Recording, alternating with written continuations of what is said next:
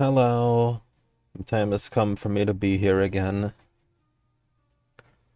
As for fucking usual. I'd say goodbye Toby Fox music, but the game I'm playing today actually has music composed by him. So ain't that crazy? We're not gonna be saying goodbye to him for very long.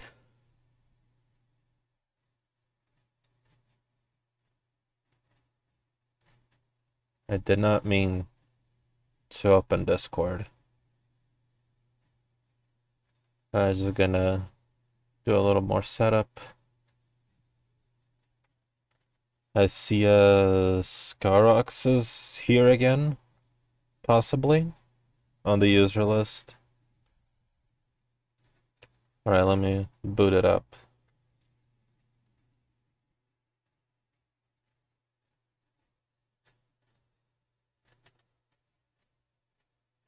Oh, it's got a nice little config window. Let's see this.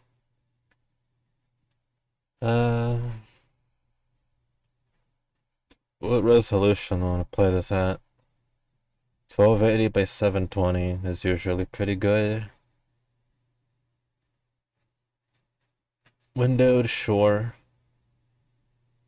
Input. I don't know what any of this means when this is apparently a visual novel.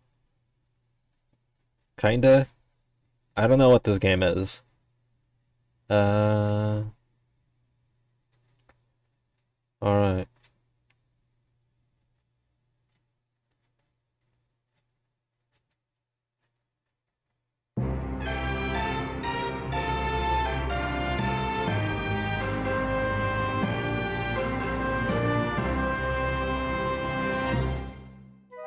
See, I told you. I told you it wouldn't be away from Toby too long.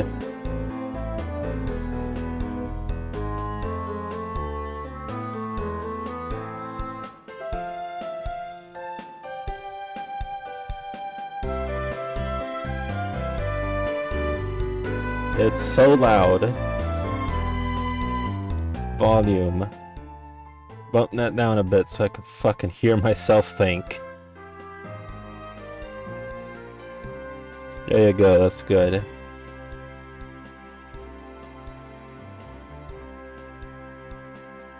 Alright, this is better. This is preferable.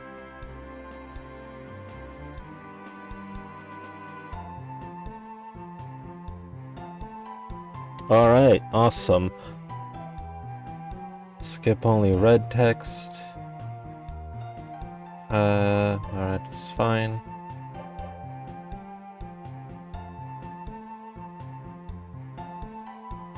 Can I fucking move the window a little bit? There you go.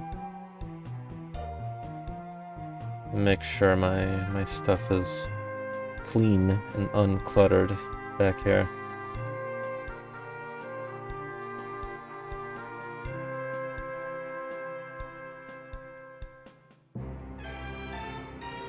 Yep, there you go, it plays again.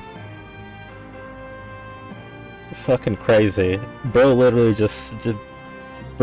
was just like, but what if I purchased my music and disguised it as my own music? Delightfully devilish, Tony. Alright, let's start. So I can hopefully learn what this even is. Alright, let's go. Beware, evildoers, for I am Rosemary, the Night of Winter. Or should it be the Blade of Winter? Oh, maybe the Rose of Winter. Doesn't that sound impressive? You know, a symbol of hope bursting through the ice? That's good, right? I mean, it's not too completely embarrassing, is it? Oh well, I'll figure out a good knightly sounding title someday. My actual name is Rosemary, which isn't very knightish. As for that Blade of Winter thing, well, I'm in a place where it's been snowing a lot, and you know, to be honest, I just think it sounds cool. Cool stuff doesn't have to make sense, right? Anyway, about a year ago I left my family's farm to fulfill my destiny and become a knight. Sounds pretty amazing, right? I thought so too. So far, though, I've just been doing odd jobs for gold wherever I can find them. I've slain the occasional beast and rescued plenty of cats from trees. It's not exactly what I expected, but at least I'm making a living. Please play a different track.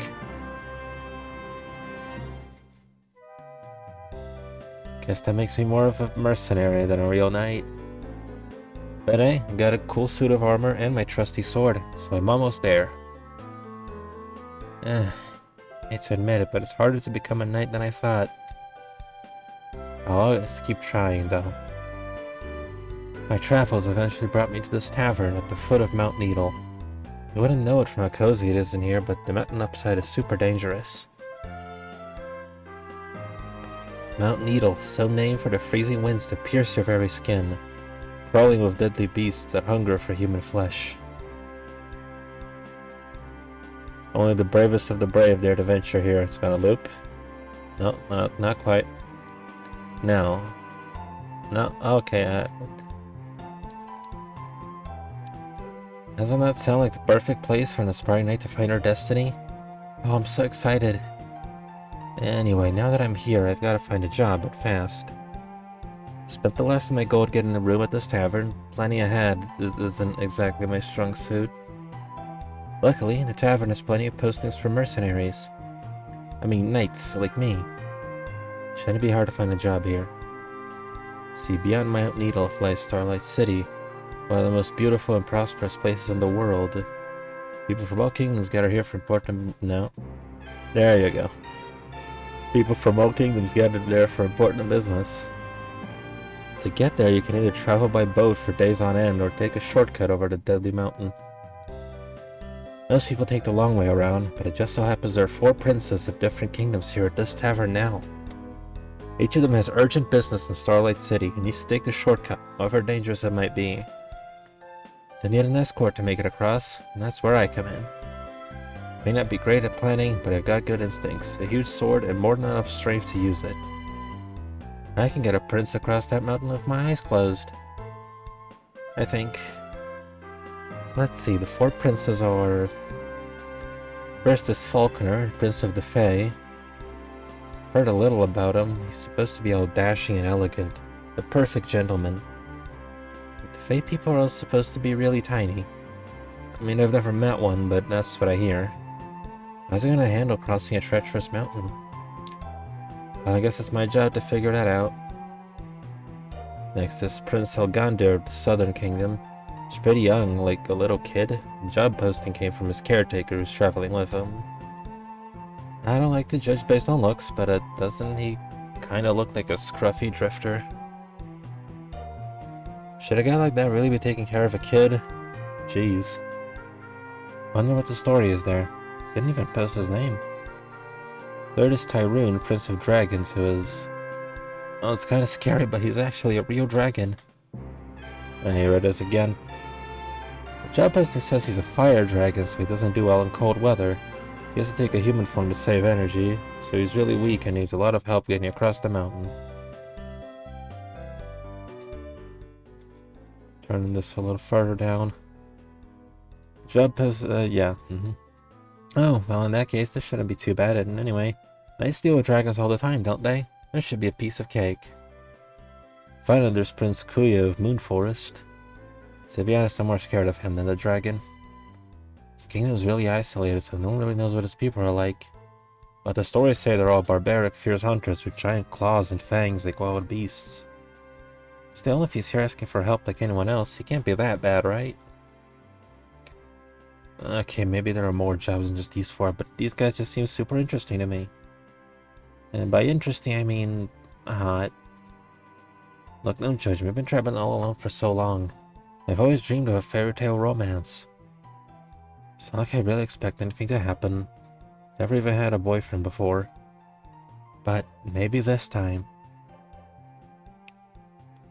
Anyway, enough of this embarrassing stuff. I gotta hurry up and pick a prince already. Okay, so... boy. Who do I pick first?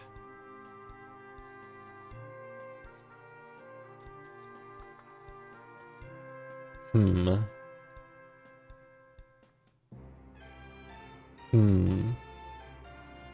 God, what this shouldn't it shouldn't be so fucking funny that I just keep thinking of Deltarune when I hear this. But it's very funny. I'm not gonna lie. Fuck, guess let's just go in order. Gather my things and head down to the main hall to meet Prince Faulkner. Almost at once I see him, standing on a banister near the entrance. He was gonna be small, but wow. He can't be any larger than my hand. But he catches my eye right away, as if lit by a beacon of light. There's a lot of people here. Most of them are travelers, tired and worn out from the cold outside, slumped and inconspicuous. Prince Faulkner, however, stands with his chest thrown out, his stance firm and bold.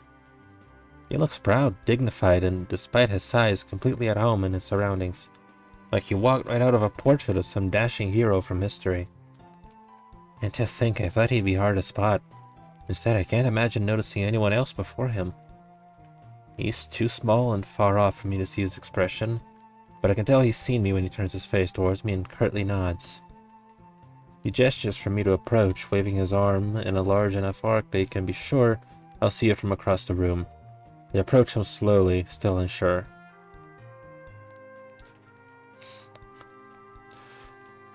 As I come closer, the details of his face come into focus. His features are sharp, smooth, and handsomer than I expected. His hard, clear eyes seem to stare right through me. God fuck. Does this game have one other track? Please.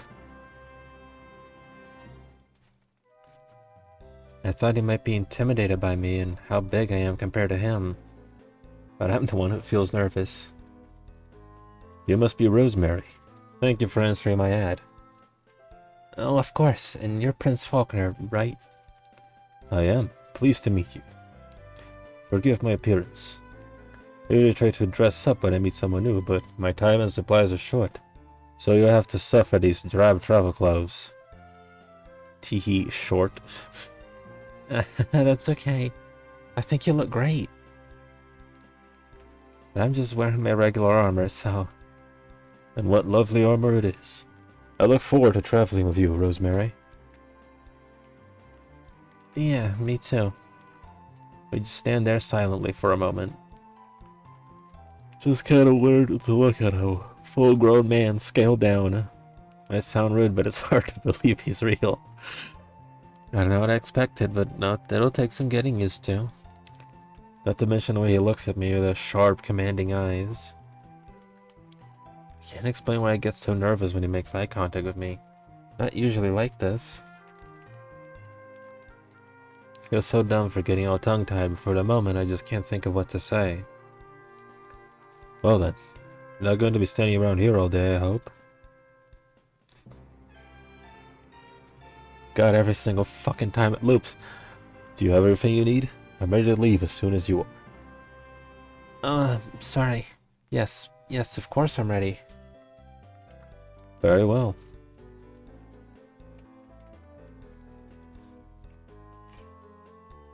I'll have to ride you for most of the journey. Sorry?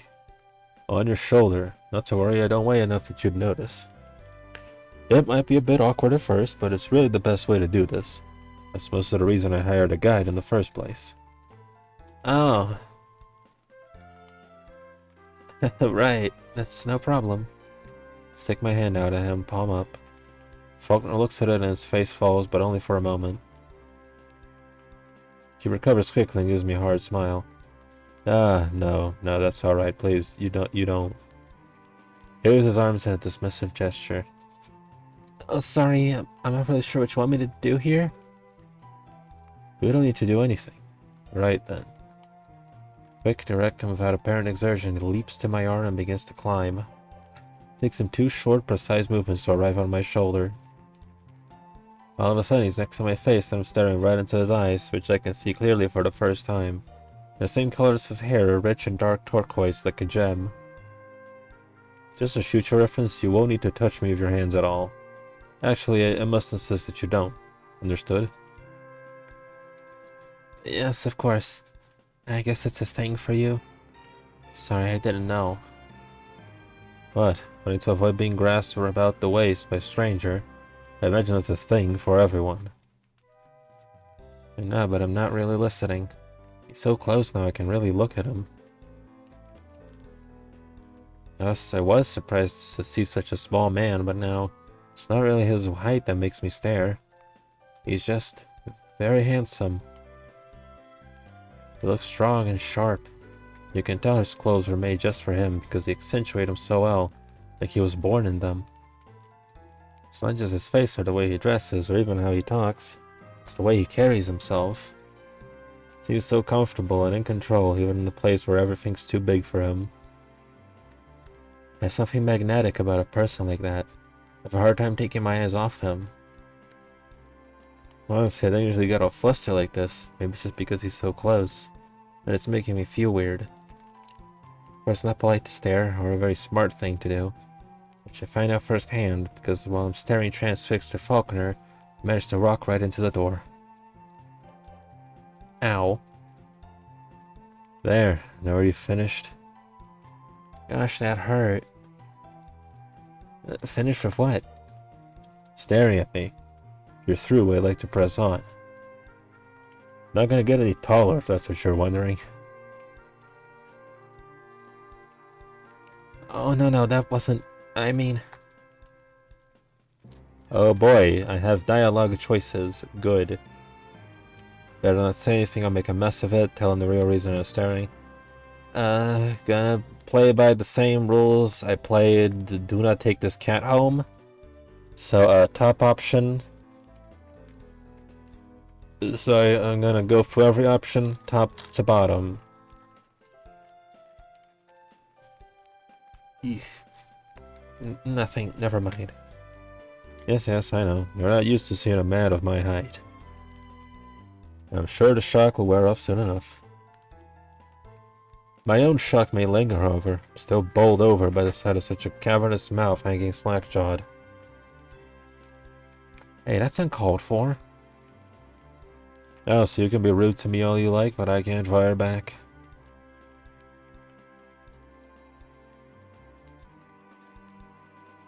He's silent for a moment. After that, Faulkner seemed so sure of himself. I guess he didn't think it could actually hurt his feelings. Maybe I should apologize. I'm sorry, Faulkner. Really didn't mean to stare. Of course you didn't. This is your first time meeting a Fae person, is it not? Yes, I guess that's pretty obvious. Painfully so, but that's fine. Sure did plenty of staring the first time I met a person of your size. And I do apologize for my comments, too. You seem like a lovely person. Let's forget about it for now. The trip will be much more pleasant if we're friends, yes?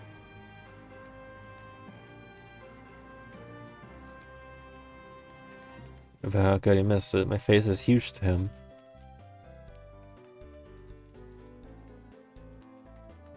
At least he doesn't know what I was really thinking. If he did, I'd be even redder. Can't believe I already embarrassed myself. We haven't even left yet. This trip's gonna be tough. Alright, awesome. We're out of the fucking... We're out of fucking Deltarune Chapter 1 flashbacks. I do my best to push those thoughts out of my mind and head out on the snowy trail, leaving the tavern behind us. Awesome. I can't feel him riding on my shoulder, but I'm very aware of his presence.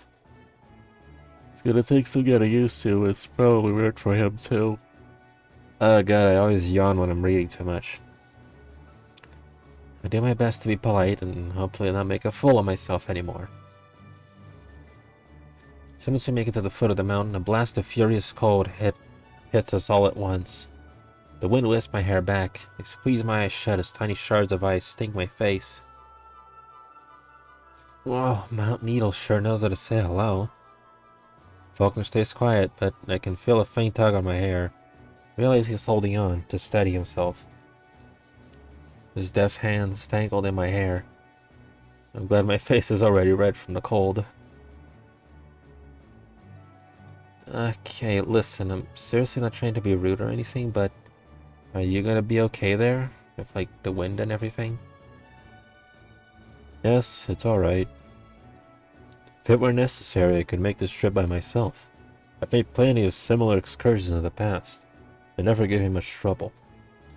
Sad fact of it is, however, that going solo would take much longer.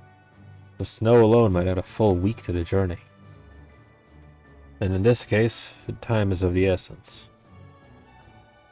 Oh yeah, what's the big hurry? A fancy party in Starlight City to get to? Actually, yes. I'm getting married.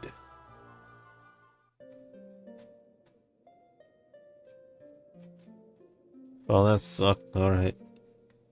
Married? He's getting married. I know it's silly, but I feel oddly deflated. Well, that certainly is very important. You can't be late for your own wedding. That's one of the main things about getting married, I assume. Yes, I think you're right. We'd better make haste. I slept pretty hard as says that. Oh. Am I just imagining it? Hello. Hello. Your emotes are delightful as always. How are you doing, Scarox? As the princess secure on my shoulder, I start walking. So, what's the fake kingdom like? Didn't your people, like, invent the airship and stuff? How come you didn't take one of those to Starlight? No, you? Huh? Hi, hello. We've invented a great many things. An airship is indeed what carried me to the tavern, but our ships aren't made for flying in harsh weather. The tavern was as far as they could bring me. Reading visual novels makes me fucking yawn so hard, so often. After that, I had to arrange an alternative mode of transport. I kinda resent being reduced to a mode of transport. But it's alright. As I've said, I've done my fair share of hard travel in my life. That's completely fair? What? Oh, no. I misread who. But it's alright. As I've said, I've done my fair share of hard travel in my life. This shouldn't be much different, even if I must partially rely on you. Hey, I'm not that bad.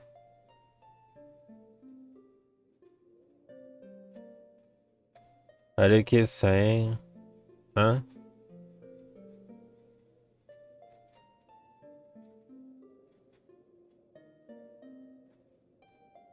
I don't know what you're talking about.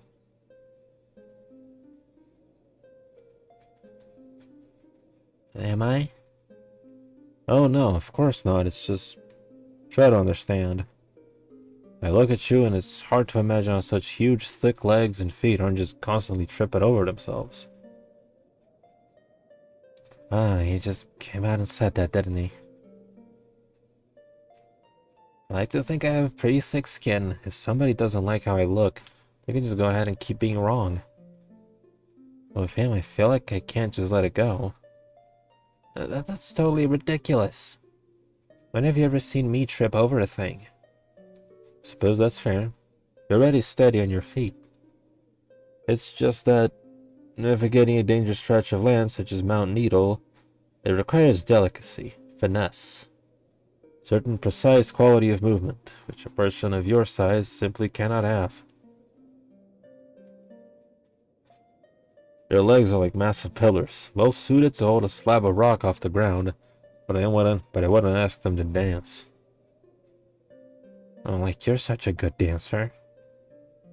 Well, I'm not the best of the best, but I am classically trained. I don't care, what do you know anyway? I'm delicate, I'm precise, I'm graceful as anything. Oh yes, of course, so much that you walked into a door within 5 minutes of meeting me. I told you that was just because... Oh, never mind. Besides, that could happen to anyone. Who among us... God, that's done so much fucking damage to the English language. Who among us hasn't walked into a door? I have never once walked into a single thing that I did not intend to walk into. That's the first thing they teach you at the academy. This mention of an academy stirs something in my memory. Yes, that's right. Some of the scholars I used to work for mentioned some big famous school in the Fey Kingdom. Oh, you mean the Lafada Academy, right? You went there? Heard it's very prestigious. More accurately snobby, but I'm not gonna say that out loud. Guilty as charged. I'm impressed that you've heard of it. Oh, why? Because you think I'm too big and dumb to know what a school is? I never went to any fancy academy. Probably couldn't even get into yours. Trying to keep the resentment out of my tone without much success. Don't be silly. Of course you couldn't get into Lafada. Oh yeah, and why not? You never fit for the front door.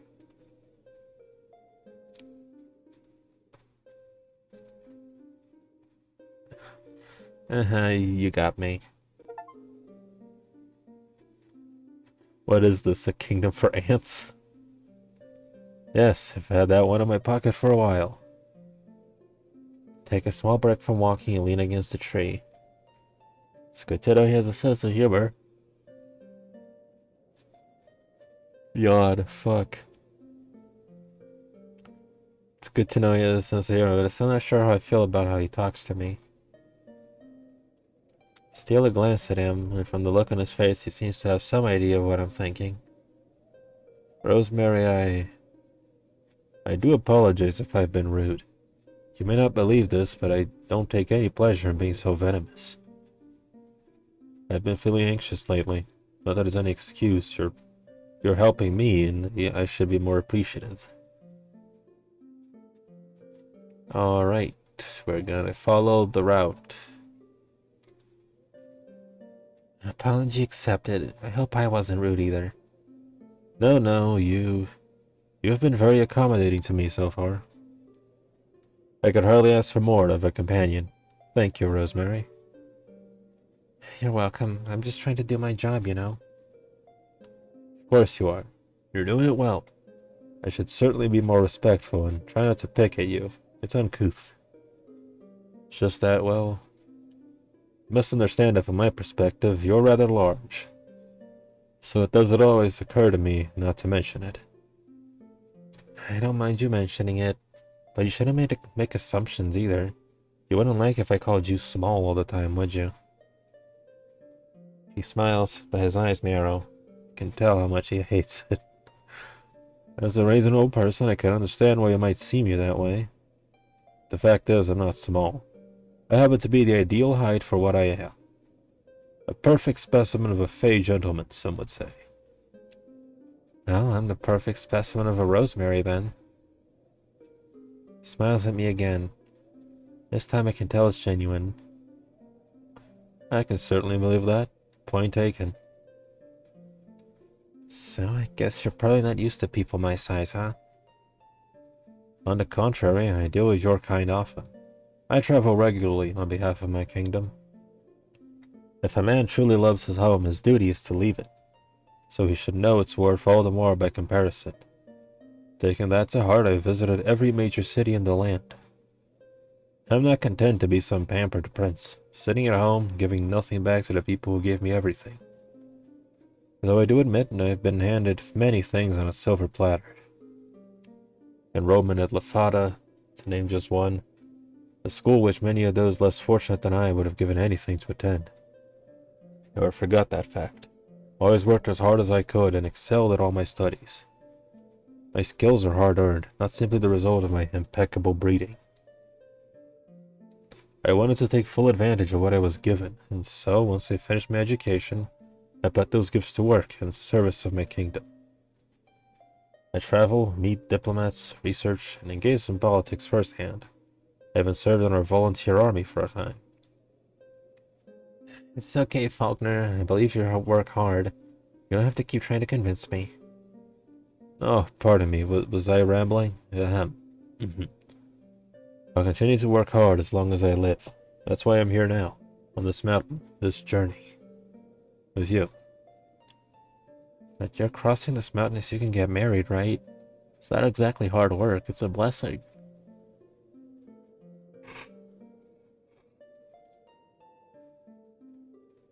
That's what my folks say about marriage anyway. They've been married for like forever, so they're all corny about that stuff. I'm sure they're right. But, Rosemary, may I be honest with you? In a way that may tarnish your spotless impression of me. Of course, Faulkner. Truth is, my feelings about this marriage are mixed, to say the least. I mean, don't mistake me, I do feel excited. But then, when I think about it for too long, I start to feel somewhat ill.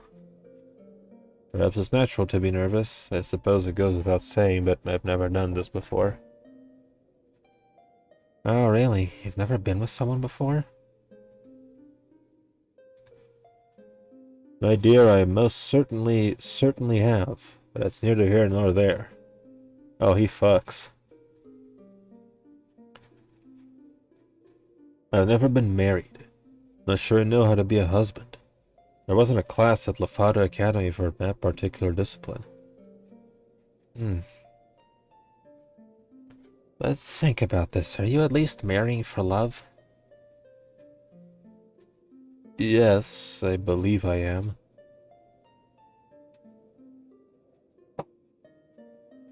It took him a moment to answer. Did he have to really think about it? There's that hard look in his eyes again. Why should I feel sad talking about this? I barely know him, but I feel it all the same. Well, if you're sure, I know it'll work. I know it'll work out. If you're sure you have the right reasons, that's like a solid foundation, and everything else will build on top of that. You may be right. You are singularly wise, Rosemary. No, I just pick up stuff here and there. Do you really think so? Well, of course. How could I not? How about you? There must be someone special in your life. Oh, no, I've never had anything like that, actually. Ever since I left home, I've been trying to become a knight. It's busy work, but I don't stay in one place for long. I don't have a lot of opportunities to, like, meet people. Oh boy. Actually, I was kind of excited to meet you. I guess that's pretty silly to admit. I mean, for one thing, you're a prince, and I'm just some girl who isn't even a real knight yet. Not to mention how small you are. Like, no offense, but it couldn't really work, could it? Oh, I don't know about that. If I weren't engaged to be married, I might. Oh, right, and the married thing. Gosh, I really shouldn't be saying this stuff to you, like, at all. Sorry I interrupted. What were you gonna say? It's not important. You're absolutely right, of course. I'm engaged, so never mind. Although, just for the sake of correcting misinformation, relationships between people of your size and mine are very much possible. I happen to know that firsthand. Really, they are? We could... I mean, hypothetically... How would that even work, though? Oh, for goodness sake, use your imagination. It isn't so hard to figure out. I don't want to say what I'm imagining. It's pretty rude. Let's consider the subject drop, shall we?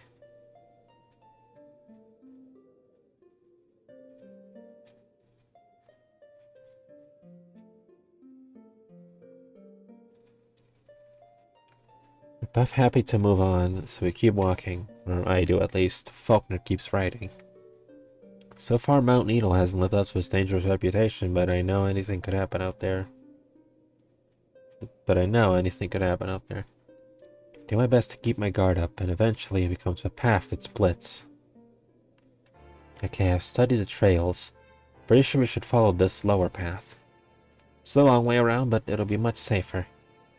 Nonsense. If the higher route is faster, that's the one we should take.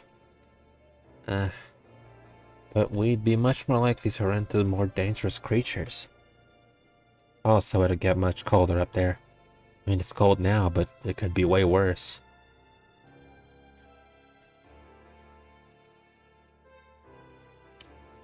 I don't want to argue about this. But you remember what I told you? Time is of the essence. Sure, but if we get attacked or if the weather acts up, it'll end up slowing us down more, won't it? Listen, it's my job to keep you safe, so... not likely. You're here to be... oh, for lack of a better term, my steed. I'm responsible for you, so I'll be the one keeping you safe. Having said that, we shall do as I say. What? If you even take one step into this snow, you'll be in up to your head. And if it keeps on snowing, you'd never get out. Rosemary, what's the matter with you? What do you mean? I'm just stating the obvious. How could you possibly protect us? Forget it. Rosemary, I suggest you keep that gigantic mouth of yours shut. What? What's the gigantic thing about? Think you're better than me because of my size or something? Not because of your size, no. I'm sure you'd be just as clumsy and dim-witted at half my height. Hey, I told you, I don't like when you talk to me like that. That's too bad. You've forgotten I'm the prince here. I can say what I like. You'll obey my command and that's fine. As I've said, should it come to any trouble, I will protect you. No, you won't. I'll protect you. I've had enough of this. We're taking the high path and that's final. Onward. Gives a sharp tug on my hair, which hurts a lot more than I expected. Ow! Hey, that's not okay.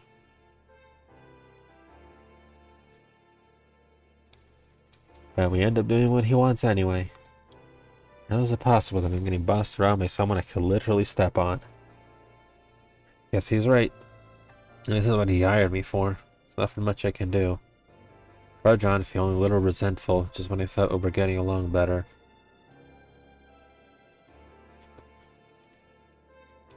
Trail is steady. There's snow and wind, but it hasn't gotten too harsh. Maybe this will be okay after all. Although it's a little hard to pay much attention to my surroundings.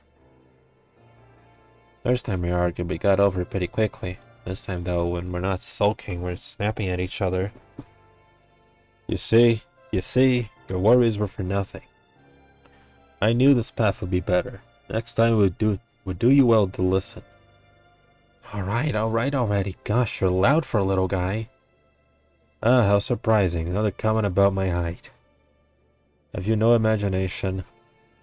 You know, I wouldn't be surprised if your brain were smaller than mine, despite the size of your head. What? Is that what you're so mad about? Look, I didn't mean little in a bad way, I only meant... But I don't get to tell him what I meant. I'm interrupted by a chilling sound that cuts through the air. A woo. I'm gonna change the subject, but now I'm kind of worried about whatever that was. Behind you. Slowly, I turn around.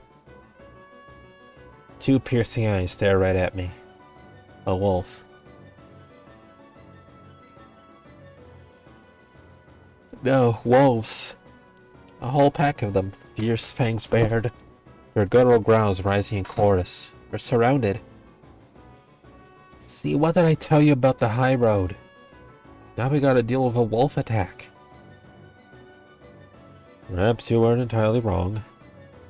But not to worry, this sort of thing is well within my wheelhouse. No, I'm handling this.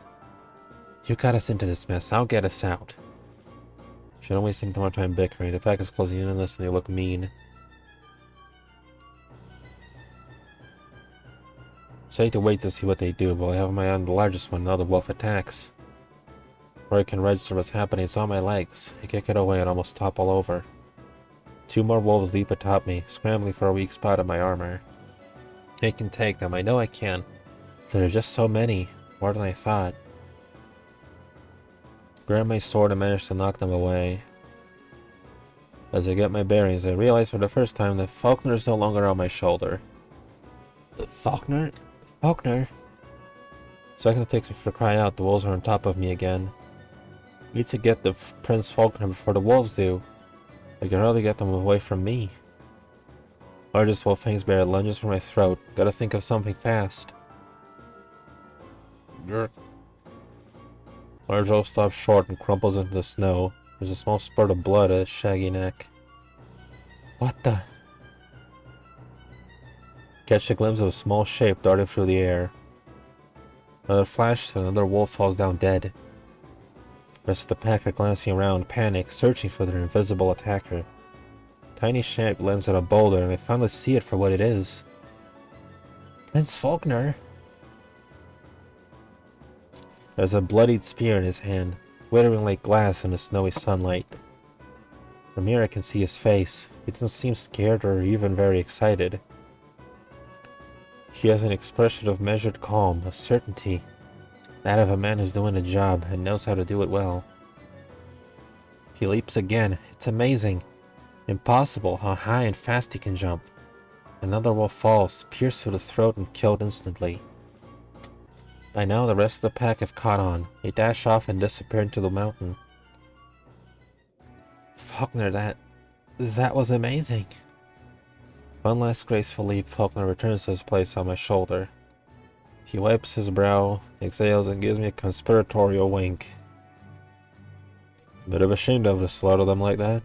Poor things are only doing what nature intended. Still, if nature is red in tooth and claw, then there are times we must strive to match it. How do you jump around like that? Must be so strong, like really strong. It just comes from combat training and experience, nothing more. Still, I'm not one to reject a compliment. Thank you. Although I can't help but notice that you didn't do much. Hey, I was caught off guard. If you'd given me a chance, I would have. Interrupted by a low, vicious growl.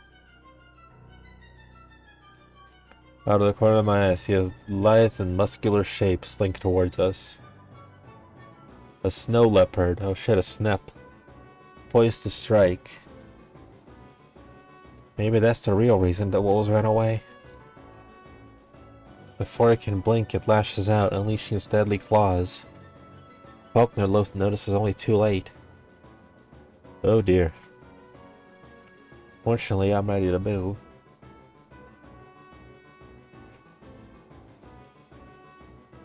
I twist my body, jerking my shoulder away so that Faulkner's just out of reach of those claws. Leopards are much more dangerous than wolves. I'm gonna have to finish this quickly. Leopard pounces and I duck at just the right moment. I grab my sword and in one fluid motion, I slide my blade into the beast's chest, right through its heart. The leopard doesn't have time to cry out in pain. It gasps voiceless and dies. Well then. So I'm sure the leopard is done for. I retrieve my sword and wipe the blood off in the snow. Rosemary, I have to admit, that was some very nice footwork. If you hadn't moved at precisely the right moment, I would have been killed. You're not nearly as clumsy as you look. High praise. Really though, I mean it. You're amazing. Thanks, Faulkner. I'm sorry I doubted you when you said you could protect me. You're obviously an amazing fighter. Well, it's clear to me now that the same goes for you. Once again, I find myself staring at Faulkner a little too long. This time, though, he stares right back. That spear of yours is pretty cool. Is it made of glass? Oh, it's a type of clear diamond, actually. Special product of the Fey Kingdom. We found many uses for it. Would you like to see it? I take it gingerly. Even though it's like a toy spear in my hands, it's surprisingly heavy. Wow, it feels hefty even to me. Must be hard to carry. No more so than your sword is for you, I'm sure. The thing is almost as big around... The thing is almost as big around as you are. Yeah, I guess you're right. I had to train a long time before I could even lift it. There you are. If a weapon's not first a burden, then any fool could use it. You and I, Rosemary, are no fools. Anyway, this spear is another gift from my home, so I'm happy to carry it, regardless of its weight.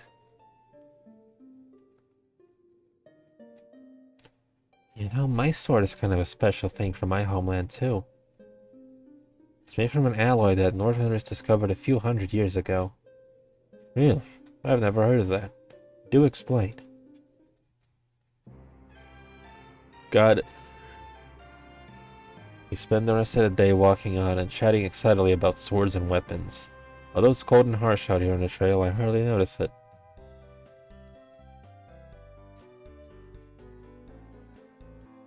Faulkner isn't exactly shy, but I've never seen him so talkative.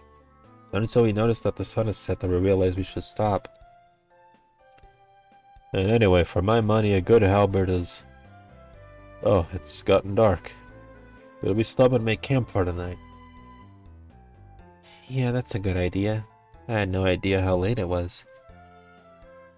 You know, this was nice.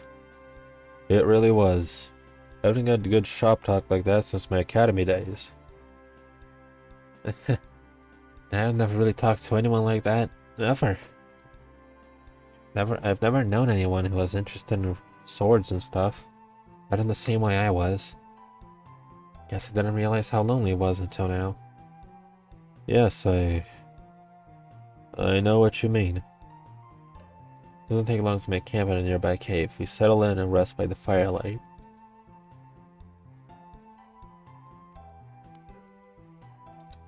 I'd say the journey's going pretty well so far, give or take a wolf attack or two. I quite agree. You know, you've been working hard all day, carrying me, slaying beasts. Why don't you sit back and let me make you some dinner? Sure, that sounds good, but I only brought rations, like dried meat and stuff. I don't know what you could make from that. Rosemary, Rosemary, Rosemary. You take me for some ill-prepared dullard, running around without the makings for fine cuisine always close at hand. Are you saying you've been carrying around the ingredients for fancy dinner this whole time? Always. Here, sit back, my dear. Allow me to take you on a culinary journey. I'm not picky, but sure, whatever you say. Faulkner immediately gets to work. From his pack, he pulls some small strips of what looks like some kind of smoked fish, a clove of garlic which he has to grab with both arms, and some other ingredients in small jars that have been diced into incredibly fine powder. He uses a spear to cut up the garlic. I realize like preparing ingredients must be really hard for fey people like him. Still, the work goes quickly, and from how confident and at ease he is, seems like he enjoys cooking. He does it often. Guess this is why I never quite think of Faulkner as pompous. It's not a facade he's putting on. He's got the skill to back up his attitude. Soon he presents me with a small tray of food. Even though it's tiny, it looks delicious. Smoked fey minnow with ginger and garlic. It's a staple in the palace. You'll love it. Although I suppose for you it's more of a sampling than a meal. I do apologize. I didn't think I'd be cooking for anyone but myself. That's okay. I'm sure it'll be delicious. Bottoms up. Not wasting a second, I grabbed the plate on my fingers and shoved the food into my mouth. Faulkner looked slightly aghast. Oh my gosh, that's so good. Can't believe you just made that. And you can make it whenever you want and eat it all the time. You're so lucky. Rosemary, you just swallowed the whole meal in one go. Oh, yeah. Sorry, was that bad manners? They really were delicious though. And am I crazy or did I taste a hint of lemon? Oh, you noticed that? Yes, that's my personal twist on a classic dish. It complements the fey minnow's natural, Rosemary, are you alright? It's only when he says something that I realize I've started crying. Hastily I try to wipe my tears away. Goodness, I don't know what's wrong with me. This is so embarrassing. I'm sorry, Faulkner. Please ignore me. My cooking wasn't that bad, was it? That's the problem. It was really good. Too good. I haven't had a meal cooked for me since I've been home. My mother used to go fishing and fry up what she caught for us. With salt and a twist of lemon. I guess tasting this brought us some strong memories. Faulkner comes close and hops onto my pack, so he's high enough to put his hand on my arm. Even though he's so small, his touch is surprisingly warm. It's very soothing. Saying the thanks for being sweet to me. Sorry, I really don't cry very often. You miss your home. It's understandable. I miss mine too. How long have you been away? A long time. I left to become a knight. I don't want to give up. Not ever. It's more important to me than anything. But sometimes I just miss my family so much. I can't help but daydream about what it would be like to just go home. I can't do that though. Not until I make them proud. Not until I can make myself proud. I'm just stubborn like that, I guess. You're not stubborn. You're passionate. You're determined. It's admirable. For whatever it's worth, I'm already proud of you. It takes a stout heart to make a sacrifice for something worthwhile.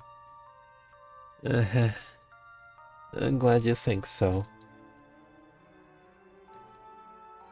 You know, I think it's a good sign that your cooking made me cry. Means the taste of it went straight to my heart. You're a great chef. Faulkner smiles but looks away and runs a hand through his hair. He chuckles low under his breath, the way you do when you're not happy about something but have to laugh at it anyway. Faulkner, is something the matter? It's just that I'm cooking for you and talking to you about your feelings, your hopes and regrets, your dreams. I suppose this must be what it's like to have a wife. I could get used to it if she were like... He doesn't finish the thought, but casts me a meaningful glance. Is he saying that he wants his wife to be like me? I feel a little rush of excitement and a twinge of guilt. I bet you'll be happy to see your fiancée again once all this is over. Actually, Rosemary, I've never met her. Huh? What do you mean? It's a purely political marriage. I decided our union would be the best course of action for my kingdom. I sent her a letter declaring my intentions a month ago, and she agreed. I have no idea what kind of person she is or how I'll feel about her. All I know about her is that she's fey like myself and wealthy. Other than that, my bride is a stranger to me. Oh, I didn't know that. I feel a strange fluttering in my chest. Almost dizzy and at the same time light and free. So you're not really... I mean, you're not in love with someone else? Or anyone, I mean? No. In fact, until I reach the city, I suppose you could say I'm unattached. That's interesting. My face is red again. But since we're warmed by the fire, there's no blaming it on the cold this time. You must really love your kingdom, huh? Yes, I do.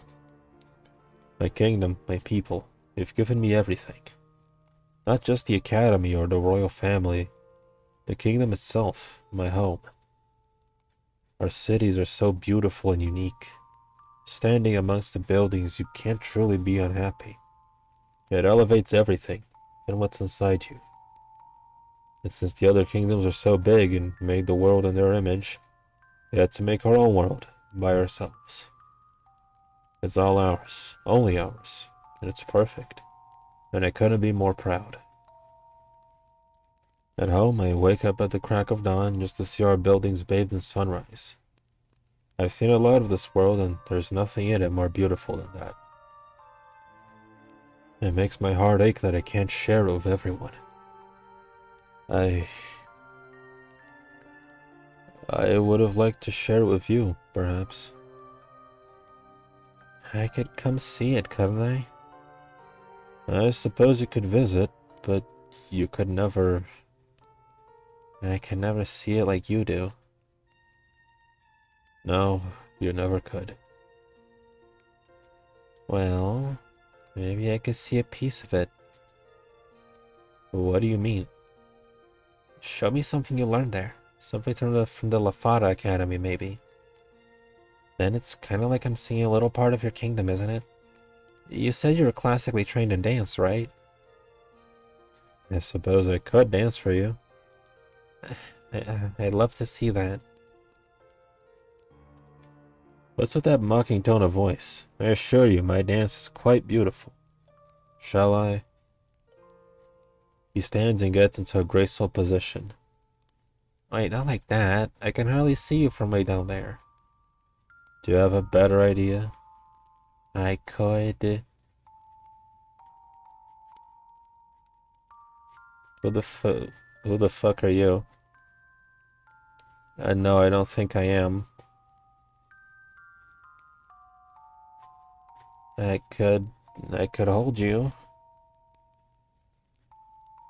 If you were in my hands, I could see you up close.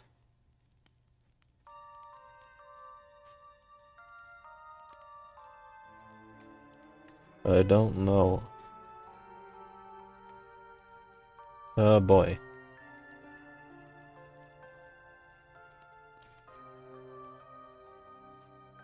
No, in fact, it might be nice. So I crouch and extend my cupped hands. My face is calm, but my heart is pounding. Steps onto my palm and feels light, but solid.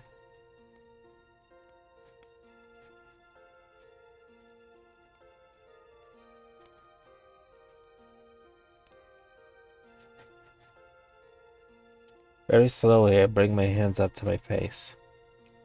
I'm looking at him right in the eye, in a way that was hard to do before. I see all of him now, closer than ever. Forgive me, I might be out of practice. It's been years since I learned this. He stands with his arm and leg in a graceful curve. I wait patiently for him to start. He's so close, and I have an excuse to stare at him this time, so I'm going to take advantage of that.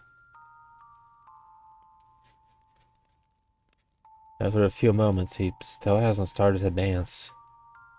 Actually, he looks kind of troubled. Is everything okay? It's just... I feel rather foolish doing this on my own. This should be a couple's dance. I wish I could take you in my arms and really show it to you. Oh. Yeah, that would be good. And anyway, I find myself distracted. Forgive me, but I can feel your warmth all around me. Rather like being embraced. And your face is so close, it's hard to think about anything else. He's staring right at me now. No wonder I'm distracting him. My face must look so huge. I wonder if it's strange or sort of scary. Rosemary, you're so beautiful. Oh.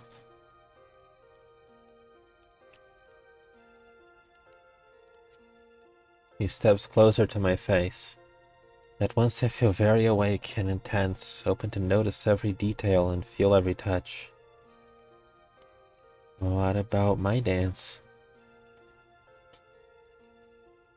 What about my dance? Oh, who cares about that? He comes closer and closer. Feels small hands on my cheeks and on my mouth. His fingertips brush my lips softly and slowly. I can't help but shiver. I had no idea I'd be so sensitive there.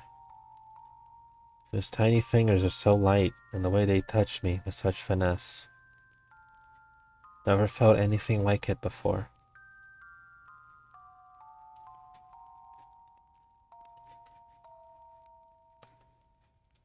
And then I feel his mouth. He presses his lips all over mine, slowly and deliberately, moving from one spot to the next. I feel the pleasant brush of his mustache, his teeth, gentle yet urgent. It's the strangest kiss I've ever had. It's the only kiss I've ever had, in fact. I can't imagine wanting anything different, anything more. I'm sorry if that was untoward. I couldn't help myself. I'm glad you couldn't. I want to stay awake. I'm so exhausted from the journey today, and I can tell Faulkner's tired too. I get comfortable on the floor and pull a blanket over myself.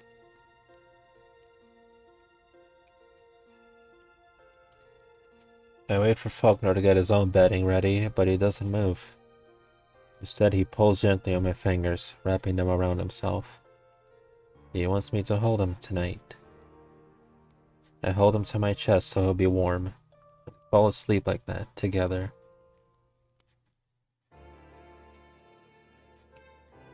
Very cute. We set out together early the next morning. For the first few hours we don't say much. There's a beautiful sunrise and it's snowing, but not too heavily. Faulkner rides in his usual place on my shoulder. I wonder if I should bring up what happened last night. It was so nice, so unexpected. I hate thinking that it has to be over so soon. I want more and more nights like that. I want to keep learning about him and being surprised by him.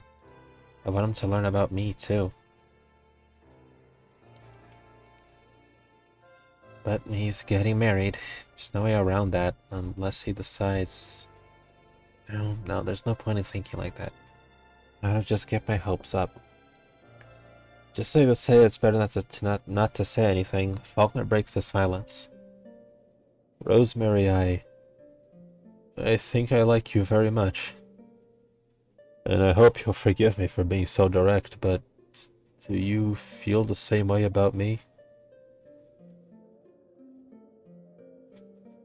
I had a crush on you the moment I saw you. Really? I'm not quite sure I deserve that. I behaved as if you were some kind of thoughtless oaf. But I don't think that anymore. Hopefully that should be obvious. Damn, I'm making a mess of this, aren't I? Calm down, you're doing fine. It is kinda cute to see you get all worried about me, though. I'm just the slightest bit out of practice when it comes to talking about these matters. I don't want to speak at all if I'll only say the wrong things. Even if you do mess up, it'll be okay. Trust me, I mess up all the time. I'm kind of an expert. Well, far be it from me to ignore an expert's advice. I'm struggling with how to say this. I suppose I'll just jump right into it.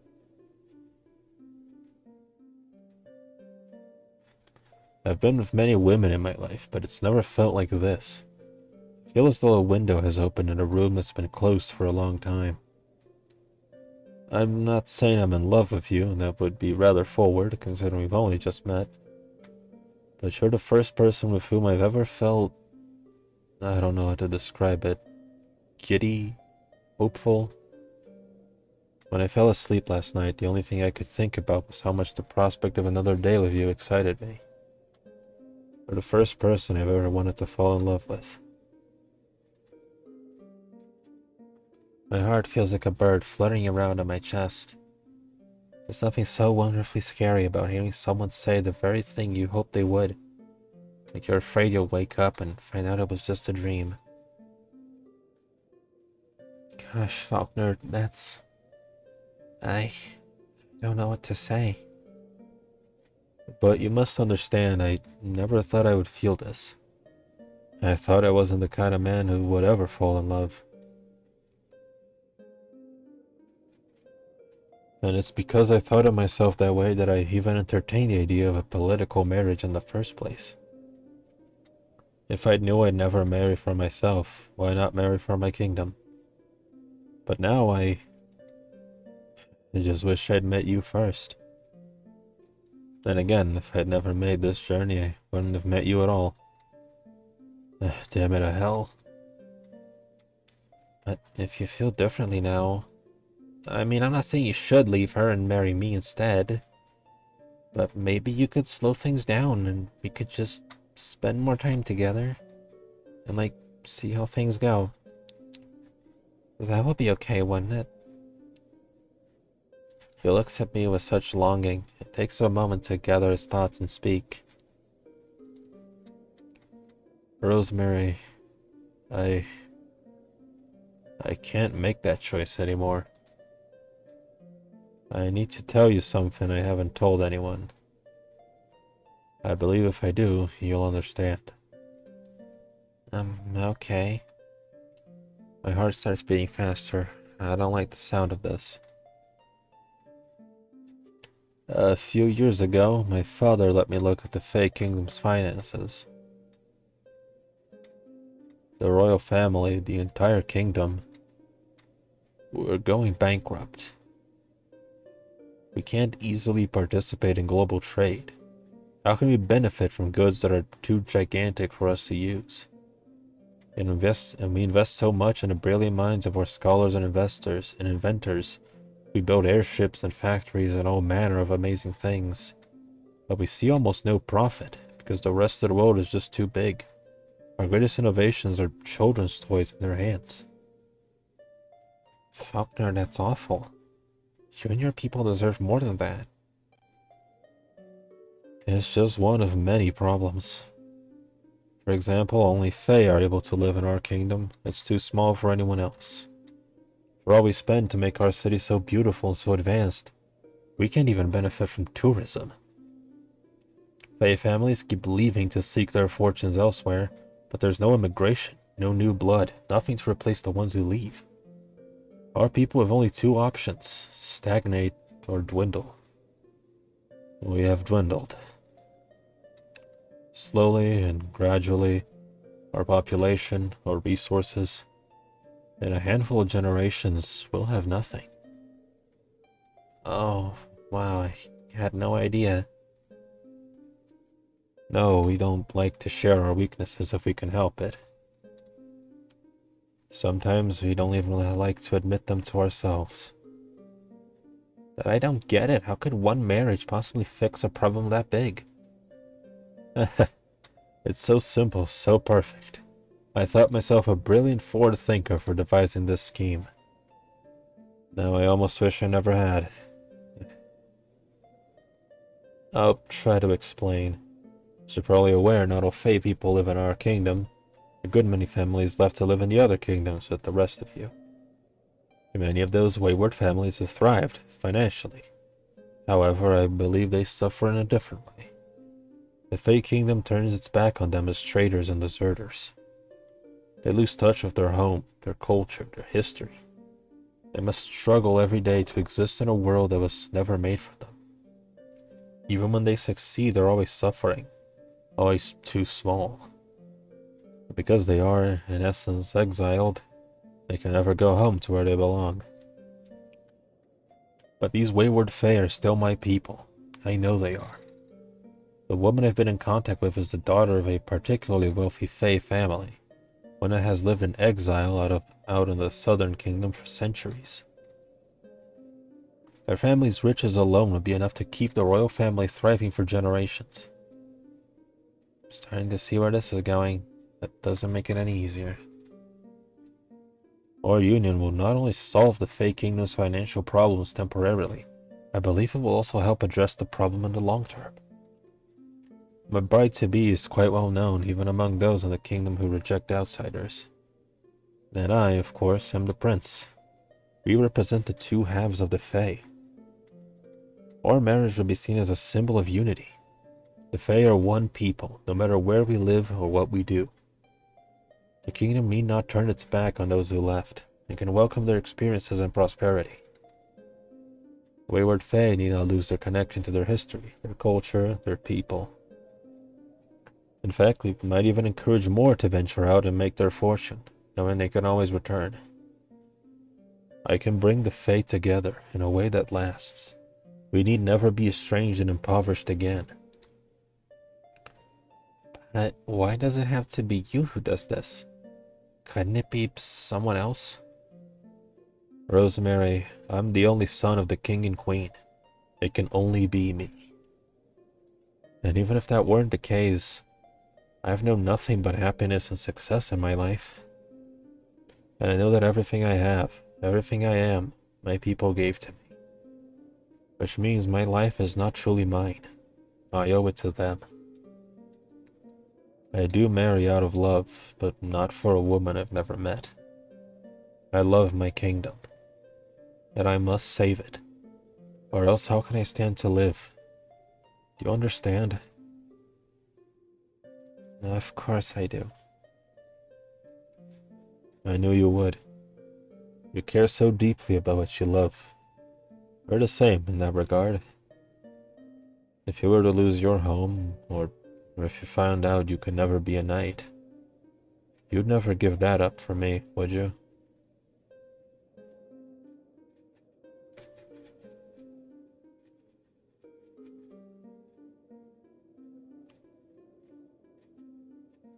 What's important to me can change, right? I mean, of course I'll always want to be a knight, but not if it means I can't be happy. Rosemary, don't say such silly things. Of course you can be happy without me. I know. It just doesn't feel that way. Not right now. Sadly, I know what you mean. It's funny, I only just met you, but I hate the idea that I can't see you anymore. And this is all we get. It's so unfair. We should be at the beginning, not the end. Are we sure we can't forget the consequences and do whatever we want? I mean, who's gonna stop us? I'm not serious, of course, and Faulkner knows it as well as I do. Feel his hand on my cheek. His kiss like a little drop of rain. So small and soft you're not even sure it was real. You're gonna miss that so much. Maybe in another life. I keep walking a little longer. Guess there's not much to say after that. And soon, sooner than either of us expected, we can see Starlight City way off in the distance. It's so beautiful, glittering like a little pile of jewels off on the horizon. I hate it. Looks like we'll make it there by nightfall. That didn't take long. Mount Needle hasn't really lived up to its dangerous reputation, has it? It certainly hasn't. I almost wish we'd have a bear attack or something. Just so we could stay a bit longer. You wait there a moment, listening to the wind, almost hoping for some feral growl to echo in the trees. Of course, nothing happens. Everything's perfectly fine. Nothing's ever there when you need it, is it? You know, the weather's looking a little rough. Maybe we should make camp early, to be safe, of course. Yes, I think you're right. The snow could get much worse at any moment. We don't want to tempt fate, do we? The weather's absolutely fine. We're lying to ourselves and we know it. Just so we can have one more night together. But if one night is all we're gonna get, I'll take it. It'll take long to set up camp in a nearby cave. In fact, the sun is still up by the time we're done.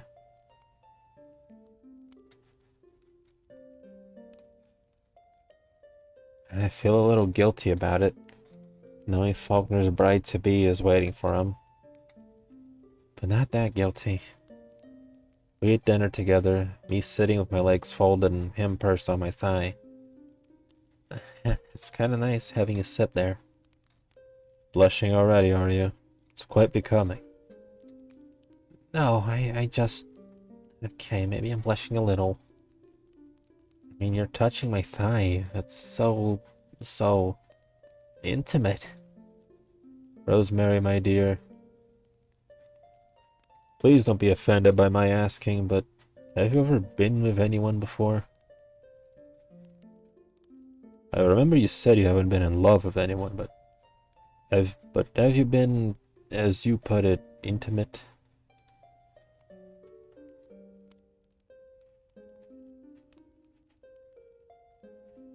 Just checking to make sure.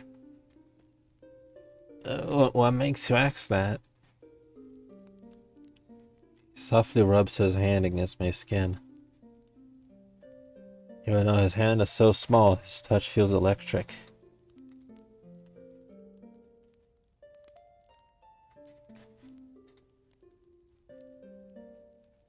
I don't have a plan B if anything happens that I don't expect. Give me a second.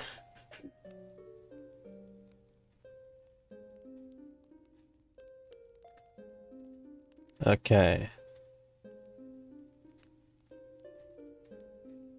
I did absolutely no research on what this game is or has, so I was genuinely getting afraid that I have to fucking stop streaming because it just straight up goes.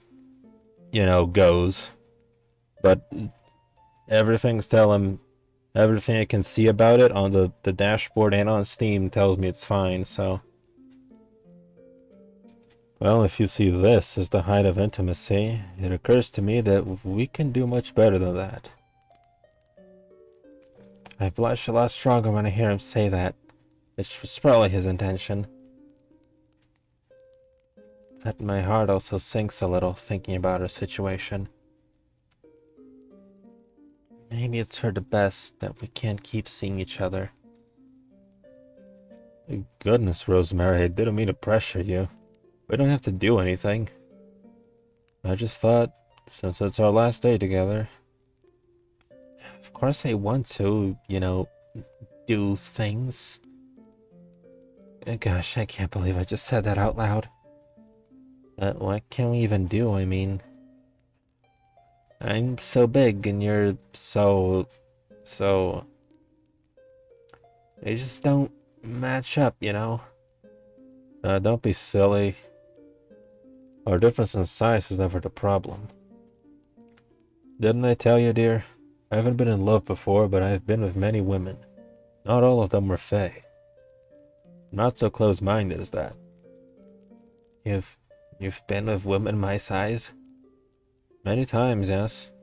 Well, perhaps none so muscular. Gosh, but that means you figured out how to make it work?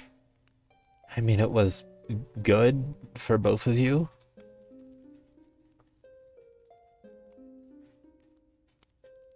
Listen, dear, I'm not one to kiss and tell. I do try to be a gentleman, however unsuccessful my attempts may be. Having said that, let me assure you, I have never once sent a woman away unsatisfied. There's a great number of things I could do with you. I can't really imagine. I'd be happy to demonstrate. Yes. Yes, please.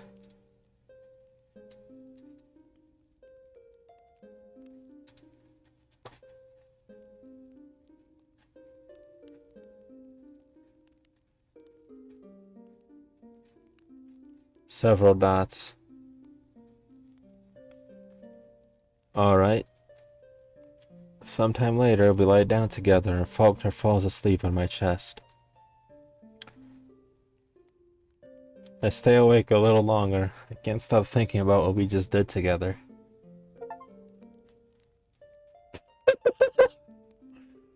God fucking damn this achievement. It was nothing like what I expected, and more amazing than I hoped. How to even describe it? I don't know where to start. You know, for the sake of me keeping my Twitch channel, you don't need to. I'm good. Let's just say, after that, I'm even sadder that I won't get to be with him anymore. And I'm also happier than ever that I met him in the first place. When I do drift off to sleep, I doze peacefully. That is, until I'm woken by a small figure shaking me awake before sunrise. Rosemary, wake up. 5 more minutes. Come now, we don't have all day. Wake up. I open my eyes and see him standing on my chest, jutting his face into mine. Alright, I'm awake. Last night was really special, by the way. Well, yes, that goes without saying, but we need to get going now. Are you that excited to go get married? Quite the opposite. I've decided this is all so silly. I found someone I want to be with. I'm not gonna throw all that away over, what, my pride? Sticking to some foolish decision I made months ago? No, nonsense. So, come on. We're going back over the mountain the way we came. We've got plenty of supplies, and we know that together we can handle anything this dreadful place throws at us. I know we can make it back, but I'm not getting married to some stranger when I'm in love with you. Love? Love? Oh, wow. Faulkner, I think I feel the same way. But we can still go to Starlight City. I can tell them the wedding's off once you get there. There's really no point in going back the way we came. My dear, it's symbolic, for goodness sake. For goodness sake, don't you have any flair for the dramatic? I like when you call me dear. But of course, you're right, as you usually are. Let's hurry and get going, regardless. I don't want to wait any longer to tell them I'm in love. So we gather up our things and rush out towards the city. Can't remember ever feeling so light and giddy. Running through the snow together, watching the sunrise and turn the sky pink. Reaches to brush a snowflake off my cheek, and I tremble a little at how close he is. His body gives off so much warmth, even though he's so small. It doesn't take long before the trees thin out, the air starts to warm, and you find a road. Look. You find a road. It's the path that will take us straight to the heart of the city. Here we are. This is it. It sure is.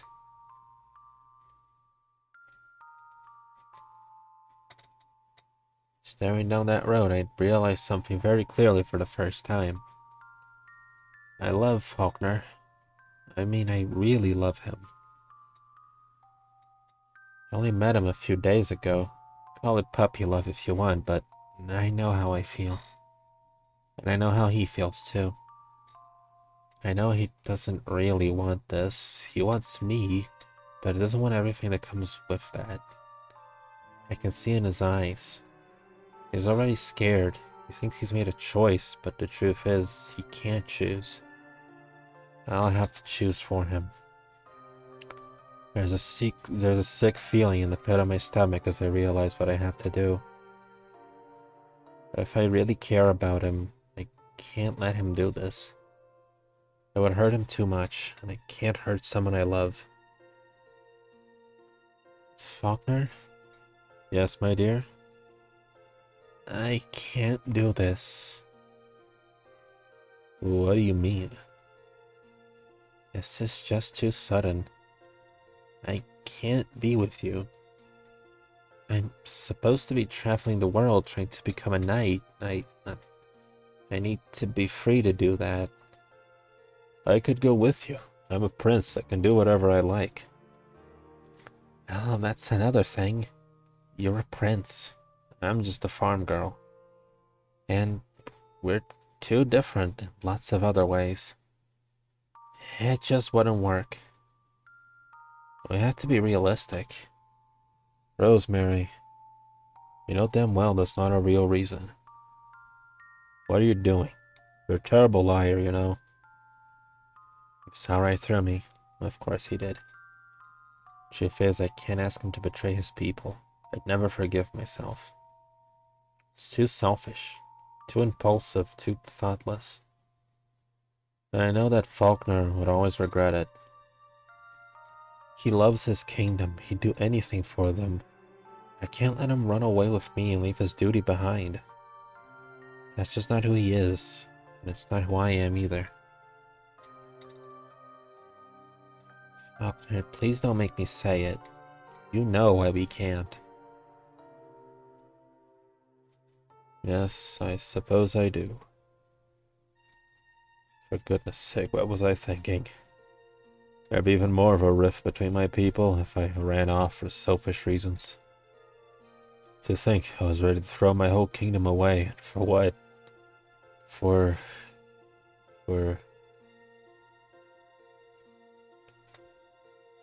You know, I still think it might be worth it. Faulkner, we can't. Thank you for being the one to say it. It must have been hard. It was. It was really hard. I care about you, Faulkner. I care about you too. And I want you to know one thing. When I'm married, I'll always think of you and the time we spent together.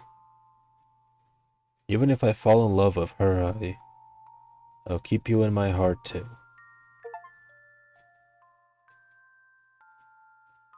You're my first love, and that will never change. And just like that, it's over. I'd say that my hopes were dashed, but the truth is I never really believed we were gonna run away together.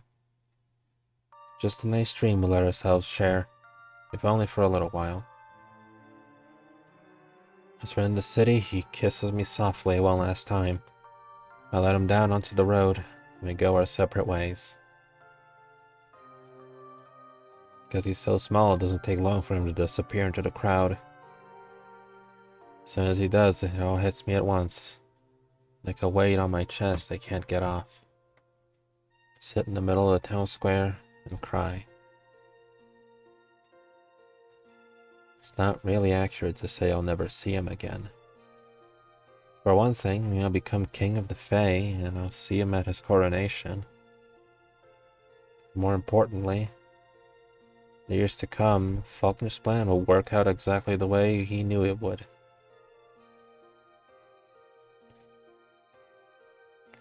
I'll see his face in portraits everywhere, a symbol of hope and progress, known across the land. The face of the man who united the Fae, and together with his queen brought his people to a new age of prosperity.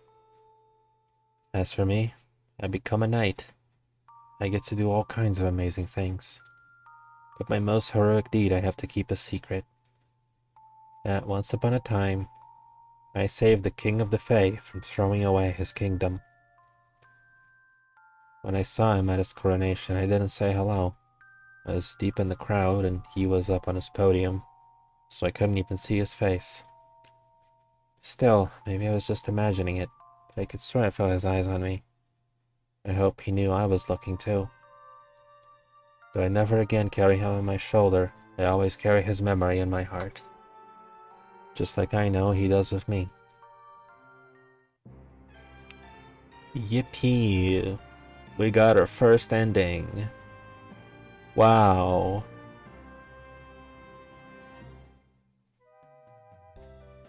Created and written by Magnolia Porter. Our character design inspired by Atma Japandia. Background music by Tony Funny. Conrad Jofu. Awesome. Unity 5 Fungus Pillow Talk. Yip P. Special thanks. Awesome. Ursula K. Le Guin. Every flavor of LaCroix. Ganondorf.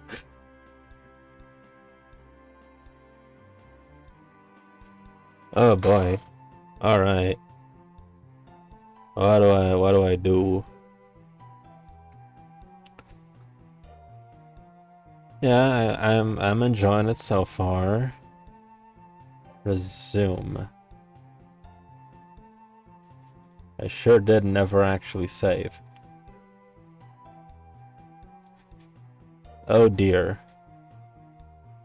I may be stupid.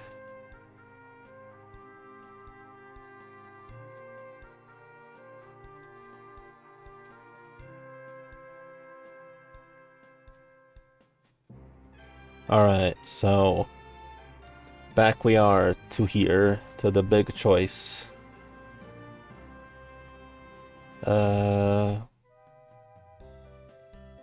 You know what, I'm just gonna do the fucking top dialogue route on 4 of them. And we'll fucking see what becomes of that.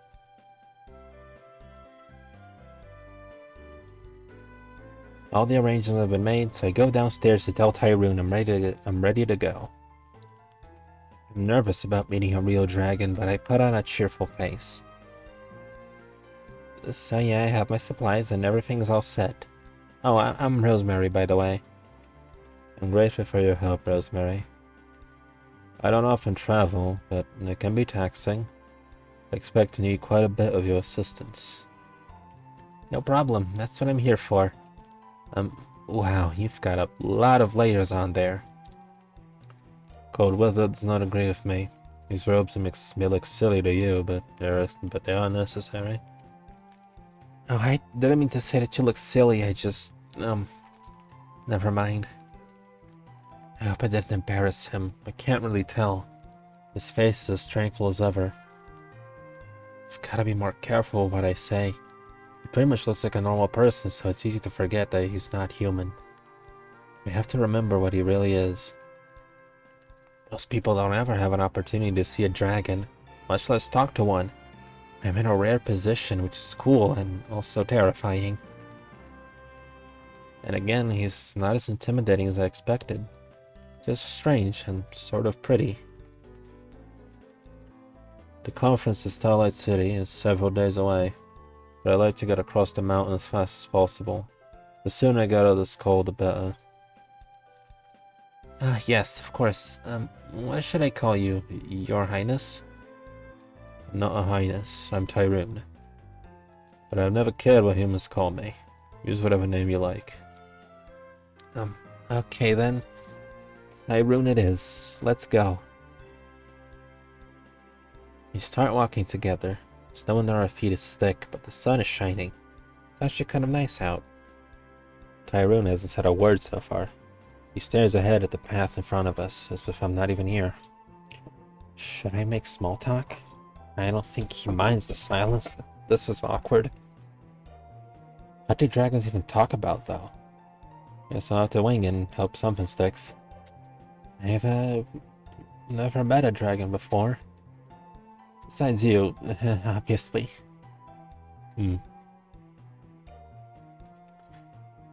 Pretty decent weather, right? For a frozen mountain of death, that is.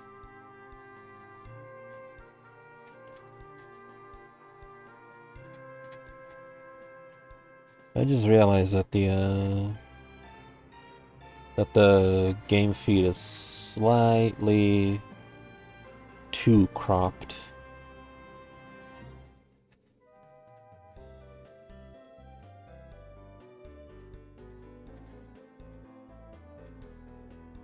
It should be fine like this. There you go. Yippee.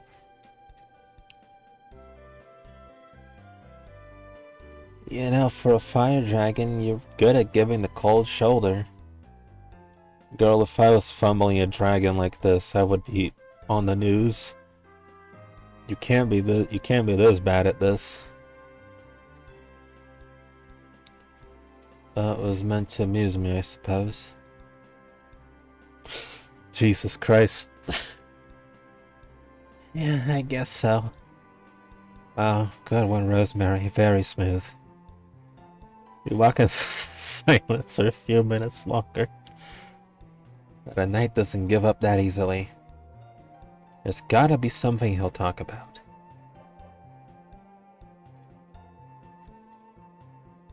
Yawn, EP. So, what is this thing in Starlight City all about? It's a big deal, right? Business between dragons and human lawmakers. We must confer and maintain our peace accord. We do our best to respect you and live side by side, but dragons live by much older laws than those you humans wrote. Conflicts arise from time to time. Yes, I got him to talk. Now I just have to keep this ball rolling. Ah, yeah? What older laws are those? Do you really want to know? Why wouldn't I? Laws of the wind, the sun and moon, birth and death, churning together in time until there's no distinction between them. The salt and water churn together to make the sea. The pulse of the earth shakes our blood, because the earth is our blood, and we are guided by the will of the stars. The lives of all creatures are written in starlight, but only dragons read the words. For we were born from the stars and knew ourselves to be whole, when the rest of the world was unshaped clay waiting to be given form. Oh, that's, neat. Well, I can't think of anything to say to that. Tyrone is quiet again. Well, I can't say that I try. We've been walking a while now.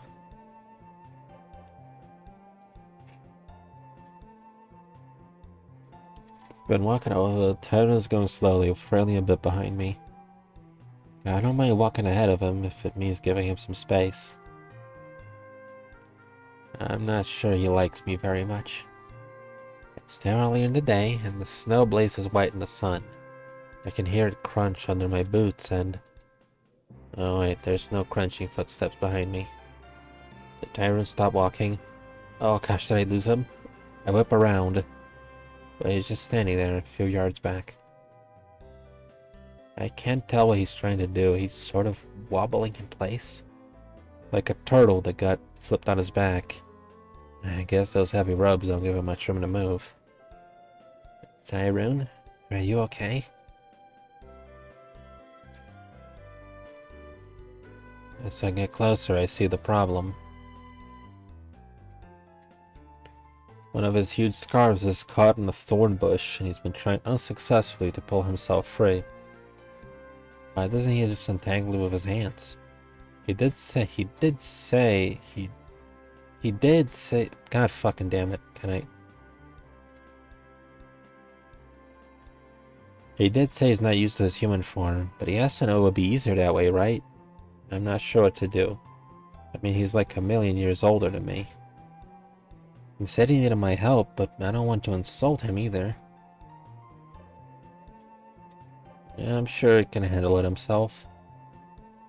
I don't want to just jump in, not if he doesn't ask me for help. I mean, I wouldn't want to be condescended to by someone centuries younger than me. Tyrone keeps yanking at the scarf harder and harder. He doesn't look irritated, but how could he not be? Maybe I should help. Before I get a chance to, he gives a great pull and the scarf rips apart. Tyrone almost topples into the snow, but I grab him just in time. His body's so small. I didn't expect him to be so light. That did not work. That's an understatement if I've ever heard one. The scarf hangs in tatters on the thorny branch. But it's okay, I can fix that. I have my own scarf in my pack. My mother knit it for me back on the farm before I left. It's warm and fluffy, perfect for Tyrone. I might have wanted it later when we get further up the mountain, but Tyrone is really shivering now. He definitely needs it the most. I wrap it around him and place the torn scarf. As soon as it's snug, he sighs in relief. Thank you.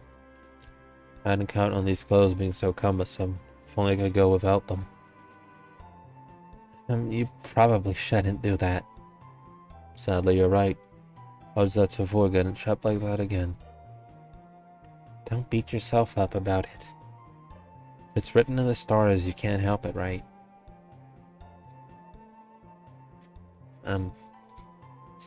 Just kidding. Anyway, don't worry about the scarf. Happens to the best of us. Sort of. Can I ask though, didn't it occur to you just use your hands? I don't feel comfortable using them. The thorns are so sharp and the fingers seem so very frail and new.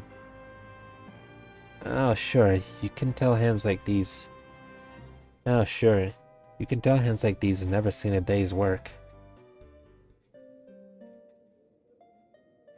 Without thinking, I take his hand in mine. My own fingers are thick and calloused and, like the rest of my body, large. His hands are long, soft, and smooth. They're dusted with white scales that look delicate and fragile, like glittering jewelry. Huh. Strange observation. But I suppose you're correct. I've no need to bustle about and keep myself busy, as you humans seem to. Oh my gosh. I just grabbed his hand. Without thinking, without even asking. I don't know if it's the matter with me. I drop it like a hot potato. Sorry. Oh gosh, I'm so thoughtless sometimes. Why apologize? Your hands are warm. It felt nice. We dragons live our lives mostly in isolation. Human touch is a curious novelty. He reaches up to touch my face. My heart starts to flutter like a trapped bird. However, he seems to think better of it and withdraws. But if you're so sensitive to such things, I'll respect your boundaries, as you respect mine. With that, Tyrone tucks his hands back under his robes and moves on. Stand still for a moment, watching.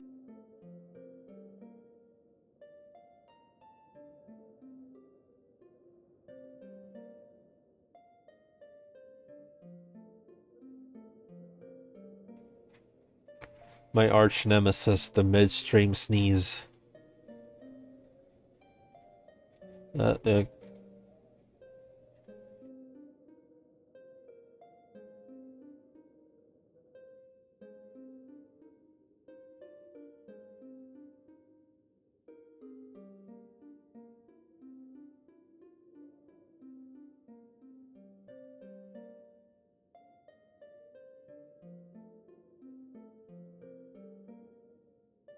God, motherfucker, god damn it.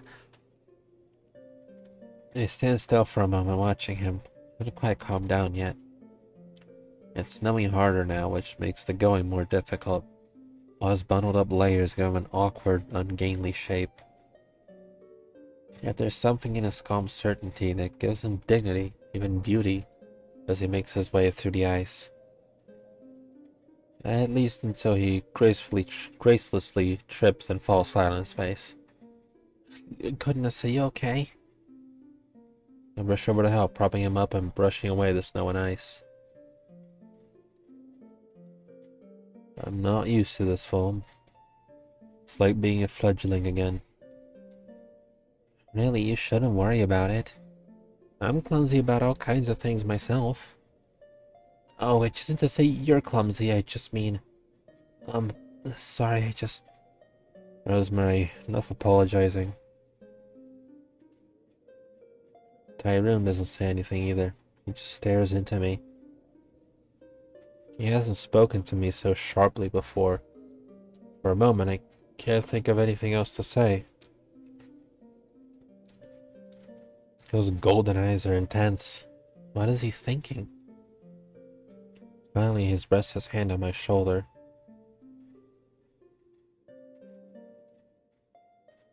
Whoa.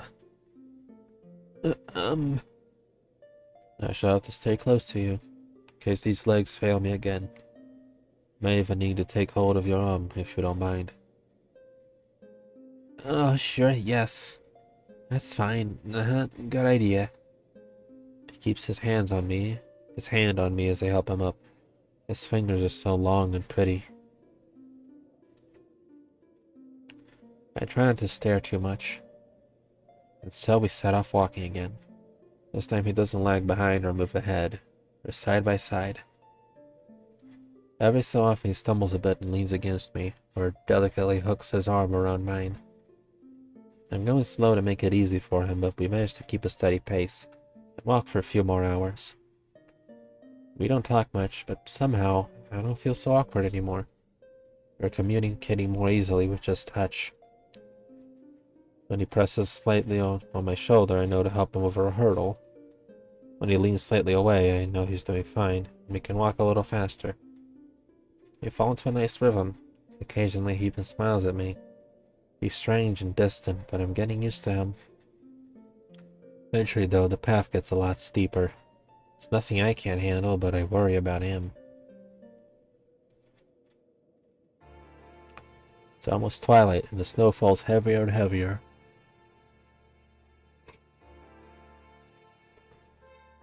Ugh. Are you doing okay? You're shivering. It's just this body. I'm not used to it. Just that this breeze seems to go through me. So he's still feeling the cold, even with all those layers. Poor thing. Stop for a moment to rest. We're making good progress. Let's take a little break. That would be nice. This foam tires so easily. I help him over to a large tree, with branches sticking up to shelter us from the snow. There's a rock nestled in the roots, perfect to sit on. It's a little small, we end up having to press against each other so we both fit. Is he uncomfortable? Then I feel something soft on my shoulder. He's leaning against me. I'm surprised, but it's nice. I have an impulse to touch him, so I reach over and brush his pretty hair out of his eyes. He breathes deep as if to take in my scent. Oh? Tyrone? Tyrone jolts up like I've terrified him. He backs away into the snow. Didn't even know he could move that fast. Hey, what happened? Are you okay? I don't need any more rest. You were only sitting for like a second. He doesn't listen and rushes off up the trail. Almost immediately he stumbles in the snow. I jump up and hurry after him, grabbing onto his arm. Tyrone, come on. I don't know if I did something wrong or what, but at least let me help you. We both know you need it. He digs his sharp fingernails into my arm. He's not very strong, so it's not painful, but I'm stunned. Why is he trying to hurt me? What did I do? After a moment, he gives up and loosens his grip. His face slips to that unreadable calm. You're right, but please, let's keep going. I keep walking. Tyrone is shivering again, but he won't slow down. I'm not sure what happened back there. I can still feel the sting of his claws on my skin. To my surprise, Tyrone is the one who breaks the silence. I'm sorry if my behavior is confusing. You should know that you haven't done anything wrong. What was that about anyway? I take it you don't know much about dragons. Huh? Why is he bringing that up? I guess not. I just know the old stories. The one they tell you when you're a kid. But those fairy tales are mostly made up, aren't they? Dragons capturing maidens and devouring villagers. You guys aren't like that in real life. I wasn't sure if I should ask about it, though. Why not? Are you frightened of me? Am I? I hadn't thought about that, not in any serious way. He's so frail and fragile, I can't see him as some monstrous beast. Then once or twice I've caught a glimpse of something. Something strange inside him. When I start really thinking about his true nature, I feel dizzy. Like I'm looking into a well and I can't see the bottom. I don't like it. Tyrone chuckles darkly, and I realize I haven't said anything out loud yet. It's taken a long time. Such a hard question to answer. I'm not sure how I feel exactly. Tell me this then. Which dragon stories do you know? What? The stuff for kids? Oh, come on, you don't want to hear that. I certainly do. The human perspective can be illuminating. Oh, well, in that case, the one I know best is the story of Camellia. You've probably heard that one, right? It's famous. Camellia. Please refresh my memory. I'm old and these things run away from me over the years. I feel silly telling bedtime stories, but you asked for it. Let's see, Camellia and the Dragon. She was this woman, the most beautiful in her village, right? She could have married any man, but instead she was wooed by a terrifying dragon. No offense. None taken. The dragon promised her eternal love, and riches and glory beyond what anyone in the poor village could ever hope to give her. So Camellia fell in love with this dragon, who was named White Heat, and chose him out of all her suitors. The dragon flew her away from the village, promising her safety in his mountain lair. But once they got her, there he devoured her, and she was never seen again. Oh. I quickly cut myself off. Why was I so blunt about the devouring part? That must be like super rude. But Tyrone says nothing. He's not even looking at me. So I guess the point is to pick a guy just because he promises you lots of material things. But I always thought that was sad.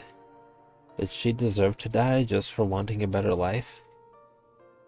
On the other hand, maybe that's just what really happens. People getting deceived by their lovers and stuff like that.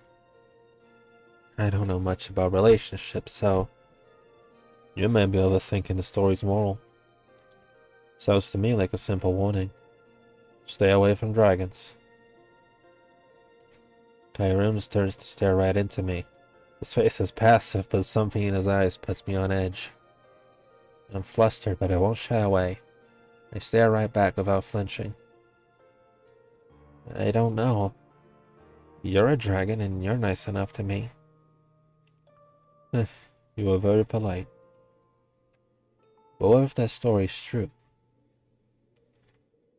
But what if I told you I was that dragon and Camellia my lover? Lover I betrayed and devoured. Would you still think me so nice? What? No, that can't be true. You're just kidding around with me. Right? I do not kid around. I am many centuries old. The story of Camellia and the dragon has endured, but all the tales were forgotten. They must have a certain resonance. But everyone knows it's just a made-up fairy tale. Is that so? Tell me, what was the dragon's name again? White Heat? And what does Tyrone mean in the southern language? I only studied a little bit when I was a girl. I know Tyr means white, and... oh.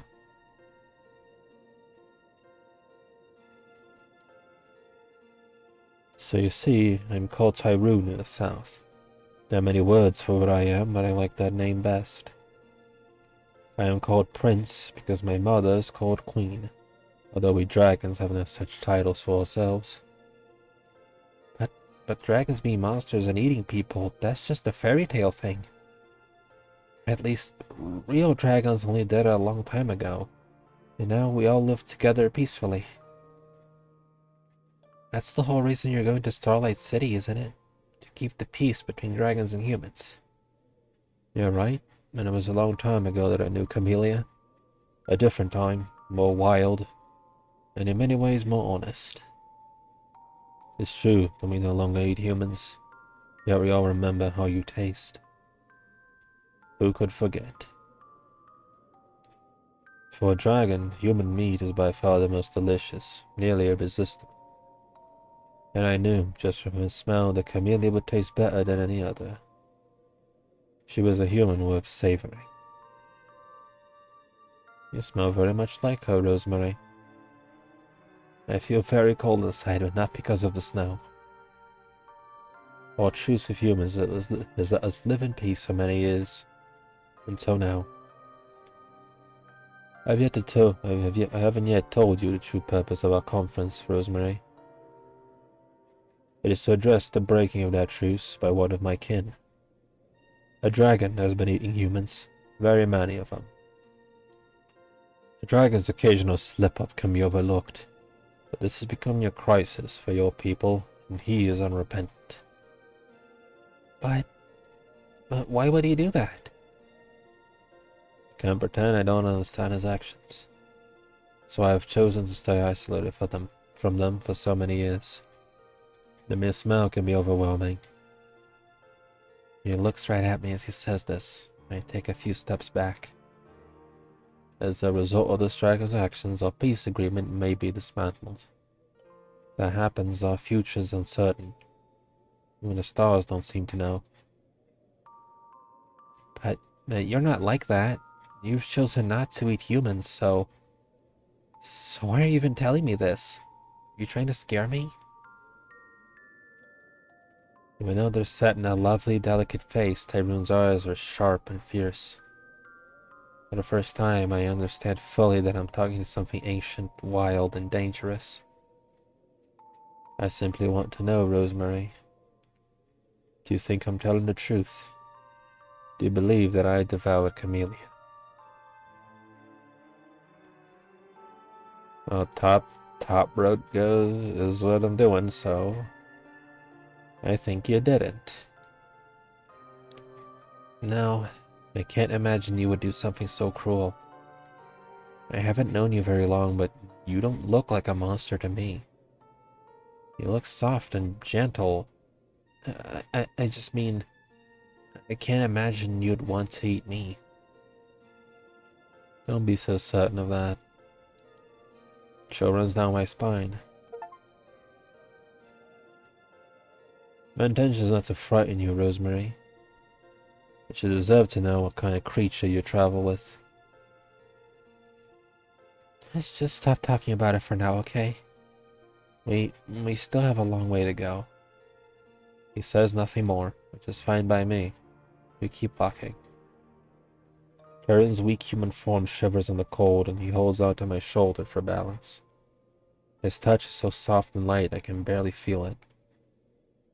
I'm happy to keep him steady. He looks so vulnerable now. It's hard to remember how he made me feel so cold inside. As we walk, I do my best to push those dark thoughts out of my mind. Could he really have the soul of a monster? I never had to wonder about things like this back on the farm. All I wanted was to be a knight and fight stuff with my sword and not worry about anything. And a while later, we made camp in a cave for the night. We've made good progress so far. Shouldn't take more than another day to get to the city. Tyroon seems exhausted, much more than I would have expected after only a day of travel. I think I'm noticing a good few little typos and the like. His body's shaking again, worse than before. Tyroon, I'm gonna make some barley tea. Would you like some, or are you hungry for dinner? I do not need to eat, but I will have some tea. It's kind of scary how worn out he is, but I decide not to mention it. Instead, I pour us some tea. We drink it together. We're silent for a while. I watch him, trying to guess what he's thinking. You're staring at me. I'm sorry, I can't help but wonder. Are you not hungry because you ate something else? I had a large meal of fish before leaving for the city. I didn't mean to imply anything else. My apologies if you were on edge. Sorry, it's been hard not to think about it, is all. So do you mostly eat fish, then? Yes. They're very large where I live. I like to have deer sometimes when I can get them. I live alone on a rocky island in the sea. It's much warmer there than here. I feel myself relax. It's nice to talk normally again. Sounds like a nice place. I bet it's pretty. You might think so. Camellia certainly did. Camellia, huh? Let's change the subject. What kind of stuff do you do during the day? Besides, like, feel the magic of the stars and whatnot. Dragony stuff? Like, counting your gold pile or something? Oh, yes, of course. I also kidnap a lot of innocent virgins, so you better watch yourself. Rosemary. Who said I was? Shut up. There you are. My attempt at joking around. Was it funny? Yeah, hilarious. No, I don't have a hoard of treasure. I mostly spend my time thinking, remembering. Remembering what? Things that were important to me. Or even things that weren't. 2 stags I saw fighting in the forest. A tree felled by lightning. If it happened, it was real. I remember it. My memory goes back a long time. Not only much more than that.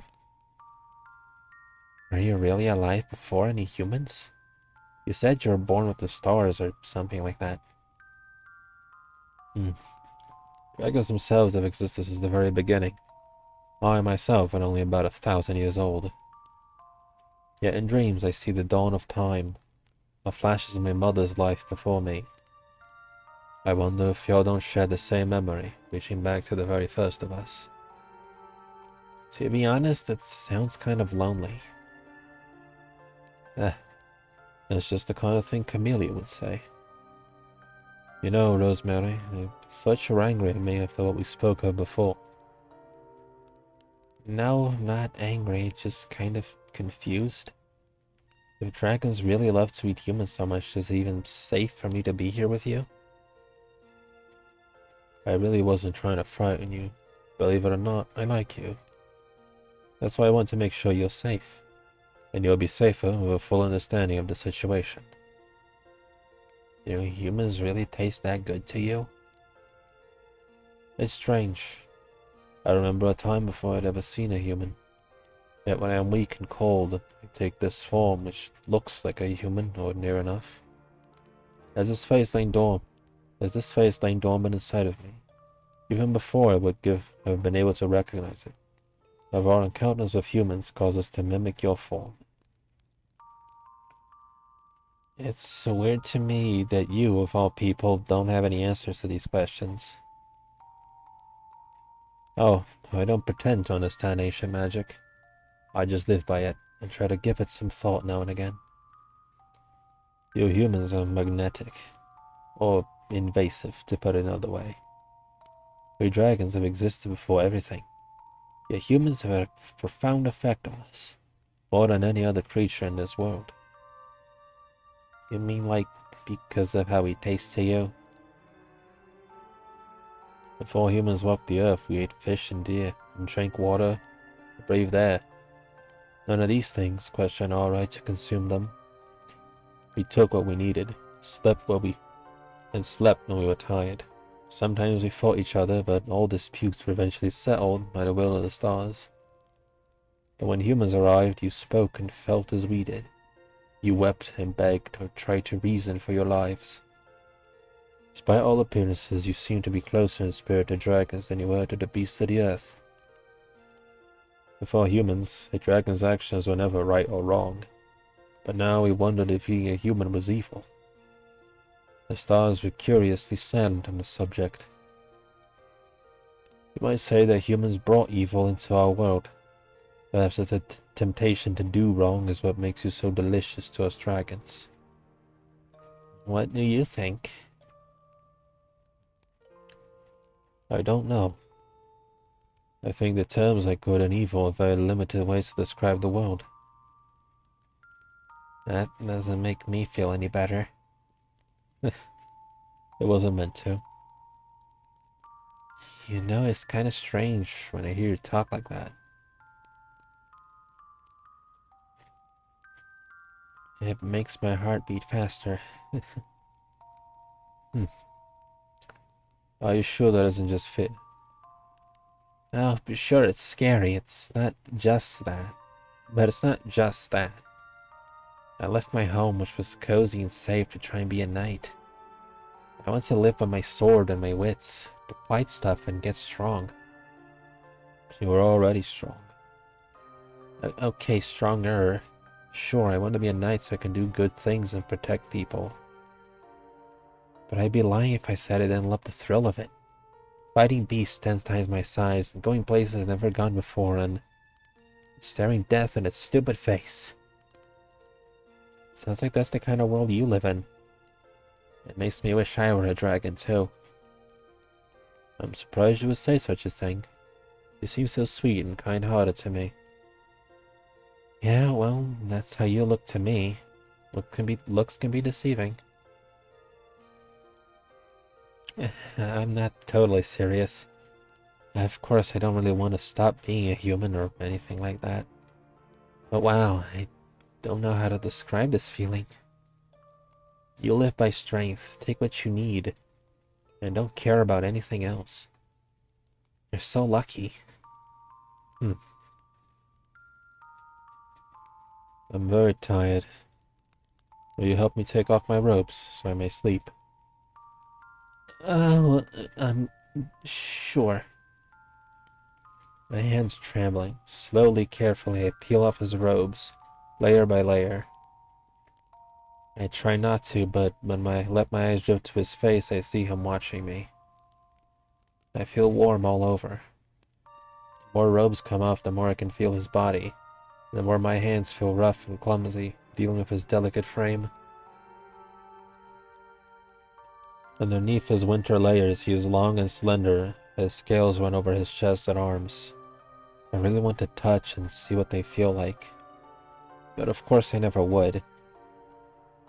He falls asleep quickly, but I lie awake for a little while, watching his slim chest rise and fall.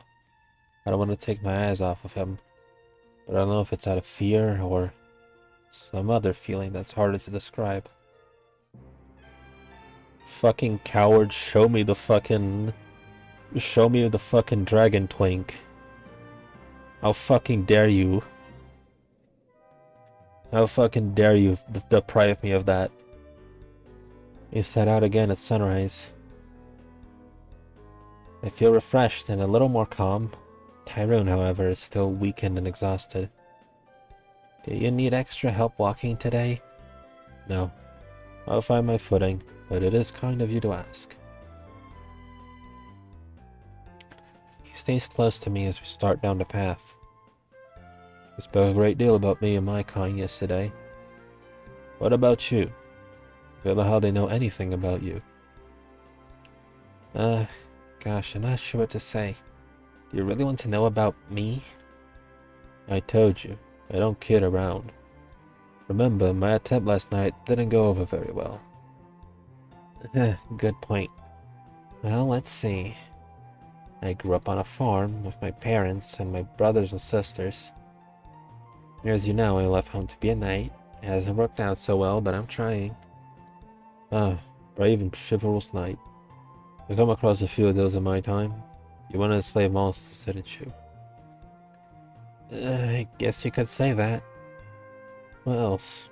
What sorts of things you like? Oh boy. I guess it goes without saying that I like swords. I've been practicing with them since I was a little girl. I'm pretty good now. I like reading about swords too, not just using them. Every place I go, I try to learn about the weapons and tools they use there. There's so many different kinds from all the different kingdoms in the world.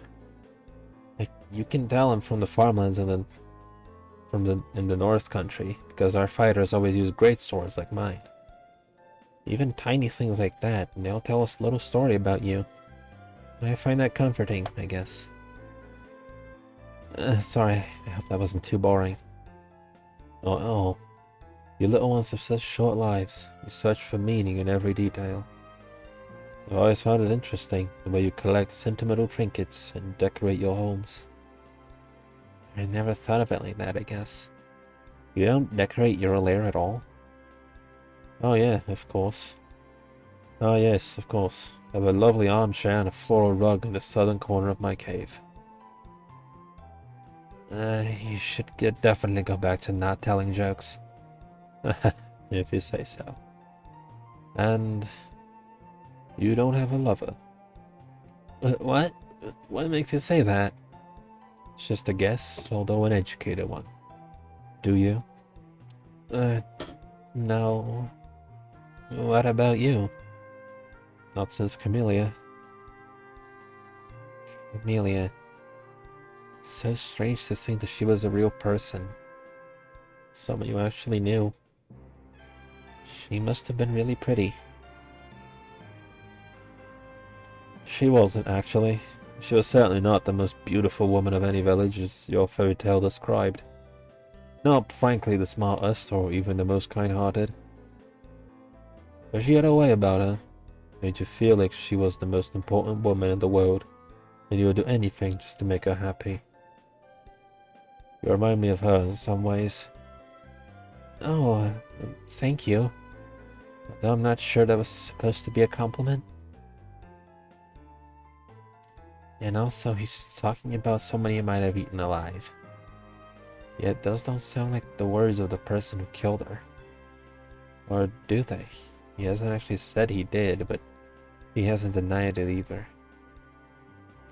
He keeps talking about the ancient ways of dragons, and good and evil and stuff. What do I know about things like this anyway?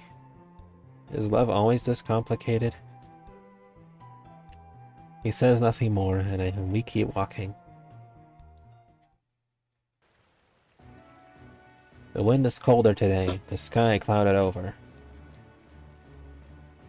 This journey has been easier than I expected, but Mount Needle may still earn its reputation. We come to a rushing river and find the wreckage of the bridge I'd intended us to cross. It's also the only bridge around for miles. Well, excuse my language, but this is a bit of a pickle.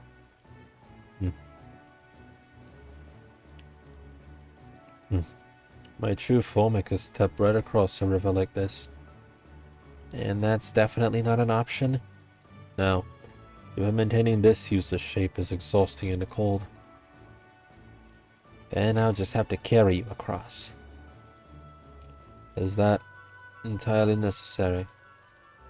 We could walk along the bank and hope we find another bridge, but that might take hours. We don't even know if there is one. We want to get to the city quickly, right? You'll get wet, and so will our supplies. We can make a fire and dry up. And anyway, I came prepared for this kind of thing. Supplies are wrapped up and waterproof. Very well. Tyrone draws close to me. I put my arms around his waist and lift. Even with his piles of robes, he's shockingly light. He puts his arms around my shoulders. I can feel his skin brush just for a moment against my face. Even his scales are light and soft. It's easy to lift them high enough that the water won't touch him. This will be a piece of cake. I hope. Carefully, I step into the rushing water. The current is strong, but the river isn't too deep, or even all that far across. Ideally, I throw a rope across to try and steady us, but I can't do that while I'm carrying him at the same time. Tyrone says nothing, but I feel him shiver in my arms. I can do this. Don't worry. I trust you, Rosemary. His body shakes, but his voice is steady. Maybe he really does trust me. I guess I have to trust him too. We start across the river. I can take it one step at a time, carefully seeking out good footing so we don't slip. The freezing water rushes around my legs, but I keep my balance. I can feel Tyrone holding tight. I won't let him fall. Midway across, the water's up to my chest, but I think that's as high as it'll go. We're in good shape. I'm holding Tyrone steadily out of the water. We're almost there. Just a little more. All of a sudden, the wind begins to shriek. Tyrone's long hair whips into my face and eyes. The freezing water froths around us. A blanket of black clouds overtakes the sky. That's all the warning we get. And suddenly the snow crashes down in thick, suffocating sheets. This awful mountain is known for its sudden, violent storms that come and go in the blink of an eye. I should have known the weather was way too good to be true. Rosemary, don't worry. I've got you. A blast of snow hits me like a cannonball. I fall. Tyrone tumbles into the river and disappears in the freezing foam. It happens so quickly it hardly registers. No. No! I won't let this happen. I can't let this happen. I'm a knight. I'll protect my prince. My hands find a jutting rock and grabs hold. Pull myself up out of the water and try to make sense of what's happening. My body aches with cold, but every ounce of my strength is dedicated to keeping myself focused. A flash of a scaly arm breaks out of the water ahead, desperately grasping the air. He's still close enough that I can reach him. Tyrone, hold on, I'm coming. The wind screams, the river roars around me. I block it all out and lunge forward, grabbing hold of Tyrone and dragging his body out of the water. I have no idea how long it takes to make it to the other side, giving everything I have just to hold us together. Tyrone is heavy in my arms, soaking wet and freezing, but I hold on tight. I'll never let go of him again. We make it out of the river. The snow is heavier than I've ever seen. Tyrone looks diminished, pale. His body is shaking violently. I'm scared. It saved me. Are you kidding? I'm the one who put you in danger. No, it was the river that almost killed me. It would have, if not for you. My eyes burn with tears. Now there's no time to cry. We won't be safe until I get us somewhere warm. Go to my pack for supplies, but it was ripped apart on jagged rocks when I fell. Our food, tents, medicine, and clothes. Everything we need to make a fire for tonight, all lost to the river. My heart plummets. The only thing left is one thick winter cloak, wrapped in sealskin to keep it dry. The cold pounds away at me like a hammer, but Tyrone looks much worse. You wed the cloak, Rosemary. You need your strength to save us both. How could you even suggest that? Tyrone, you're already sensitive to the cold. You look like you're about to... I'm much older than you. I've lived through worse than this. But his voice fades even as he says the words. I'm going top one every single time, but I do wonder if I should maybe give him the cloak. I'm gonna stick to it. I'm gonna stick to it and I'm gonna go top route. Gonna have to trust him on this one. Throw the cloak on and start moving.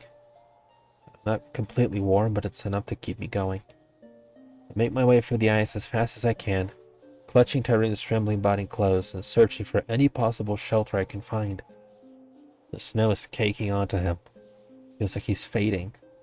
I have to hurry. There's a small cave in the cliffside and I manage to pull us inside. It's cold but dry. I have to do for now. I lay Tyrone gently down, but his skin is almost purple with chill. I brush the snow off of him as much as I can. His chest rises and falls, but it's so feeble it terrifies me.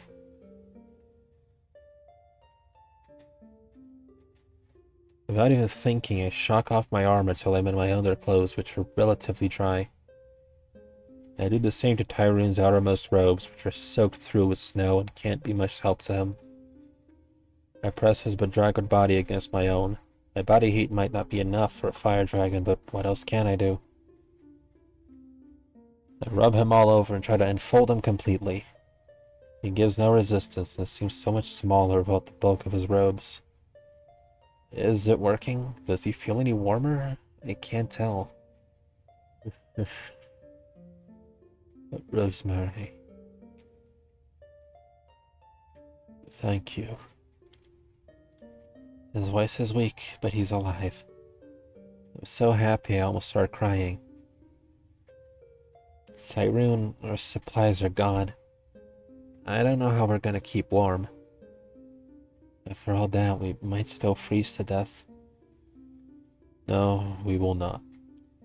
I cannot take my true form here, but I am still a dragon. His golden eyes begin to glow. Something's happening, but I'm not sure what. He takes my hand in his and guides it beneath his innermost cloak, to press against his slim chest. Just under his scaly skin is what feels like a molten core, blazing hot, a furnace inside him, his dragon heart. I move closer and lay against him. He adjusts his last dry cloak so we're both wrapped up in it, sharing the fire blazing inside him. A warm little bubble, safe from the howling wind. Tyrone. Yes, Rosemary. I remembered, but I'd learned about Camellia. But before I can tell him, I drop like a stone into sleep. In the morning, in spite of it all, I'm refreshed. My joints are stiff and cold, but I'm ready to get them moving. Tyrone stirs and brushes my hair gently out of my face. Good morning. Morning. We're still holding each other. I don't think about it. It's just a natural motion, but I lean into him and we share a kiss.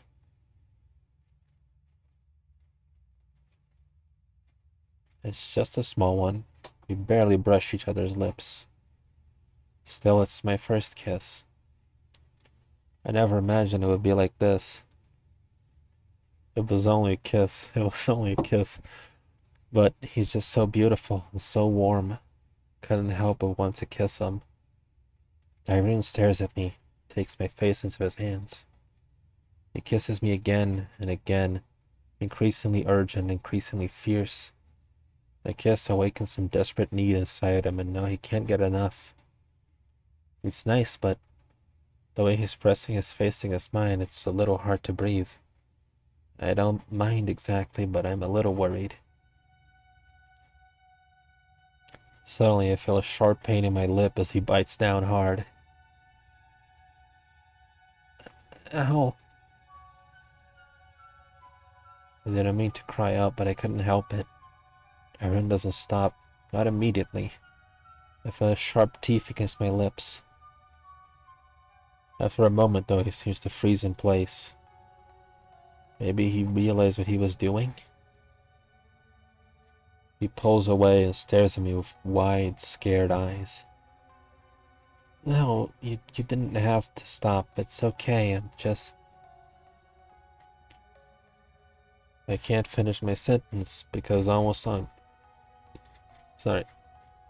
cue, tears spring to my eyes.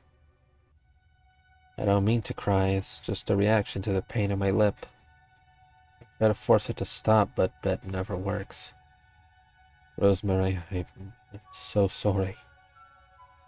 No, it's okay, I was just surprised.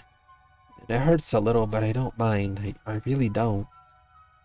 I liked kissing you. He stands and walks quickly away. The sudden loss of his warmth is hard to bear. With his back to me, he struggles to put his winter layers back on, which have dried in the night. His weak hands fumble and slip. Come on, here, let me do it. I help him get dressed, but he still won't look at me. Are you mad about the kiss? I'm sorry, Let's just go. We've already lost the night to the storm. It's calm now. We can try to find food first, or... No, we're leaving. His tone is final. There's nothing more I can say to him. We leave the cave and start the last leg of our journey. The snow is thick on the ground, but the wind has died down. I'm less worried about that, though, than I am about Tyrone's cold silence. He rushes ahead of me, turns so that I can't see his face. Tyrone, take it slow. We almost died last night. It's okay if you're still weak. I hired you to simply guide me. You do not tell me what to do. What? Where's this coming from? Come on, don't be like that. I just want to help you. Why? I didn't expect to have to explain this. Because I like you. I thought you liked me too. I wouldn't mind kissing you again. That was my first kiss, you know. And yeah, it hurt when you bit me, but I don't really care. My face is burning. Can't believe I'm actually saying this out loud. When Tyrone turns to finally face me, he looks angrier than I've ever seen. No, not angry. He looks inhuman. You're young, but you're not a stupid child. Why are you still behaving like one? How much clearer can I be about this? I am a dragon. What you like is this weak body, but it is not really me. My real mouth is not soft and gentle. If I were to bite you with it, you would not survive. My fangs are long and sharp as your sword. I could tear you apart, I could swallow you whole. I want to. Do you understand? I want to eat you. Right now. I want it more than I want to breathe. If you were smart, you'd be scared of me. You'd be afraid for your life. He's hissing, low and dangerous, right in my face. But I've learned not to look away. I'm not afraid. You didn't eat Camellia, and you won't eat me.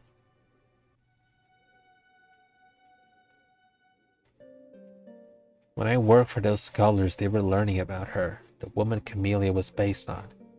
She was a real person, but she wasn't eaten by a dragon. She married a duke and lived to an old age. They thought the dragon was a metaphor for political struggle, or I am not a metaphor. But you also didn't eat her. I wanted to. I wanted to eat her so badly. I loved her and she loved me. We were together for a time. She wanted to be with me forever, but the feelings were so intense. I loved her, but I also wanted. I wanted what I want with you right now. I couldn't trust myself, so I forced her to leave. I would have killed her if she hadn't.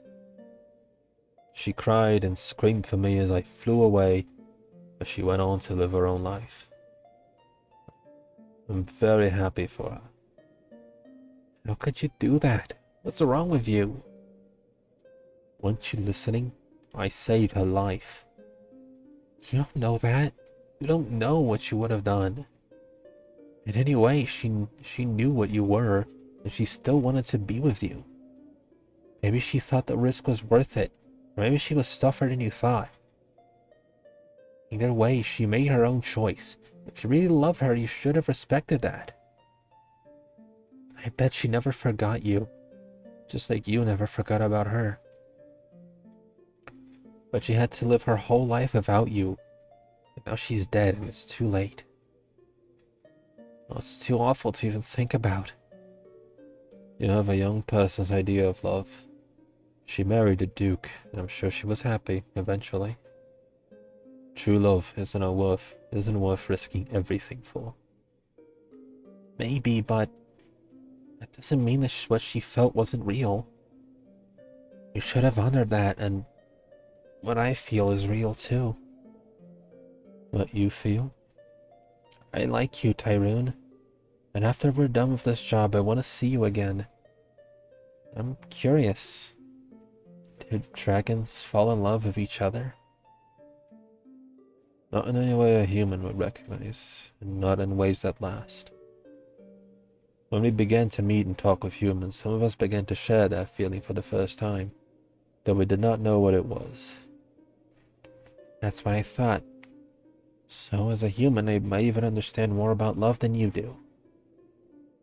Please, listen to me. To eat a human is to taste sweet ambrosia. It's even better if it's an exceptional person, like Camellia, or like you. How do I know when I feel for you? It's impossible to tell if I love you or if I just want you.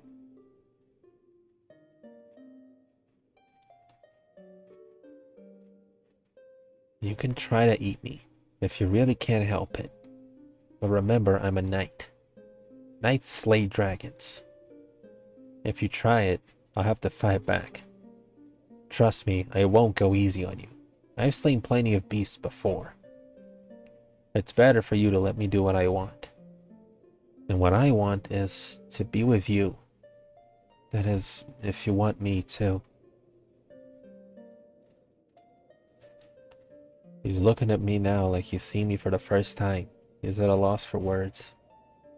Rosemary, well, actually, I guess I'm not a real knight yet, but I think my point still stands. You're as real a knight as I have ever met. He draws me close, cradling my face in his hands, and we kiss. I put my arms around him and pull him into me. He stiffens at first, but soon relaxes into my embrace. You can feel how strong I am, right? So don't worry, I can handle myself. Perhaps you can.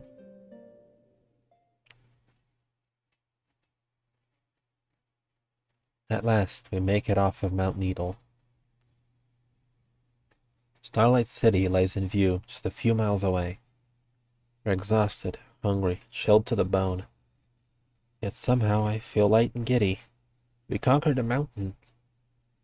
It's much warmer now, but still too cold for Tyrone to change form. There's so much I want to say to him, but before I get a chance, we're greeted by a stranger.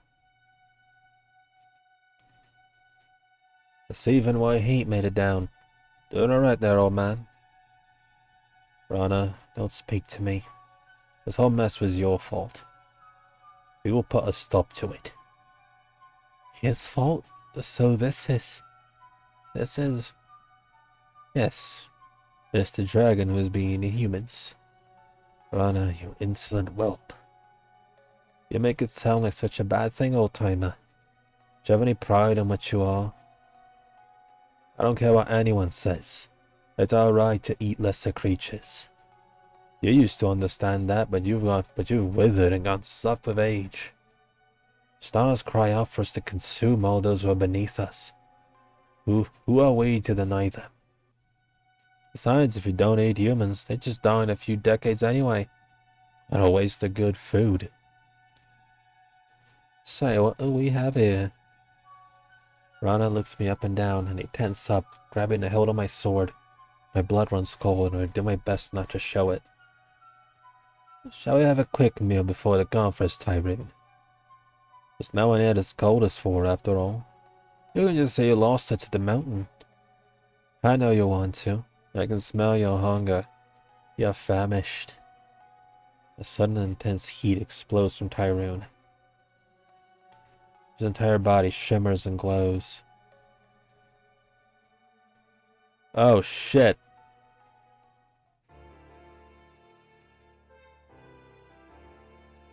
He's even prettier. Before I can blink, there stands before me an immense and powerful dragon, gleaming hot and bright as if the sun shines on him alone. Whoa! Shouldn't be able to take that form. Not here, what is this? Rana, we're both dragons, but compared to me, you're an infant in mind and body. If you ever harm a human again, especially this one, you will answer to me. Is that clear? Rana can't answer. He's too busy fleeing into the woods as fast as his clumsy human form can run. Bitch. Soon it's just the two of us again, alone together. Tyrone turns his great head towards me. He's strange, inhuman, unbelievable, yet deeply familiar. You see now, this is the truth of what I am. Could you love a creature like this? I could eat you right now.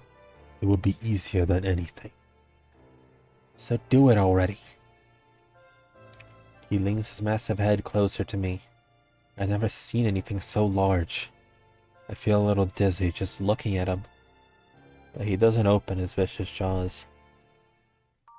Instead, he nuzzles me, soft and gentle. I close my eyes and kiss his great scaly nose. When I open my eyes again, Tyrone is back in the human form I know so well, looking surprised at himself.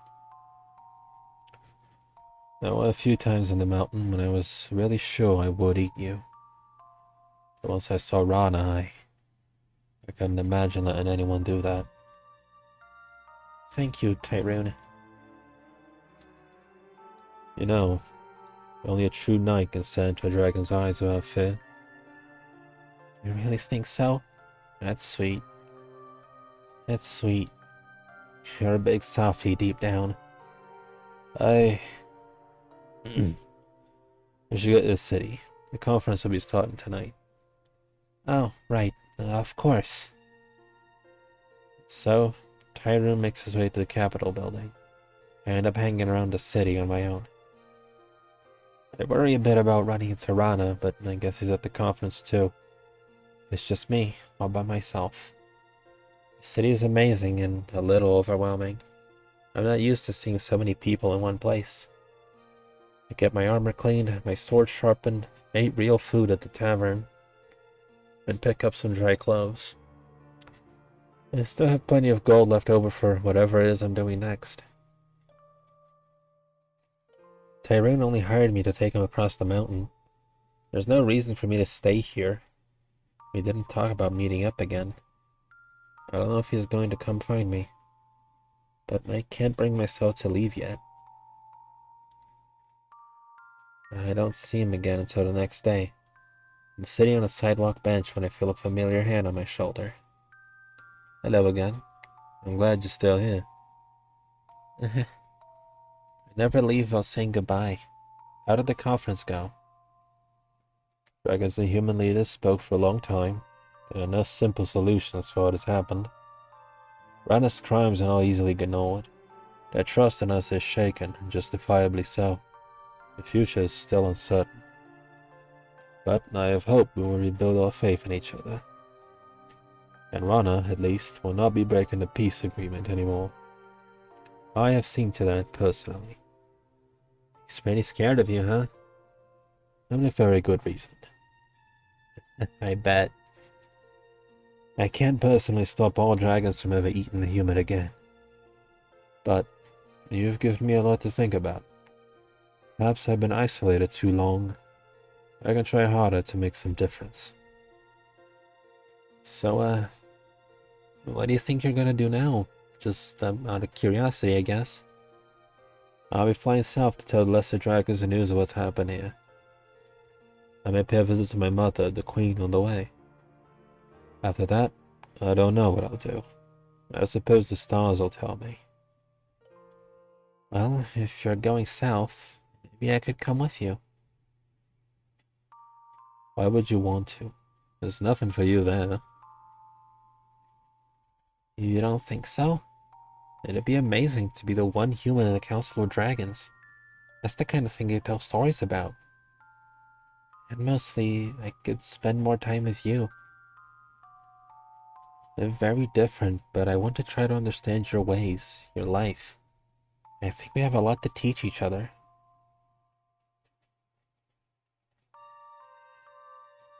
I don't know what to say. It'll be frightening to be among dragons. They're not all like me. I can try to protect you, but I can't promise I'll be able to. Do you really trust me that much? Are you sure this is what you really want? Well, I've been thinking about what I want to do while you were away. To be honest, I have no idea what I want. All I know is what I don't. I don't want to just watch you fly away like Camellia had to, knowing I'll never see you again, knowing neither of us were brave enough to try. I take his face in my hands and I kiss him. The heat of his body warms me to my toes.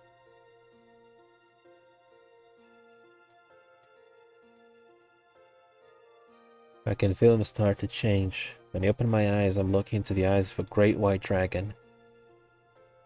I have already faced 2 dragons. So far, I'm still alive. I think I can handle myself, don't you? Yes, I suppose I do. Yippee. Soon I find myself riding on Tyrone's back, flying south.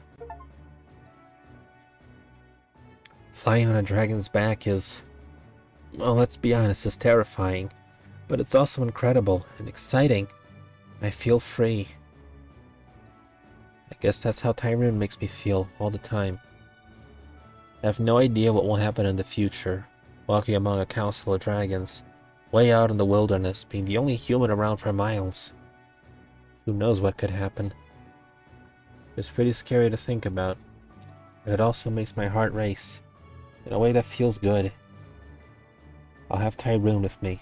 I'll have my sword. A true knight never lets fear stop her, especially when she's facing a dragon. How many fucking times have I heard the fanfare by now? Yippee. Tony Funny. There he is.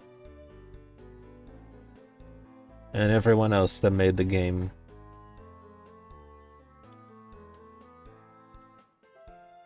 Yippee. Fungus. I guess it was like a Unity plugin or something. Or whatever, like framework.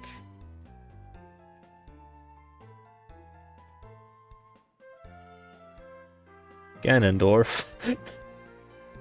The Adventure Zone? What the fuck? Alright, I'm gonna go for a BRB.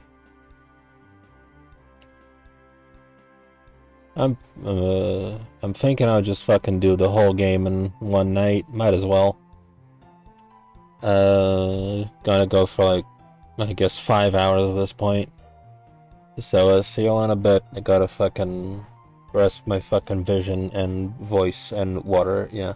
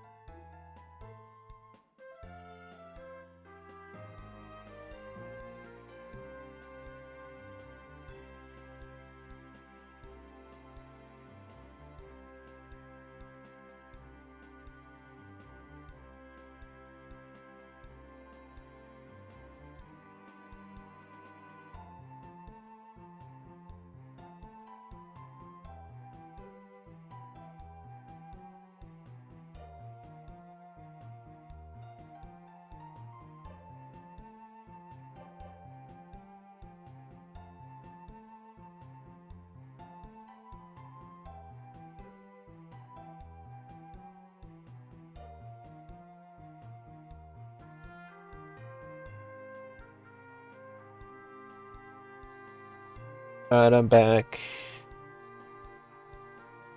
I see some familiar names in the users and chat section. If y'all are there, do say hi. How many times did this fucking fanfare loop while I was away?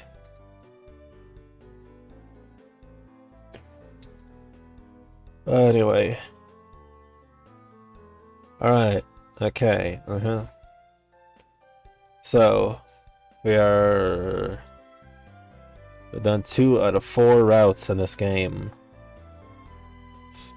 Reading this shit's not gonna get any faster just because I forgot to say hi, not you're here. It's okay, babe. Now you said it. It's good.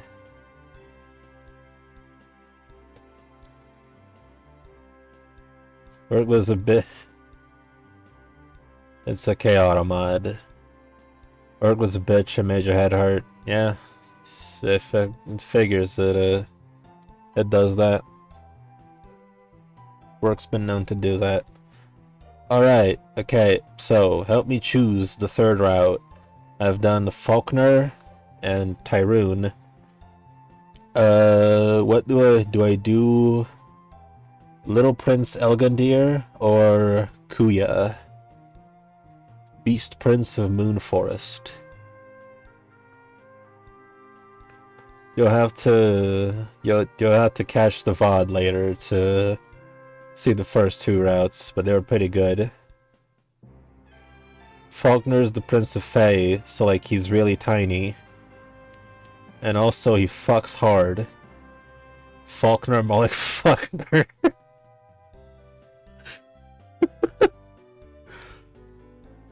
But the beast goes last. Save the best for last. Fuck yeah. The beast is 1 letter off from the best, so you're right.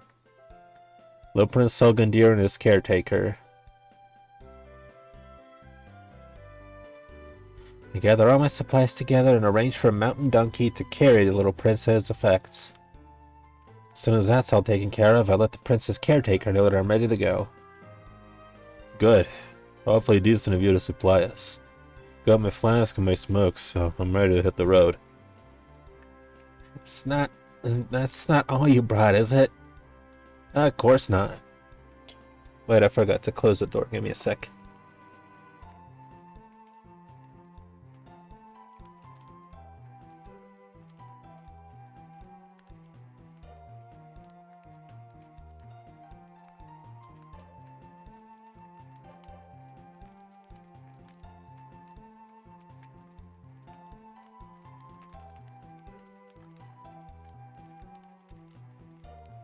The door is now closed. Yippee. Of course not.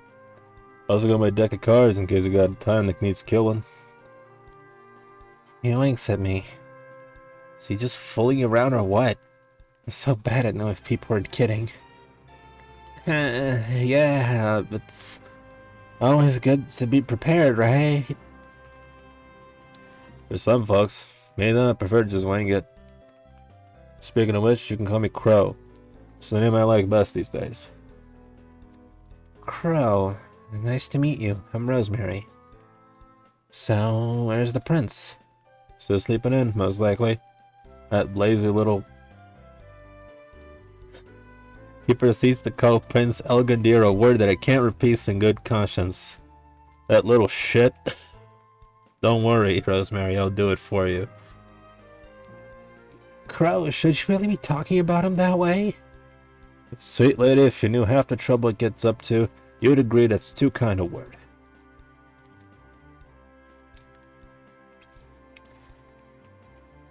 Sorry, I'm just not used to hearing language like that.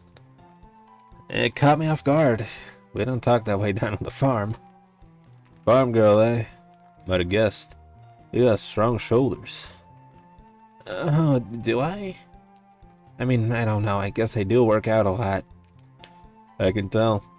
Unlike me, I'm good at lifting spirits and not much else. We're gonna be real glad to have you along, darling. I can tell. Oh, goodness. Do you really think so? Of course I'll do my best. Gosh, I almost forgot. What are you even talking about? You're saying you don't care much for my language. Oh, that. Well, I'm sure I'll get used to it. Listen, if you're afraid I ain't taking this seriously, I'm sorry I gave you that impression. I promise, I care about that little fellow like he was my own flesh and blood. I'm just trying to have a little fun while I'm out here, you know. Fun? But it's a deadly dangerous mountain full of danger and deadliness and bad stuff. I'll be fine. Got a good feeling about this.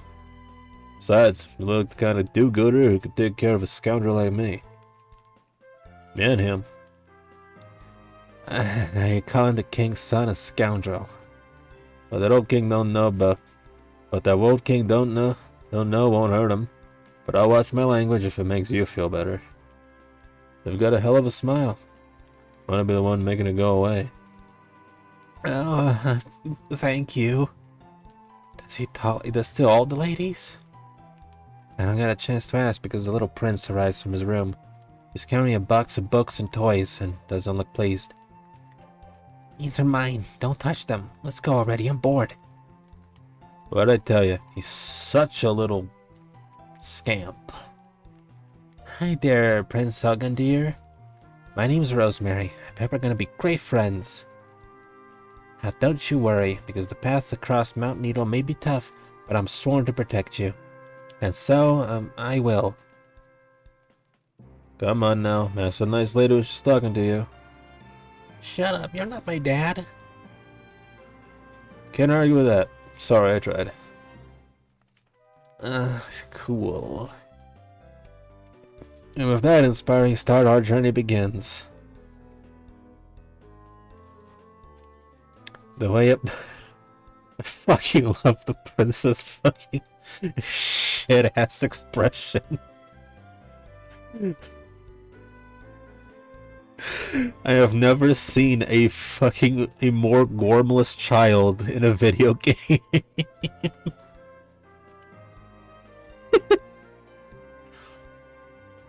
The way up the mountain's pretty easy so far, and it isn't snowing much yet. I'll take that as a good sign.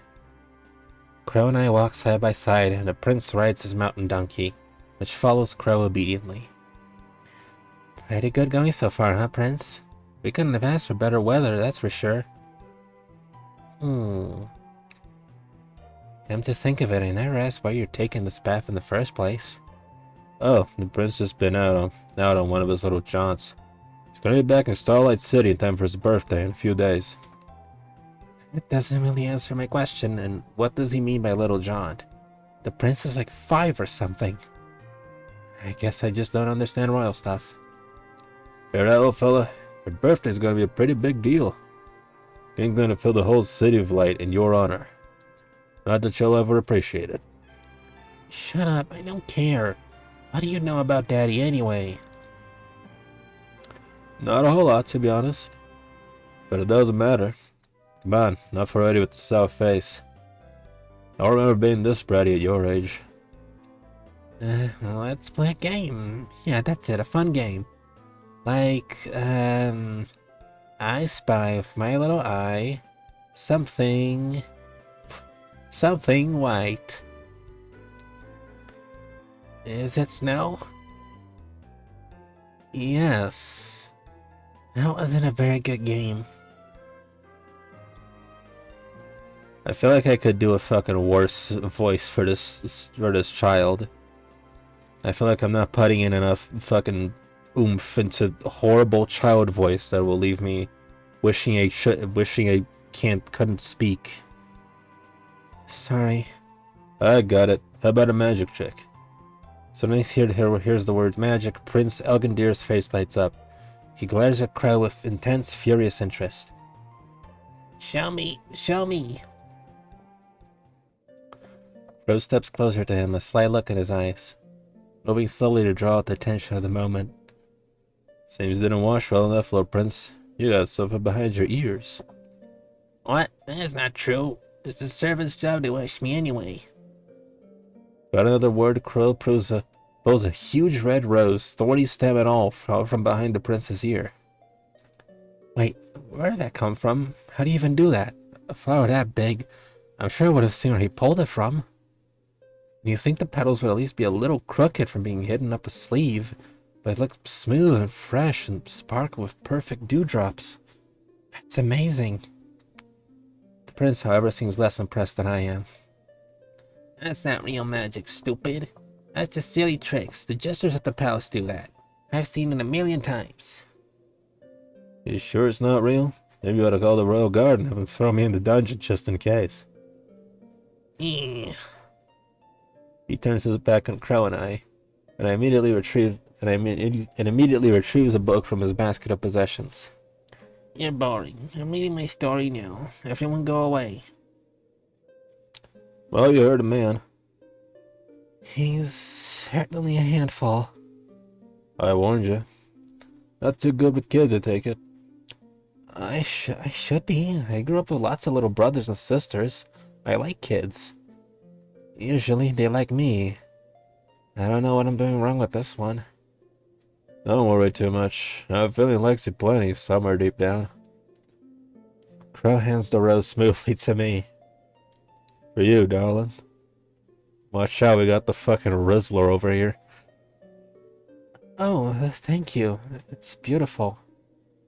It really is. Against the snow and the cold sky, the rich red petals glow with warmth and beauty. I've never seen a color so striking. By the way, what you said about the royal guard? You couldn't really be thrown in a dungeon for doing tricks like these, right? If they thought it was real magic, they could. That's the way the wind is blowing in the Southern Kingdom these days. The old king hates magic. Afraid of it, maybe. Using spells can get you fined or locked up a few months. It's gonna get worse in the coming years, I reckon. Lucky for me, it's all just parlor tricks. That's a relief. So how did you do that anyway? It's like sleight of hand or something, right? He's silent for a moment. There's a smile in his eyes. Now, if I told you all my secrets, I'd lose my air of mystery. What would I have left to seduce you? I clicked off the fucking window like a dumbass. Seduce? I clutch the rose tight to my chest, and my face grows hot, but Crow winks at me like we're sharing a little joke. He's got to be just kidding, right? It's hard to get a good read on him. He has a twisty sort of nature. Am I even sure I can trust him? Crow keeps on walking ahead, whistling a jaunty tune. The donkey trots after him with the prince safely in tow. I stay behind for a moment. I check on the rose, wondering how long it can last without water. And then it's only then I notice that it's somehow just gone. My hand is still clasped tight around what I thought was the stem. There's nothing there. I glance around to see if it's fallen or blown away. There's not a trace of red on all that snow. If the rose did fall, it's lost for good. Wouldn't I have felt that happen, though? How strange. No, I'm being silly. I must have dropped it. Honestly, I'll lose my head if it weren't screwed on. It's a bit disheartening to lose such a beautiful gift. But there's nothing to do but keep moving. We've been walking for hours. The road gets a bit steeper, the going a little harder. The prince is happy at least, riding his donkey, reading his stories, ignoring everything else. Making it across Mount Needle with a child is going to be tough, and I'll have to take it more slowly and carefully than I usually would. Crow, for his part, doesn't seem too concerned. Not sure how I feel about that. So, what's your story, Crow? I mean, you're probably more than just a babysitter, right? Sure, there's not much to say about it. I go here and there, this and that. Nothing too interesting. Live out of my hat sometimes. You know how that is, don't you? You're a fellow wanderer, I can tell. You really think so? Sure, you got the look about you. Stars in your eyes, wind in your hair, even when you're standing still. You're funny. Who says I'm kidding? Oh gosh, I don't know. I really thought of myself that way before. A wanderer, huh? Well, I guess that's kind of true. It sounds so romantic. What I really want is to be a knight, though. I mean, a real knight. Huh. You got your heart set on working for the royals, do you?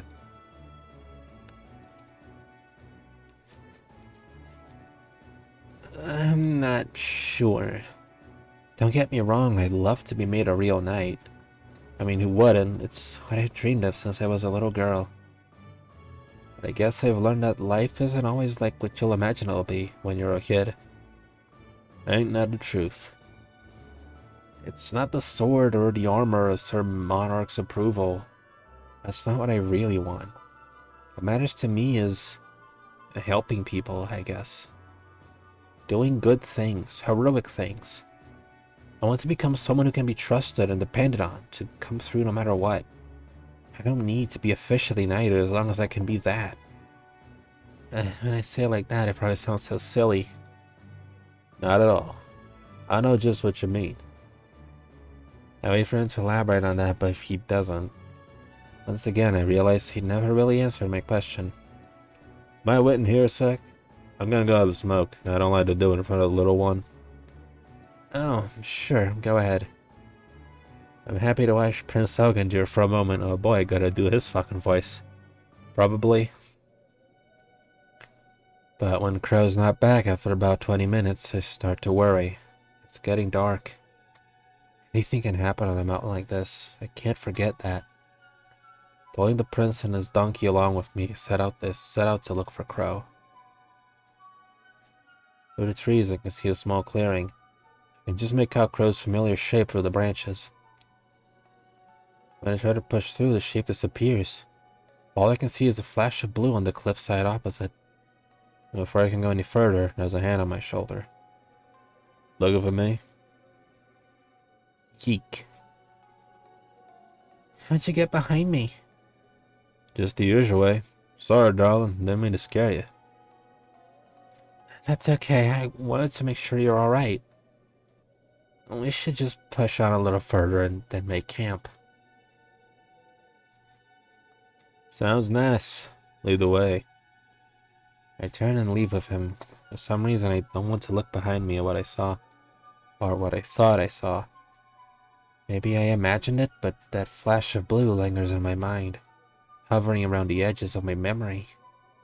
There's something familiar about it, but I can't place it. Guess it doesn't matter. Soon we make camp for the night in a small cave on the cliff. As I drift off to sleep, the worries fade a bit from my mind, but I see flashes of blue light on my dreams.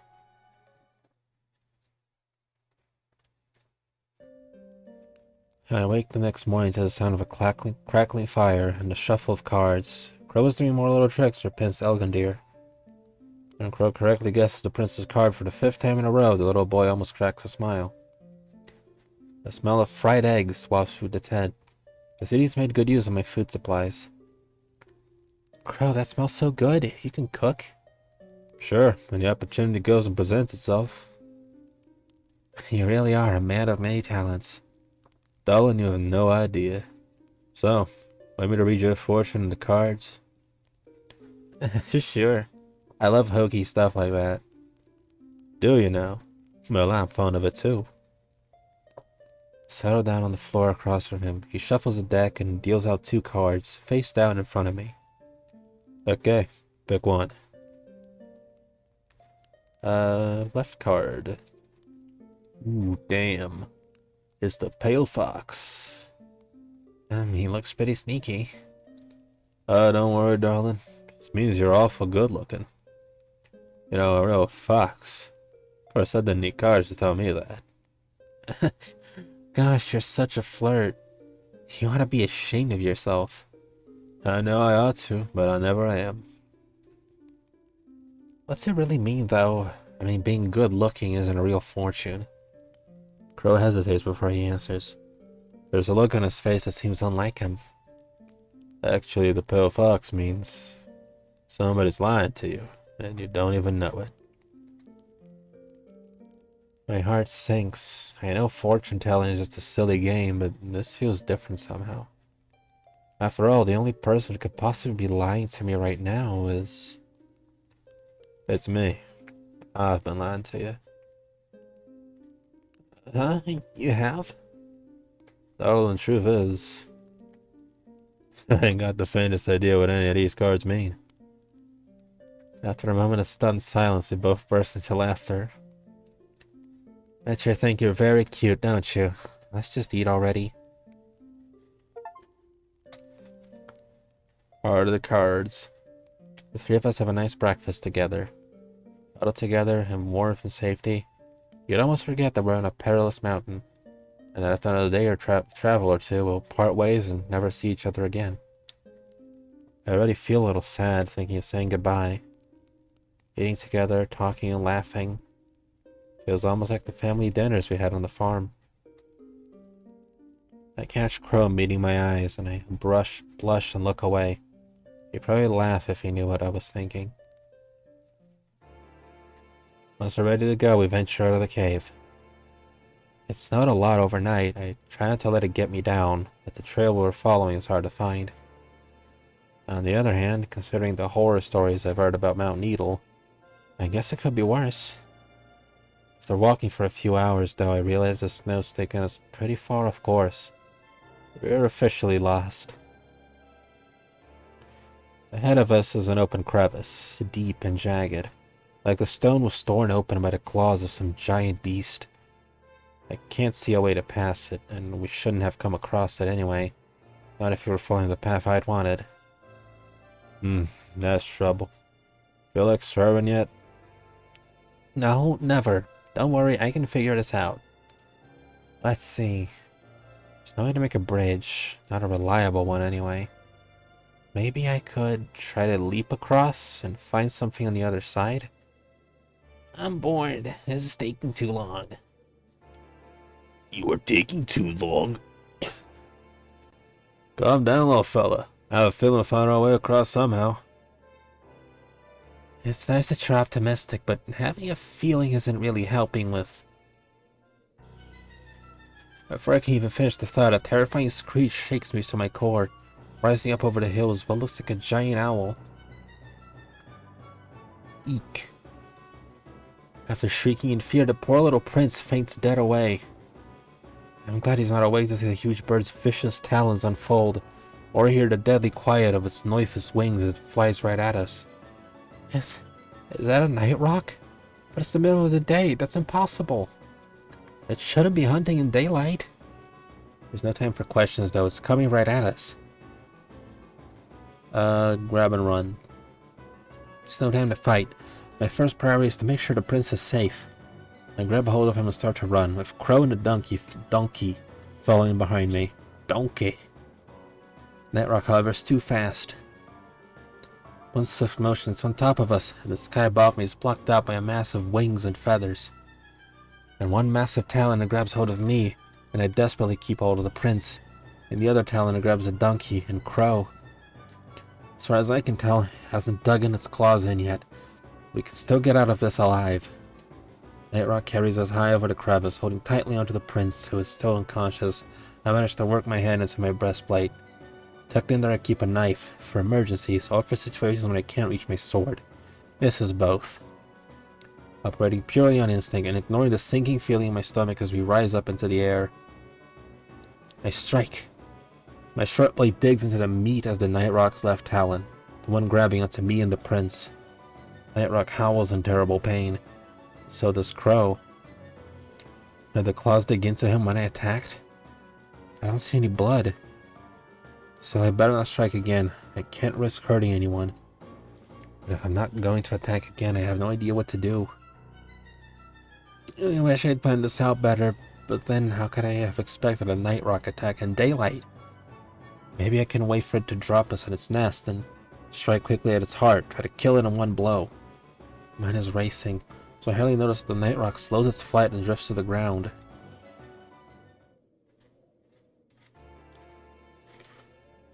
As soon as the rock passes over the crevice, it drops us back into the snow, safely on the other side. Then the great bird immediately flies off, disappearing in the cloudy sky. What? Why did it do that? Never mind, I gotta check on the prince first and make sure he's okay. I brush his sweaty hair out of his face and feel for a pulse.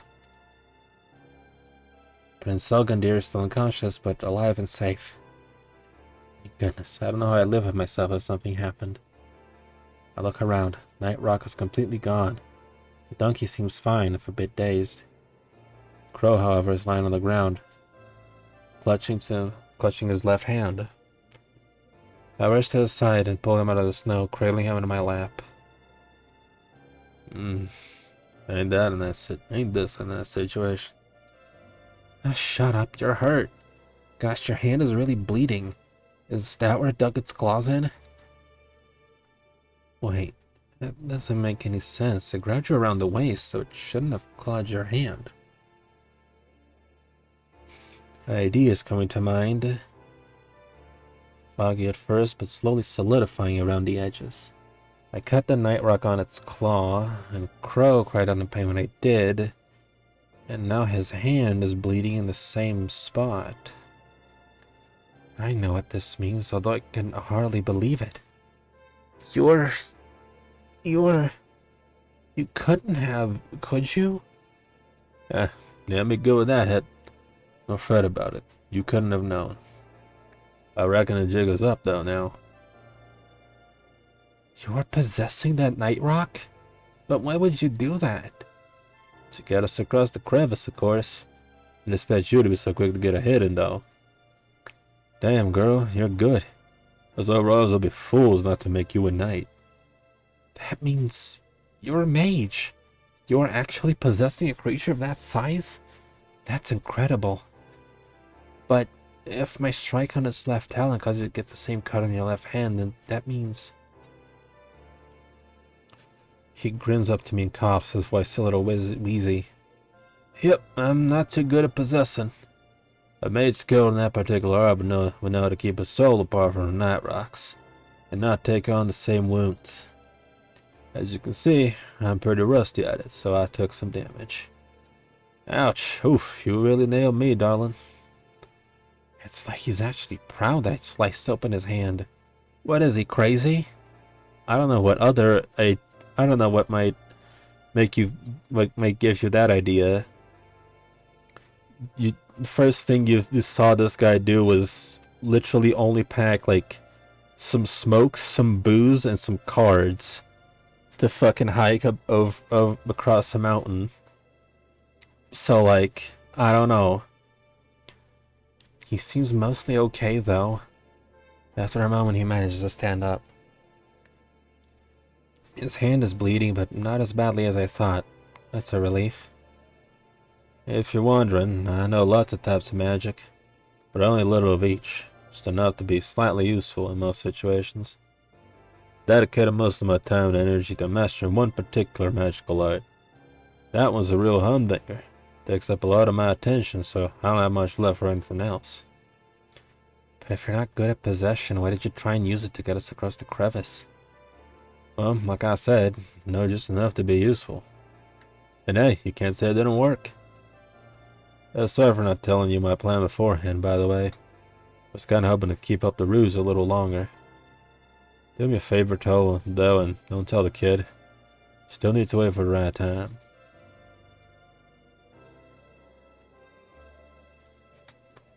You shouldn't tell him at all. Are you kidding me? Maybe you can get away with using magic in the Southern Kingdom if you're careful. But the problem is you're the Princess Guardian, and you're a mage. You haven't been truthful about it. If you tell the prince, people will find out eventually. There's no telling what his father would do once it gets back to him. So that means you've got to keep it a secret. Please promise me, Crow. I don't want anything bad happening to you. Rosemary, you do realize you're advising me to lie to the royal family, which is against the law, naturally. I wish you didn't have to do that, but I can't see any way around it. You can't let them lock you away or hurt you. Well, now you got a wild streak. Well, now, you got a wild streak after all. Of course, that's no surprise to me. I knew it as soon as I laid my eyes on you. I don't know about that. I just know what's right is all. You do. More than most folks I've met. And I'm very glad of that. Thank you, Crow. I hope you know I think you're a good person. That's why I really want you to be okay. Well, I can't promise anything, except that I'll try. For what it's worth, I am sorry I lied to you, truly. I guess it's okay. You probably felt like you didn't have much choice, right? Now that I think about it, I should have guessed. Those little tricks you were doing really were magic. Whenever I asked about them, you'd flirt with me to dodge the subject. Rosemary, I may be a lot of things, but I'm not a man to use a woman like that. Wasn't part of my plan to sweet talk you, I just couldn't resist. You really feel that way? Crow doesn't answer, but turns away to face a large jutting rock. He lifts his hand and I can see his fingers glow with blue light. The same blue I saw on the cliffside the other night. No point hiding it from you now. Been drawing these all over the mountain while you weren't looking. Waving his arms in white arcs, he draws a strange symbol on the rock. The symbol shines with blue light and my eyes widen. I finally know what was so familiar about this. That's a magical rune, isn't it? I learned a little about them back when I was working with some scholars. Oh, I knew I'd seen something like that before. And a lot more magical business than I thought you might. Not quite the rube folks take it for, are you? I don't really come across as a rube, do I? Anyway, it's like you said, I'm a wanderer. I've seen a lot of things. I don't recognize this particular symbol. What's it for? Protection, of course. I can't help but wonder. Protection from what? But Crow's not saying anything more. I don't want to push it when he's already trusted me with so much. What I need to focus on now is making camp for tonight, and making sure the little prince is safe and sound. We haul up in a nearby cave. Once the prince comes to, we do a thorough checkup, and he seems alright, if a little subdued after the day's events. Prince Selgundir, do you remember anything? There was a big bird, and you stabbed it, and saved us. That's all I can remember, though. I guess that's basically true. Hey now, how about a thank you for the lady who saved your life? Thank you. Doesn't take long for the little prince to fall asleep after dinner, but I have trouble drifting off. Too much on my mind, maybe. I managed to doze off for an hour or two and wake again. Fucking reading for too long and getting the yawnies. Prince Selgundir is sleeping like a little angel, but Crow's nowhere to be found. Gotta check outside the cave. Crow is sitting a few feet away, surrounded by swirling snow. Goodness, aren't you freezing cold? Not really. Come sit with me, you'll see. As I come closer, he realizes he's sitting in a little patch of sunshine and warmth. Must be some kind of spell. The snow doesn't touch him, and around his feet are grass and flowers, fresh like they're blooming in spring. I can even see a patch of stars breaking through the swirling snow clouds right above us. I have to sit close to stay in this little springtime spot, but as soon as I'm in, I feel warm and safe. He puts his arm around me, and I lean against his chest. I'm just having a nightcap. Want some? No, I don't. I mean, I have a rule about not drinking on the job. Don't drink much, do you? Have you ever tried it before? What? Don't be silly. Of course I have. Well, actually, no. I just haven't really had a chance yet. I've been on the job an awful lot since I left the farm. I'm not like weird about it or anything, though. Darling, you know how to make excuses to me. You don't have to drink if you don't wanna. But you should know, it ain't wrong to want to try it. Doesn't make you any less of a good egg. It's been so nice. For some reason, Crow's words make me well up with some powerful emotion, one I can't name. I tried to distract myself by looking away, but the way the magical light hits the grass, it looks just like the garden back home, in the heat of summertime. My heart hurts to see it. I'm not that good. Oh, don't start with that. I ain't known you 2 days and I can already tell you better than most folks I meet. But when I left my whole family to go gallivanting around pretending to be a knight, Mother and Father are getting older and they have to handle the farm themselves. I left them. I abandoned them. I'll bet they wanted you to follow your heart. That's what they said, but they're my parents, so they have to say nice things like that. Parents don't always say nice things. I reckon yours meant what they said. And maybe it's a hunch, but I think you're like me. We're cut from the same cloth. Folks like us won't be happy, spending our whole life in one spot, never knowing anything else. You would have shriveled up like a daisy in a drought if you stayed. So when you left, you were doing something nice for yourself. That counts as a good deed in my book. Crow thinks I'm like him. The thought makes me feel warm inside, but I don't know if I believe it. He seems so wild and mysterious to me. Could we really be the same kind of person? I'm not sure, but maybe I'd like to find out.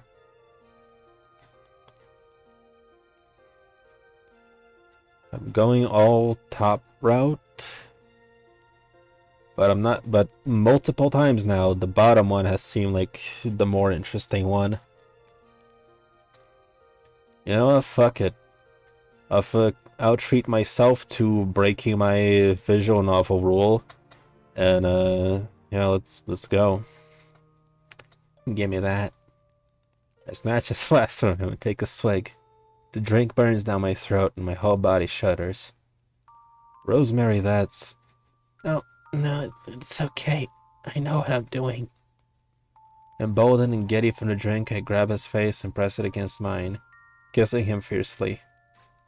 At first he seems surprised, but he soon leans into me, running his fingers through my hair. I shudder again, but this time with pleasure. When we pull away, we gaze into each other's eyes. The flowers rustle at our feet, and the stars twinkle above us. Rosemary, I was gonna say, you know that ain't alcohol, right? It's just hot cider. Okay, that's good. No, I did not know that. We burst out laughing at the same time. It feels so good to sit here and laugh together after such an intense and exhausting day. Right, that's a good-ass punchline. Gosh, I'm so embarrassed. I thought I was drunk and I kissed you. Oh, Rosemary, you're jabbing me right through the heart. You're really embarrassed to kiss me? Oh, no, that's not what I meant. I just, it's not something I do. Feels like it is now. Well, let's do it again. We lean into each other, closing the distance between us as much as we can. I try to memorize how he feels. The brush of his stubble against my cheek. The way he gently sucks on my lower lip, pulling me closer into his kiss. How the warmth from his body seems to reach all the way inside me and mine into him. The wind whistles fiercely overhead, but nothing can touch us. It's just me and him, safe and sheltered, in our little garden in the snow. When we finally break apart, we stare breathlessly at each other. I feel strange and excited, like I'm seeing him for the first time. Don't laugh, but I've never done that before. That was my first kiss. Darling, I'd never laugh at you. So, not sure how to do this. Should we go back to the cave? Oh, I don't know. It's nice out here, ain't it? Yes, it is. Let's stay a little longer. That was me taking my hand off my chair. Crow lifts his hand and strokes my face with his rough, calloused fingers. There's something sad in his eyes, or am I imagining it? What are you thinking about? Just how lucky I am to be here.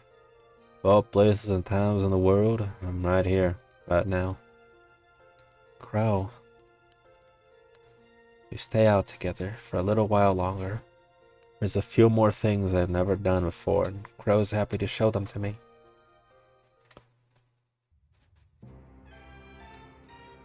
My fucking god.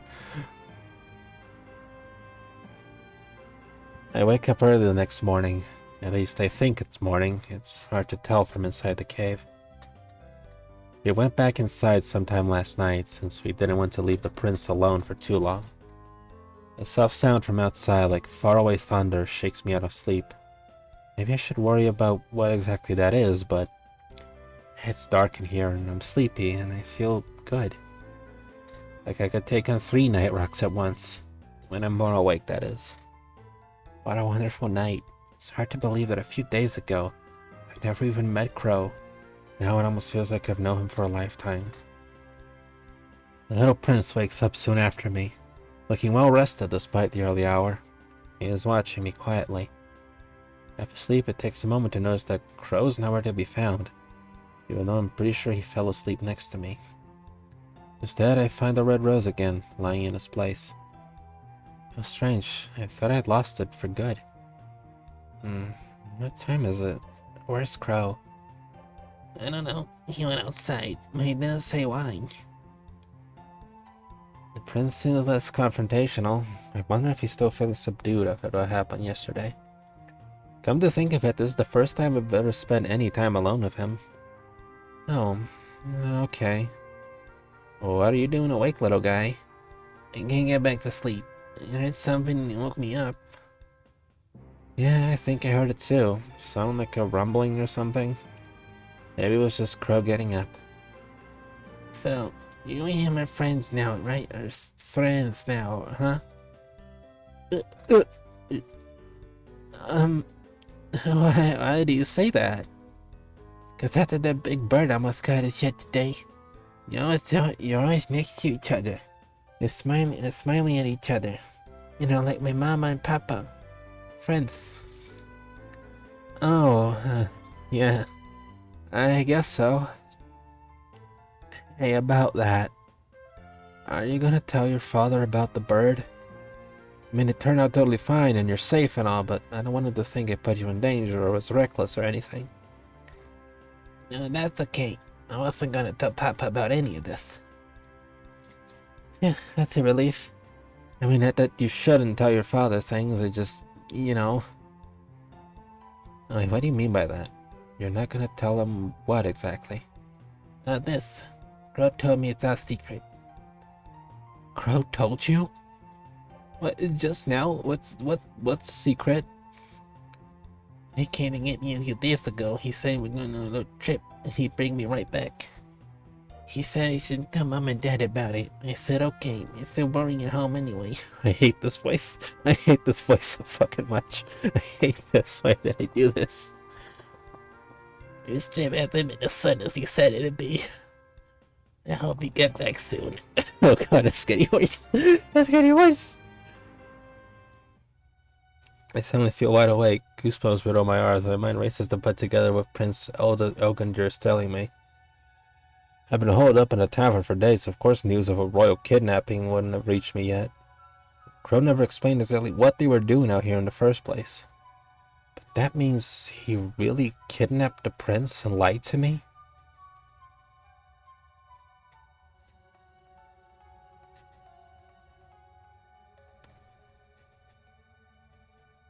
Okay, so that is what's happening. I got distracted by how much I fucking hate the voice. Why would he do that? And why is he bringing the prince back now? No, this is crazy. He couldn't have done that, could he? Is that Ethan?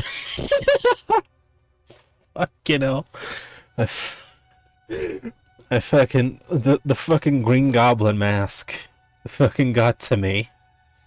I couldn't resist doing the fucking Monsters Inc. secretary voice. Fuck my life.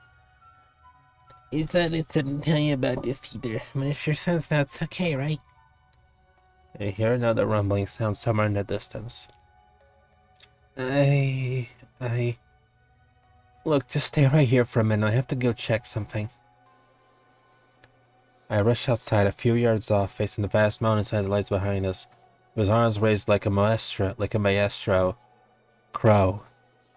His cloak and hair whip in the wind, which seems to be blowing faster and faster. The far-off rumble gets louder. Crow, what is this? You kidnapped the prince? I don't want to believe it, but he said... I didn't want to think you were hiding your powers for a bad reason, but... Crow turns to face me. His eyes look sad and haunted, but he smiles softly.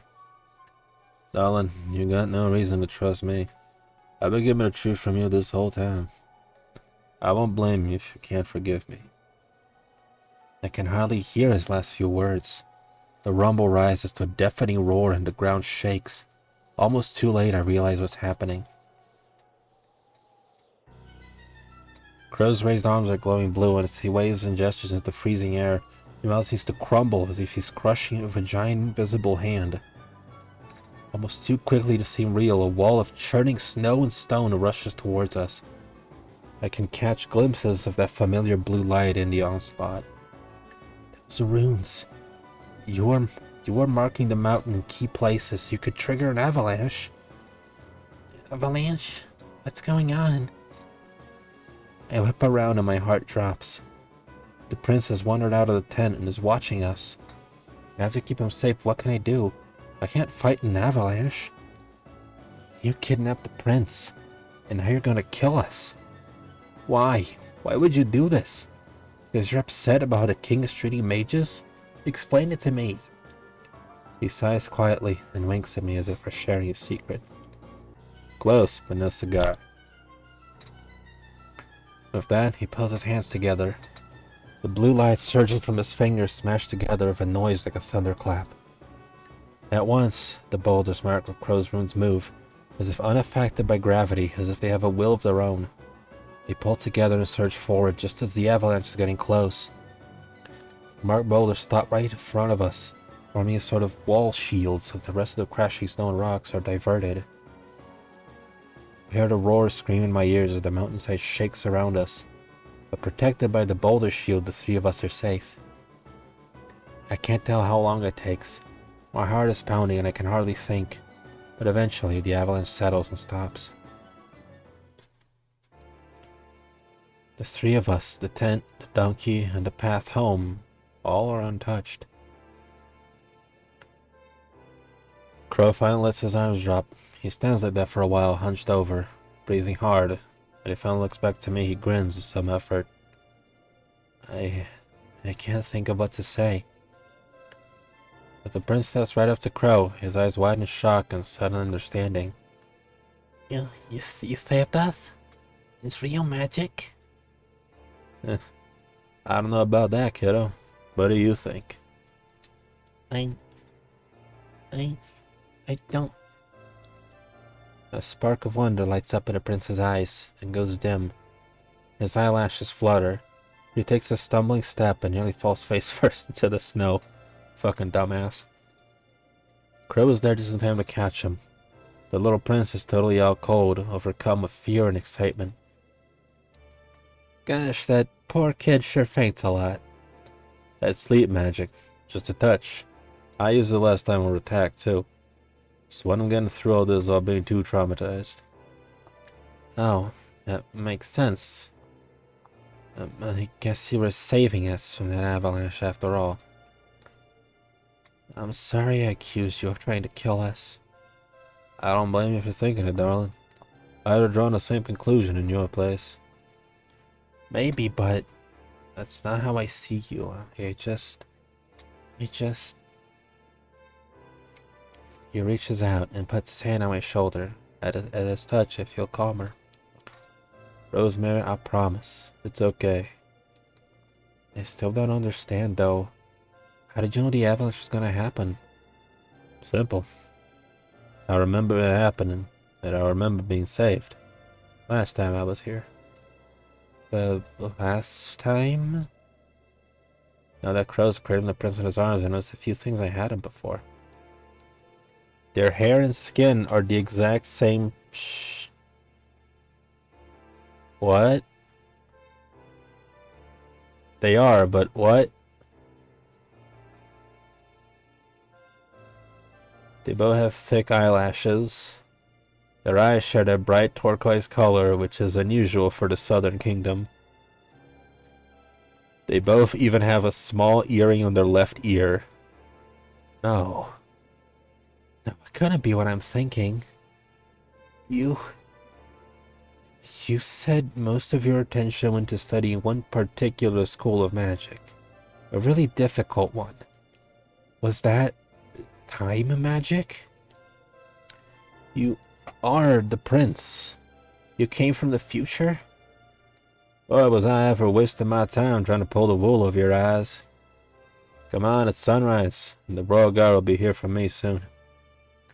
The Royal Guards? So you're in trouble? Memory serves, yes. Whole heap of trouble. But I owe you an apology and the truth. The whole truth this time. Do you want to hear it?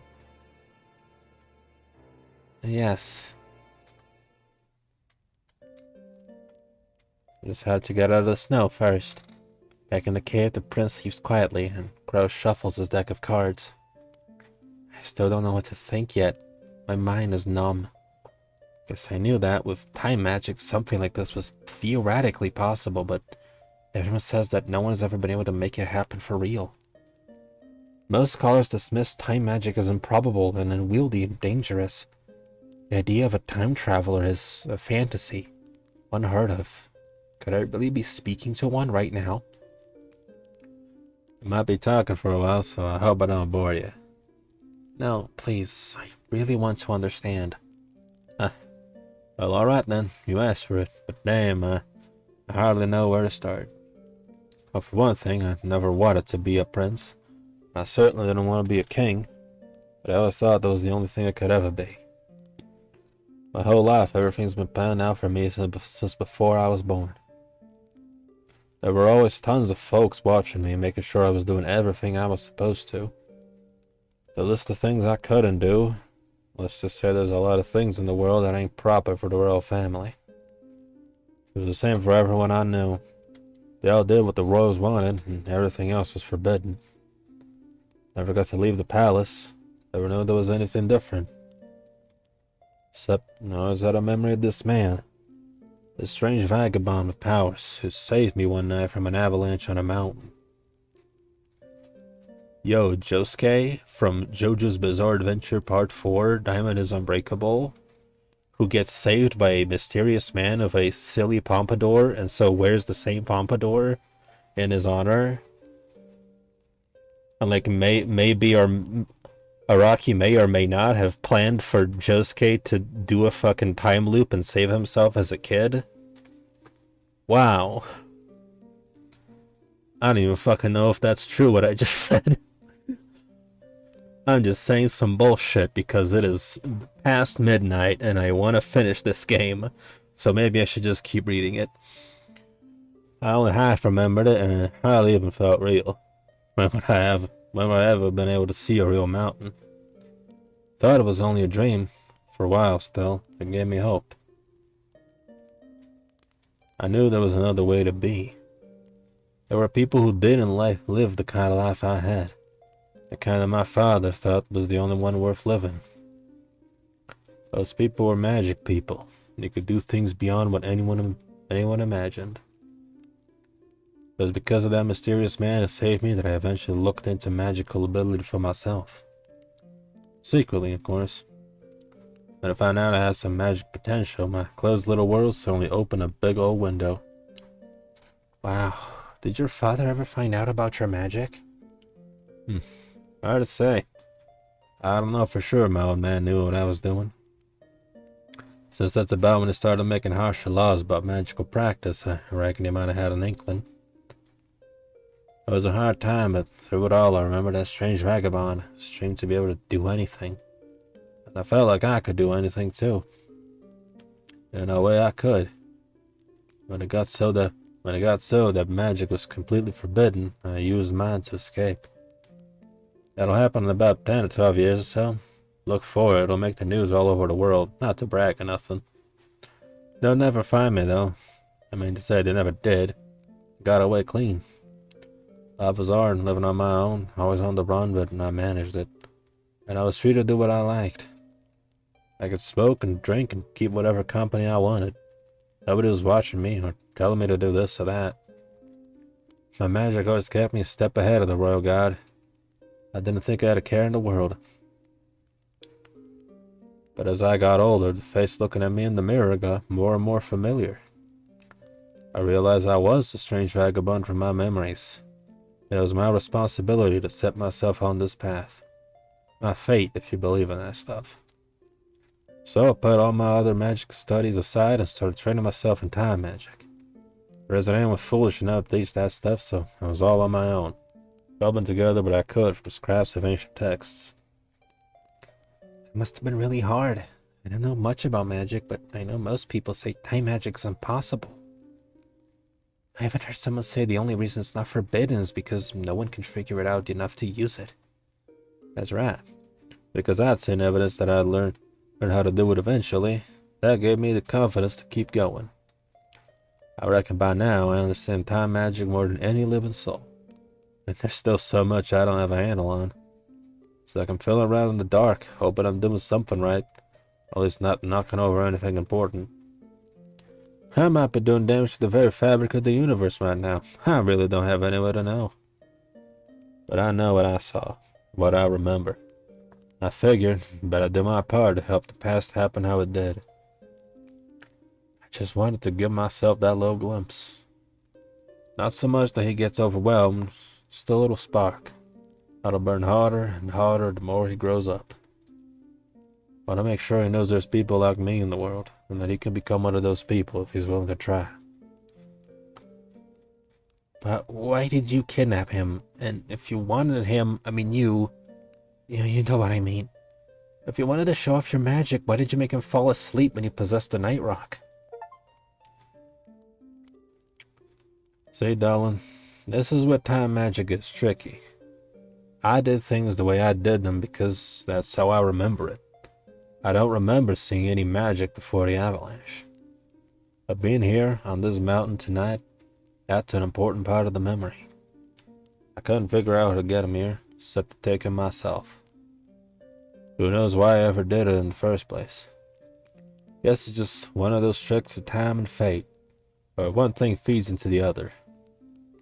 Of course, I've already messed up and done things differently. What do you mean? What's different? You, darling. Since I saw you in that tavern, I saw you were looking for work. I just had an impulse. Never could resist a beautiful girl, especially one who would lift me over her head. What? But you're risking everything to come back in time and do this. Why would you do something so stupid and bring me along? What if everything gets messed up? I know. I'm a damn fool, but that's just my way. If I know anything, it's that I can't worry too much. Otherwise, I'll never have any fun in this life. And meeting you, it's been a lot more than just fun. It's all been worth it, don't you think?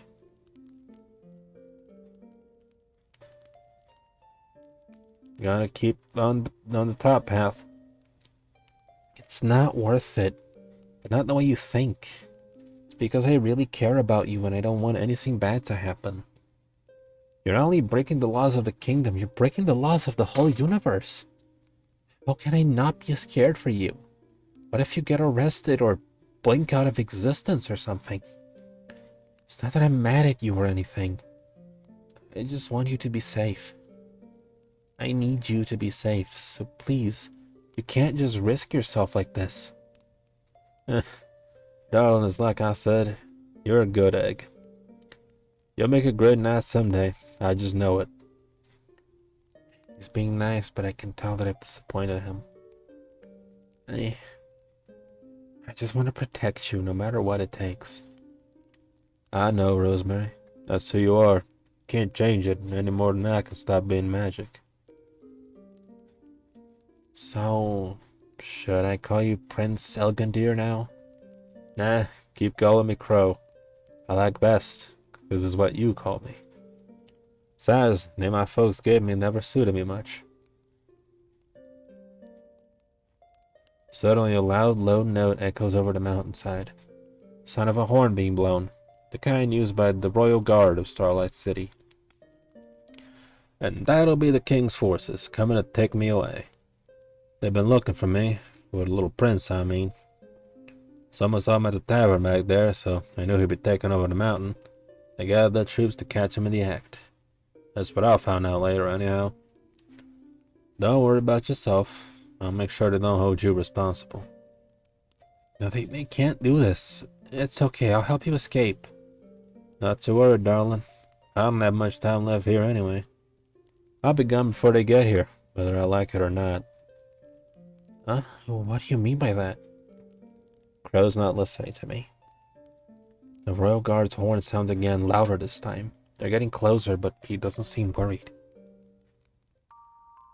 He kneels by the little prince and gently shakes him awake. Once again, I'm struck by how similar they are now that I know what to look for. Listen up, Prince. You tell everyone who will listen that I kidnapped you. Then this nice lady here is the one who chased me off and saved you. Otherwise, they're gonna think she's my accomplice. Can you do that for me, little fella? Okay, I can tell him that. And another thing. May not feel like it, but your folks really do love you. Even if they have a funny way of showing it. Don't forget that, even for a second. But don't let them walk all over you neither. Your old man, he always... Joe's voice catches in the middle of a sentence and he can't speak. After a moment, he seems to chuck back his words, apparently deciding he's said enough. Little Prince furrows his brow. He's still half asleep, and I'm not sure he understands. But it sounds to me like Crow just needs to say it for himself.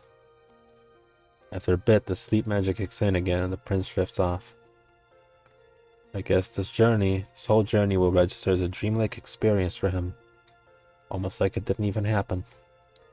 But I know he'll never really forget it. And neither will I. Alright, that's as settled as it's gonna get. Now the Crow's standing up again, facing me. I can see that his body looks like it's fading a little. My heart drops. I can guess what that means, but I desperately hope I'm wrong. Time for me to go, darling. No, you can't. You only just met. It's not fair. That's time magic for you. Can't stay in the time that's not my own, not for long. Gonna snap back to the future any minute now. Bring me with you then. I want to go too. I can't do that either, as much as I'd like to. Not sure how to bring someone else with me.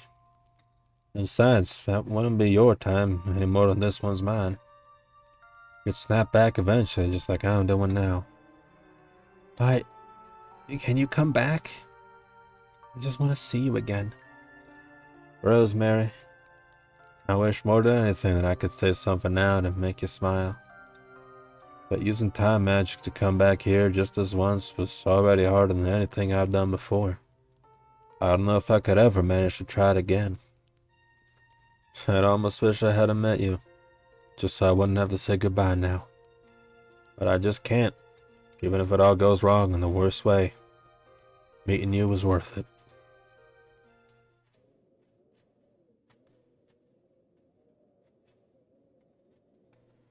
I've been trying not to cry, but I just can't help it. I rush into his arms and pull him into a deep kiss. His body already feels light and cool, like he's not entirely here. It's not fair. It's not fair. Crow, listen. Maybe it's not impossible. If you know more about time magic than anyone, maybe you can find a way that we can be together for good. It's a nice idea, darling, but I don't want you getting your hopes up. I'd spend my whole life trying to find a way and never come up with anything. But how about this? I promise you I'll try. Even if it does take my whole life. I'll do my damnedest to find a way back to you. I know what he's saying is impossible. Crow and I can't stay together. When he's gone, he'll be gone for good. But it makes me feel better just to hear him say he'll try. It feels good to pretend. Look out for me in about 20 years, alright?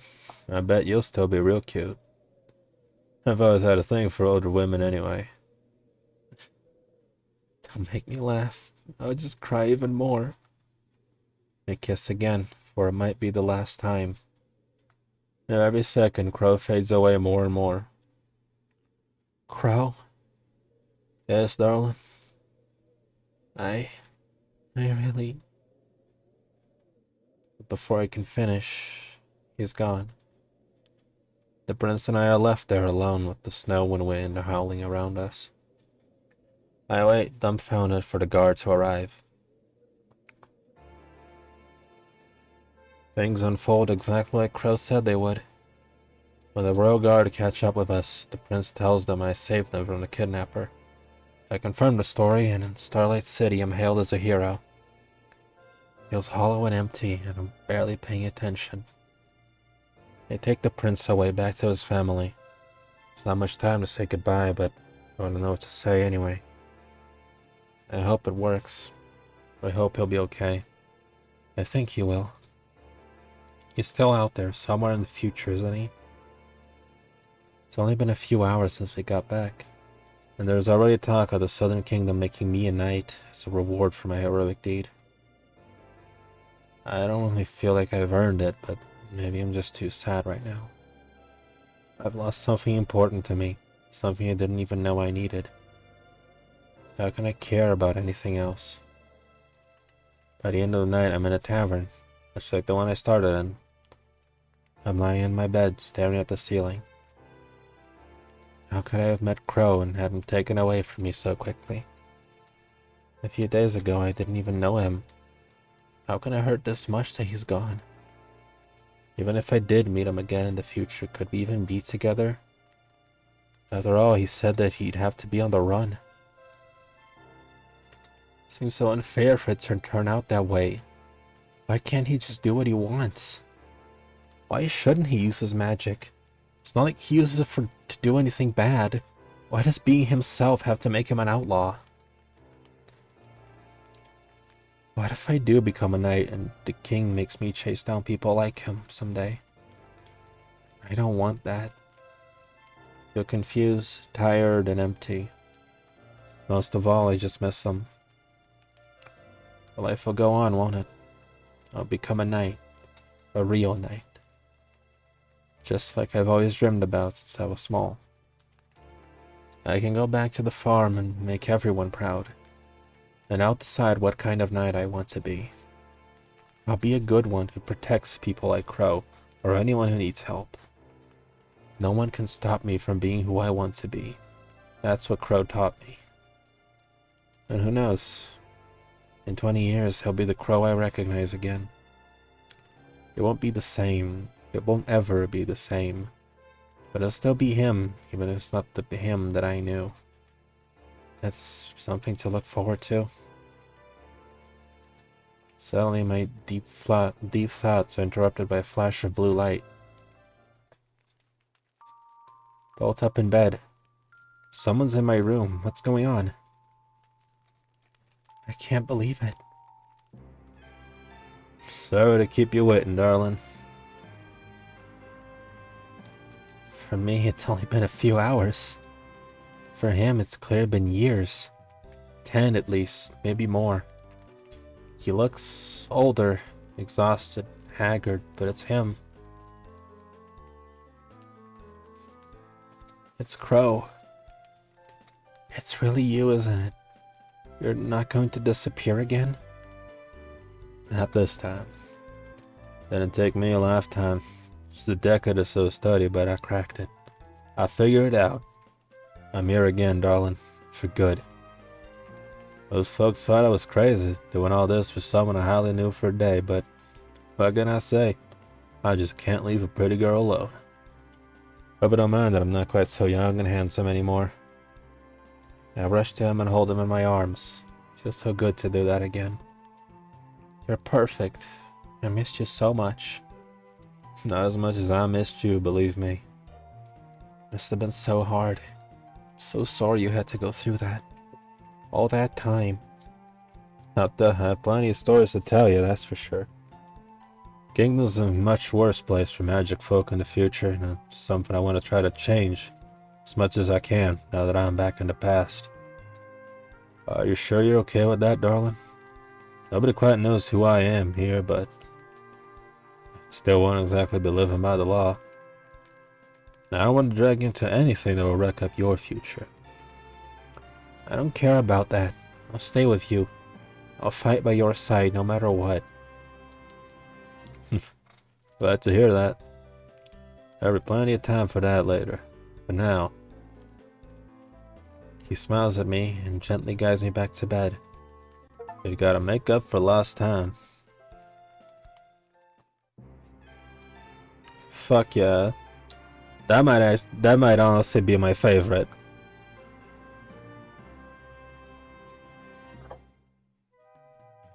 That might generally be my favorite in this game.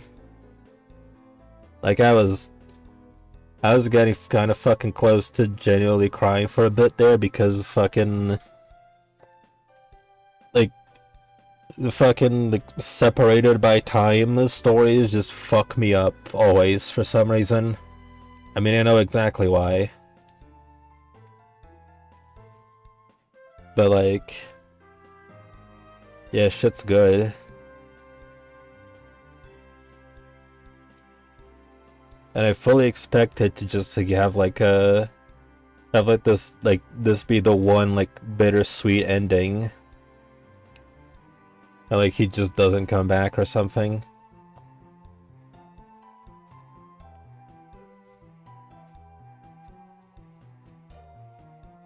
It doesn't help that what was also hitting me about that about that storyline was like pretty sure like it was pretty unsubtle pretty unsubtle like trans allegory, honestly. Like, hi Osai, you only missed like 3/4 of the game. Basically everything up to this point was unclippable. Howdy, how are you doing? Yeah, we're now going into the final of the 4 stories of this game. You'll have to watch the VOD later. You know what? No, just for you, just for the last story, I'll read the intro again. I'll try at least. Beware, evildoers, for I am Rosemary, the Night of Winter. Or should it be the Blade of Winter? Oh, maybe the Rose of Winter. She said it. Doesn't that sound impressive? You know, a symbol of hope bursting through the ice. That's good, right? I mean, it's not too completely embarrassing, is it? Oh, well, I'll figure out a good knightly sounding title someday. My actual name is Rosemary, which isn't very knightish. And as for that Blade of Winter thing, well, I'm in a place where it's been snowing a lot, and, you know... To be honest, I just think it sounds cool. Cool stuff doesn't have to make sense, right? Anyway, about a year ago, I left my family's farm to fulfill my destiny and become a knight. Sounds pretty amazing, right? I thought so too. So far though, I've just been doing odd jobs for gold, wherever I can find them. I've slain the occasional beast and rescued plenty of cats from trees. It's not exactly what I expected, but at least I'm making a living. Guess that makes me more of a mercenary than a real knight. But hey, I've got a cool suit of armor and my trusty sword, so I'm almost there. I hate to admit it, but it's harder to become a knight than I thought. I'll always keep trying though. My travels eventually brought me to this tavern at the foot of Mount Needle. You wouldn't know it from how cozy it is in here, but the mountain outside is super dangerous. Mount Needle, so named for the freezing winds that pierce your very skin, crawling with deadly beasts that hunger for human flesh. Only the bravest of the brave dare to venture here. Doesn't that sound like the perfect place for an aspiring knight to find her destiny? Oh, I'm so excited. Anyway, now that I'm here, I've got to find a job and fast. Spent last of my gold getting a room at this tavern. Planning ahead isn't exactly my strong suit. Luckily, the tavern has plenty of postings for mercenaries. I mean, knights, like me. Shouldn't be hard to find a job here. See, beyond Mount Needle lies Starlight City, one of the most beautiful and prosperous places in the world. People from all kingdoms gather there for important business. To get there, you can either travel by boat for days on end or take a shortcut over a deadly mountain. Most people take the long way around, but it just so happened that there are 4 princes of different kingdoms here at this tavern now. Each of them has urgent business in Starlight City and needs to take the shortcut, however dangerous it might be. They'll need an escort to make it across, and that's where I come in. I may not be great at planning, but I've got good instincts, a huge sword, and more than enough strength to use it. I can get a prince across that mountain with my eyes closed. I think. So let's see. The 4 princes are... First is Faulkner, the Prince of the Fae. I've heard a little about him. He's supposed to be all dashing and elegant, the perfect gentleman. But the Fae people are also supposed to be really tiny. I mean, I've never met one, but that's what I hear. Scared of that huge sword because she possibly needs to use that for... to slay beasts. She's a knight after all. How's it going to handle crossing a treacherous mountain? Well, I guess it's my job to figure that out. Next is Prince Elgandir of the Southern Kingdom. He's pretty young, like a little kid. The job posting came from his caretaker who's traveling with him. I don't like to judge by his own looks, but doesn't he kind of look like a scruffy drifter? Should a guy like that really be taking care of a kid? I don't know what the story is there. Didn't even post his name. Third is Tyroon, Prince of Dragons, who is... well, it's kind of scary, but he's actually a real dragon. Job posting says he's a fire dragon, so he doesn't do well in cold weather. He has to take a human form to save energy, so he's really weak and needs a lot of help getting across the mountain. Oh, well in that case, this shouldn't be too bad. And anyway, knights deal with dragons all the time, don't they? It should be a piece of cake. She's got the berserk slab of iron sword. Yeah, the fucking dragon slayer. More like dragon layer, mother. Hell yeah.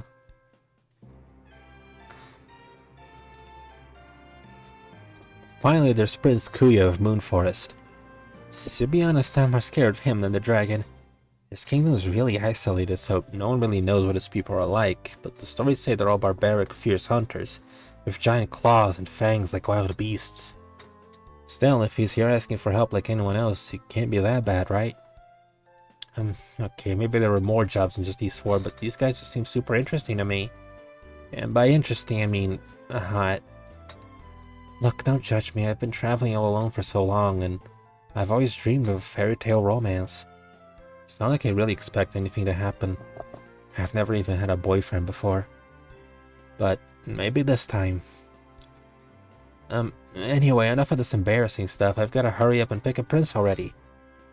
And here we are at the selection screen. I've already done Faulkner, Tyroon, and I just finished Elgandir and Crow. That's the guy's name. So we are going to Kuya, the Beast Prince. I finished gathering my supplies and getting ready to go. By the time I arrive in the main hall of the tavern, Prince Kuya is already there. Did she really lay the dragon? Kinda. The game is like not explicit of any, even of any description, but like, yeah, a little bit, kinda. And each of them do have like distinct, like, happily ever after endings. He's standing by the door, looking irritated and impatient, all cooped up and bristling to move. I've never met Prince Kuya, but I'm sure that must be him. How can I tell? He's really, big. Thank you for also noticing his really big eyes. Bro looks like he's got googly eyes. Oh my god. Fuck. He genuinely looks like he has googly eyes. Let me fucking...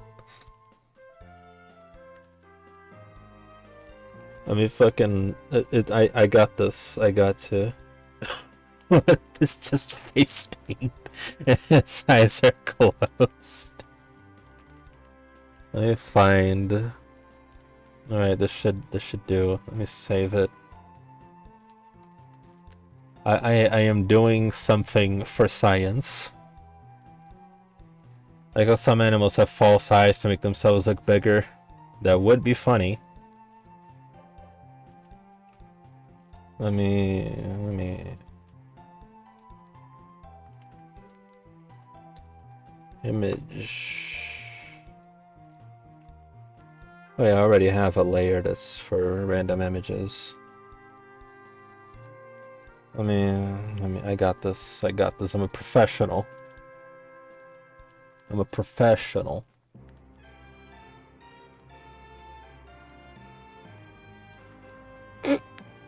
Yep, I'm a professional. I'm a prof. I'm a professional. I'm a professional.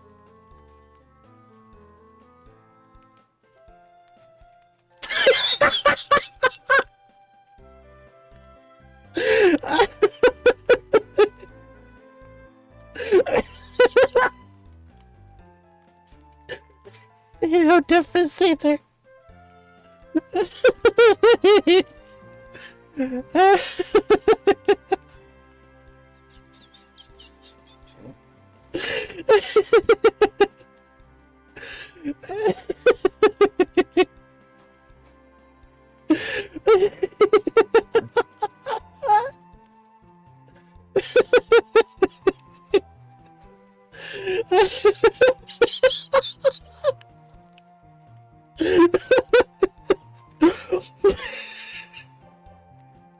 Oh my god.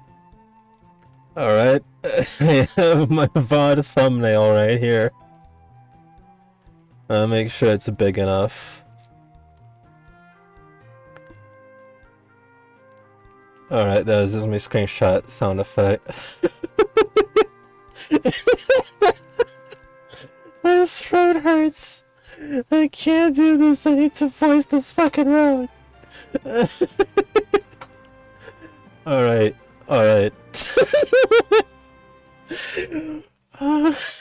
Fucking hid the fucking...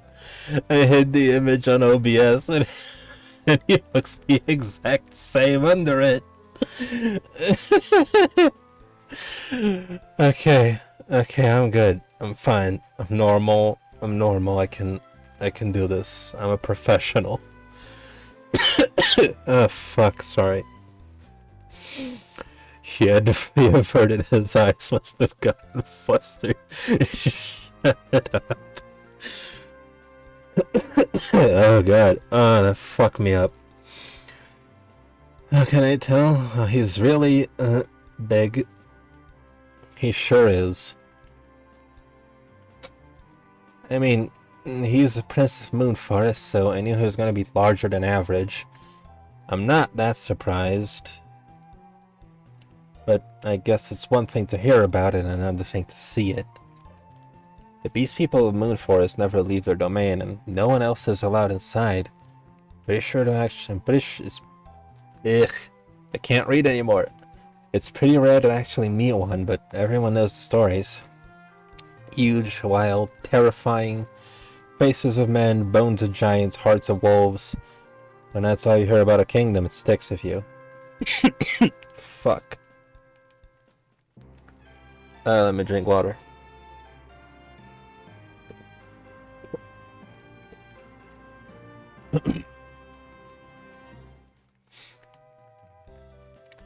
Prince Kuya lives up to that fearsome reputation. As I draw closer to him, my heart flutters in my chest. Oh god, at this rate I might have to just fucking end the stream. I can't read. But my throat is on fucking fire. Ugh. She's pretty tall too. Yeah. I don't usually get nervous, but see, I'm pretty big myself. Even though as a little girl I was taller and wider than most kids my age. And not to brag or anything, but I work out a lot. This guy though, he actually makes me feel small. He turns his fierce gaze down on me and my mind goes blank. I blurt out the first thing I think of. Ain't she gonna be cold? What?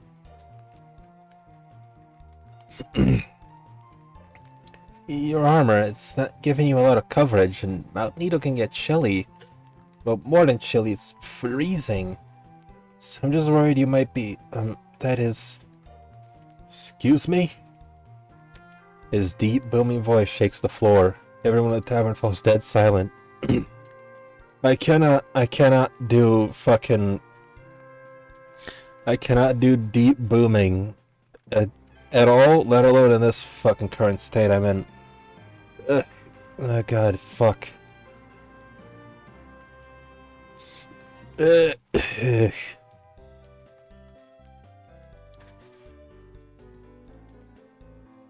super high-pitched voice honestly crossed my mind.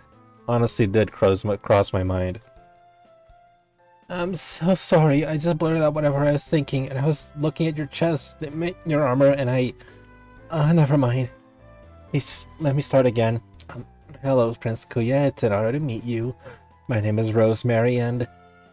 Rosemary, is this your first time meeting a Sod of Moon Forest?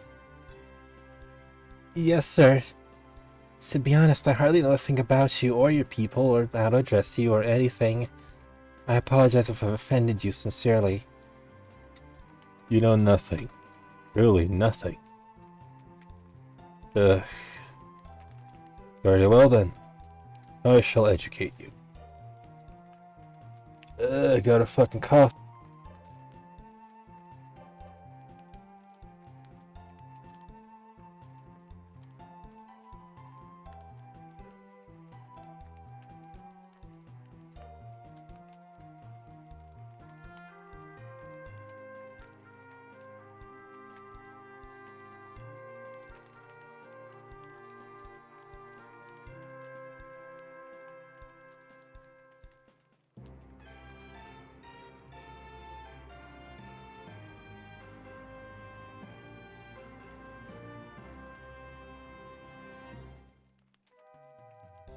I forgot to unmute. Rosemary, you speak to a great hunter prince. These clothes are bestowed upon me as proof of my great skill and an endless triumph. It makes me laugh to hear you question them. See, I'm laughing. I'd be offended if I thought you were clever enough to intend your words as insults, but you're clearly just ignorant of civilized ways. Why did I do this? Alright, those are fucking staying off. Oh god. Ugh.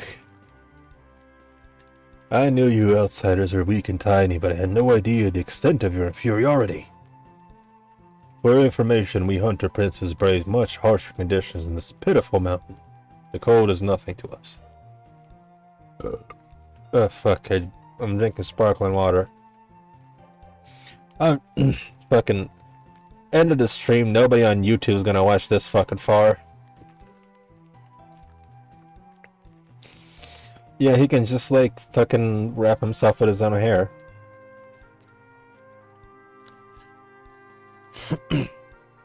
You outsiders need to be swallowed like infants when faced with a little snow, but I assure you I'm made of stronger stuff. These gloves are sufficient, and I'll not hear another word about them. His words sting, and it's hard to ignore the people staring at us. But the first thing I said to him, the very first thing, was an insult to his clothing, which is obviously special to him. I should have known better. I'm gonna fucking go for another BRB so I can recover my fucking voice.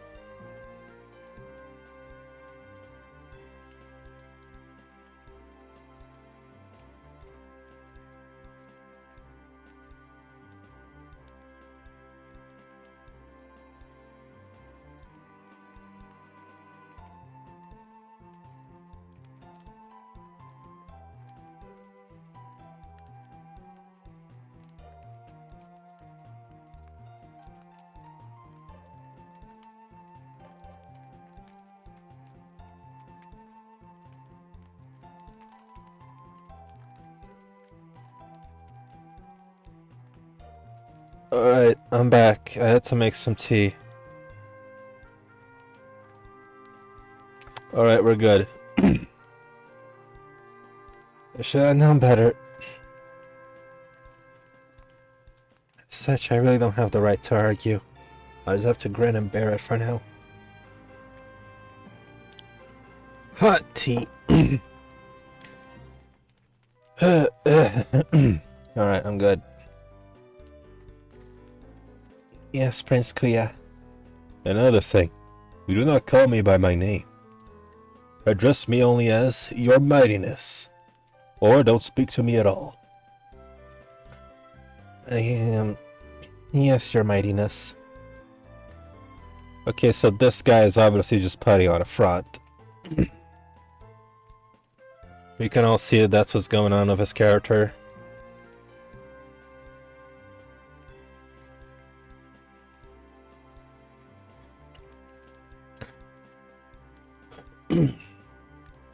I can't believe it. 5 minutes into this job and I'm already blowing it.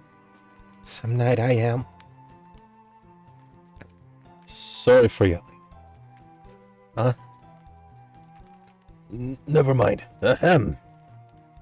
Come along, Rosemary. We have a long journey ahead of us. I'd offer a more formidable companion, but in a land of lowly outsiders, even a prince must make do. You don't have to worry. I promise. I'm pretty strong. Maybe I'm not as tall as you, Prince Kuya, but I mean... Do not make me repeat myself. I told you to address me as Your Magnificence. You said something different last time. I guess he's right. Yes, I think that's right. Sorry. And well, you should be. Magnificence is the only appropriate term for a great hunter prince. Or should it be Majesty? No, Magnificence sounds more powerful. Yeah, I like that. I'm trying not to be cynical, seeing as I'm the one who started this off on the wrong foot. But it sounds like he's making this up as he goes along. Maybe those are just the ways of Moon Forest? I kinda doubt it, but it's not like I know enough to judge. Whatever you say, Your Mighty Magnificence. The way he smiles when I call him that is almost cute. Well, this time I think so, if you weren't so annoying. Let me drink more of my tea.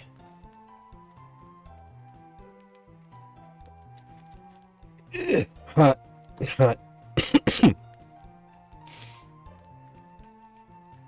Alright, that's enough of these fucking things.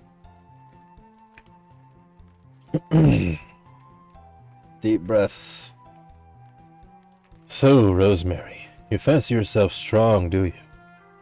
How amusing. I don't fancy myself anything, I just...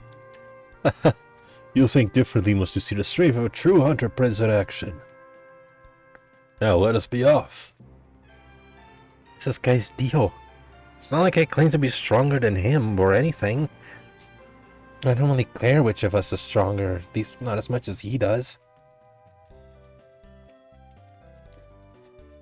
I got it. My bad. For the weird throat noises it feels even got actually picked up. Oh well. Fuck. He's paying me to take him across the mountain, and like Mother always said, any job that pays is a good one. This job though, I have a bad feeling about it. I hope I'm not in over my head. After an hour of walking,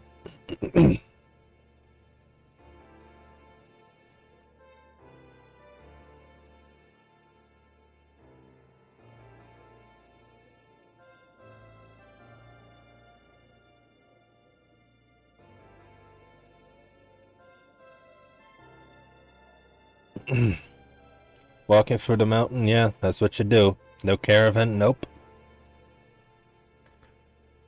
Now I'm walking with... We've made good progress up the mountain. The sky's clouded over, though, and snow is already falling fast. The weather might clear up as the day goes on, but it's more likely that things will only get worse from here. Also, I can't help but notice that Kuya is shivering in the cold. It's taking every ounce of my willpower not to comment. Do you think we should make camp early? I'm worried about the snow. Fuck, my throat. Completely shot. It's for the fucking stream that I gotta read a bunch of shit. Snow like this? It's nothing. Less than nothing. I am the great hunter Prince Kuya. Do you know, outsider, that I once destroyed an entire forest with nothing but my bare teeth and claws? That way our enemy soldiers had no trees in which to hide. Such is the raw and brutal power we hunters possess. Can't wait to spoon feed Kuya some soup while he's sick. Yeah. I don't see what it has to do with anything, but there's no point in asking. He's just gonna keep talking. That's why I'm going to Starlight City. I must represent Moon Forest in our yearly council, the Outsider Kings and Queens. I have 5 older siblings, and usually my elder siblings represent our kingdom, but this year I was chosen.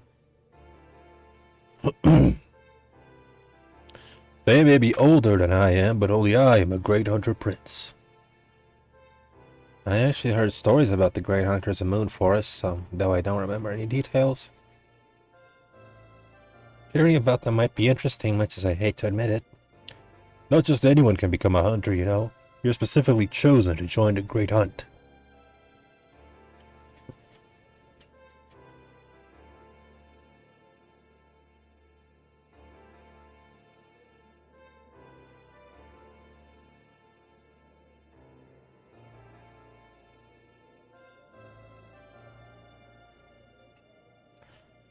Only the bravest and strongest can handle it.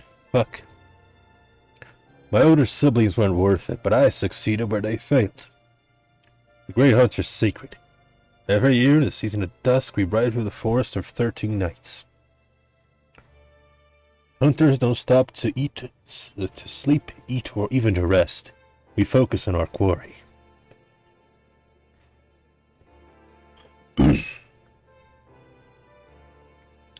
We return home only when we have subdued the rarest and most elusive prey, like the silver stag or the winged wolf.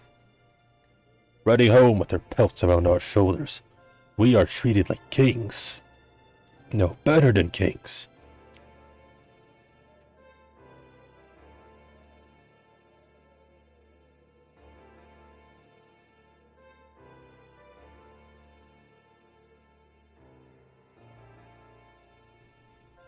With great feasts of golden apples and wine ever pouring, we hunters are not only the guardians of Moon Forest, but also its glory and pride.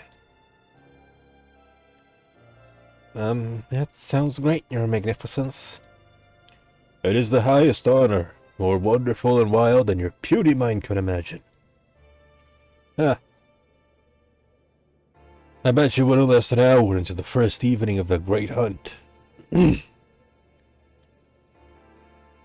I'm surprised you would even made a knight, although you might be considered strong by pitiful outsider standards.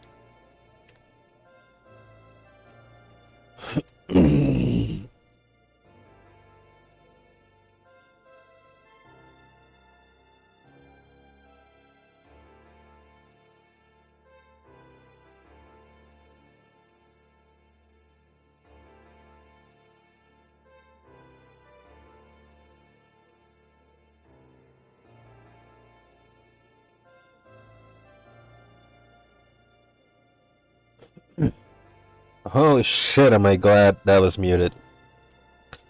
I mean, like, not officially. I should have guessed. Look at you, your fluffy little mane, no claws, no fangs. Pathetic. Oh god, I'm fucking... My throat still hurts too much to fucking keep air in and, like, do the voice acting efficiently. Oh god. Okay, first of all... Chew! That was a sneeze, wasn't it? I knew it. I knew you were gonna catch cold in that outfit. What? No, that was a battle cry.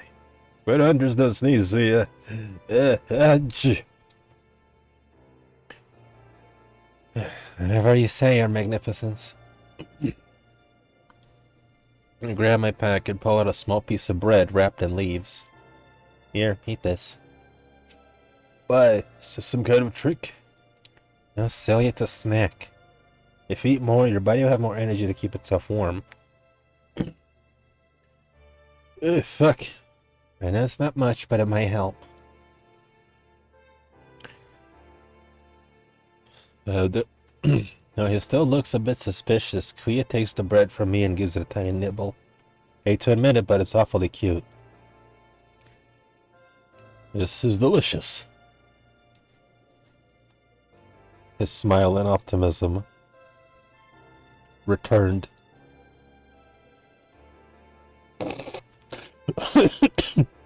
I can't keep fucking doing this, dude.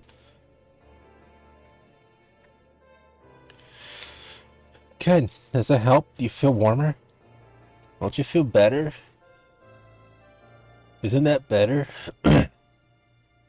Well, it wasn't actually cold, remember? Maybe a little. Glad to hear it.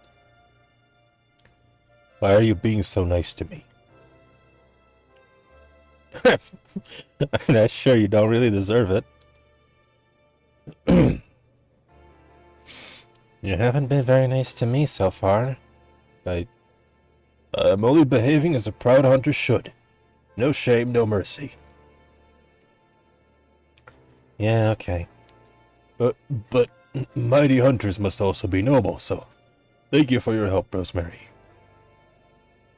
And I'm sorry. What was the last part? Nothing. You misheard me. I just sneezed again. You sneezed, huh? I thought it was a war cry.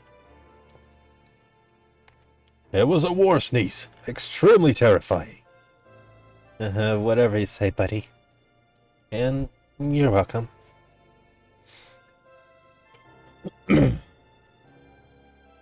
Yeah, fuck, I'm so sniffly. Fuck. It's almost a nice moment. You gotta fucking...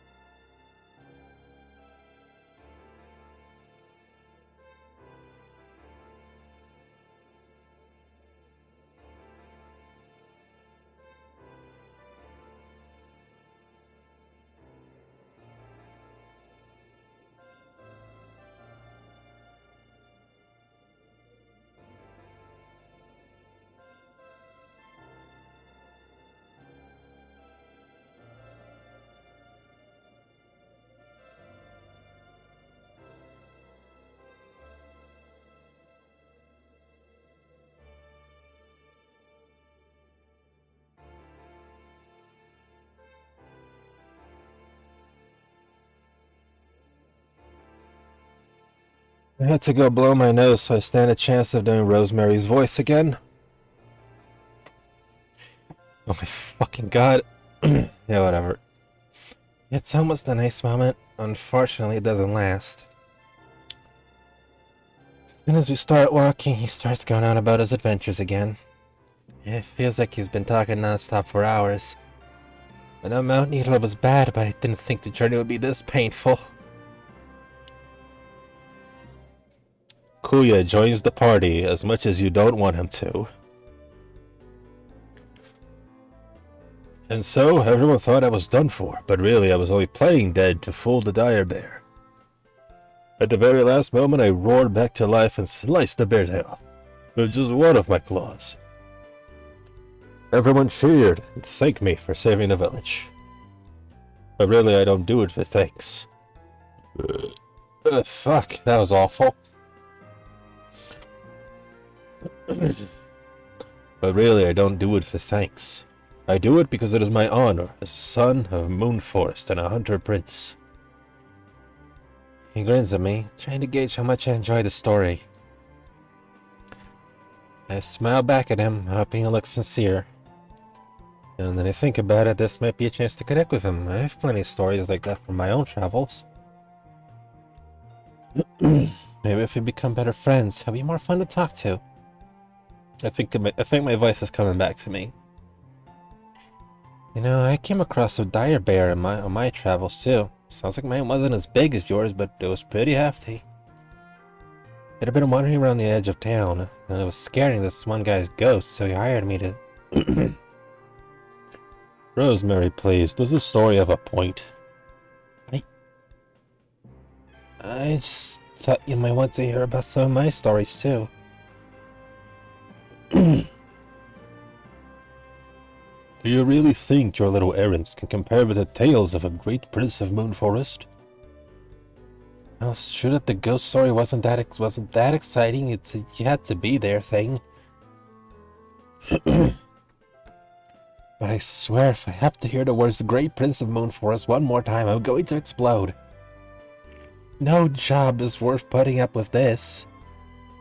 Okay, calm down, Rosemary. Calm down. Let's just forget about it. You want to take a break soon? There's a river nearby, so we can get some water and rest a bit before moving on. I could keep walking for hours, easily. But if you're tired, I suppose I could. What's that? What's going on? Did you see a monster? I got my sword. I'm ready to fight if... Oh no, look, my cloak. It's got a huge stain on it. And look, one of my shoulder spikes got dented. When did that happen? We've only been walking a few hours. Huh? Jeez, from the way you screamed, I thought we were in danger. I did not scream. I bellowed a mighty roar of fury. Look at this mess. I guess, but that tends to happen when you're hiking up a deadly mountain. Hasn't your cloak gotten ripped or stained on your hunts before? Well, obviously, yes, of course, but it's only gotten stained with the blood of deadly beasts. This is mud, a totally different thing. You said there was a river nearby, yes? Let's stop here so I can wash it. Hurry. Whatever you say, your mightiness. The fucking googly eyes.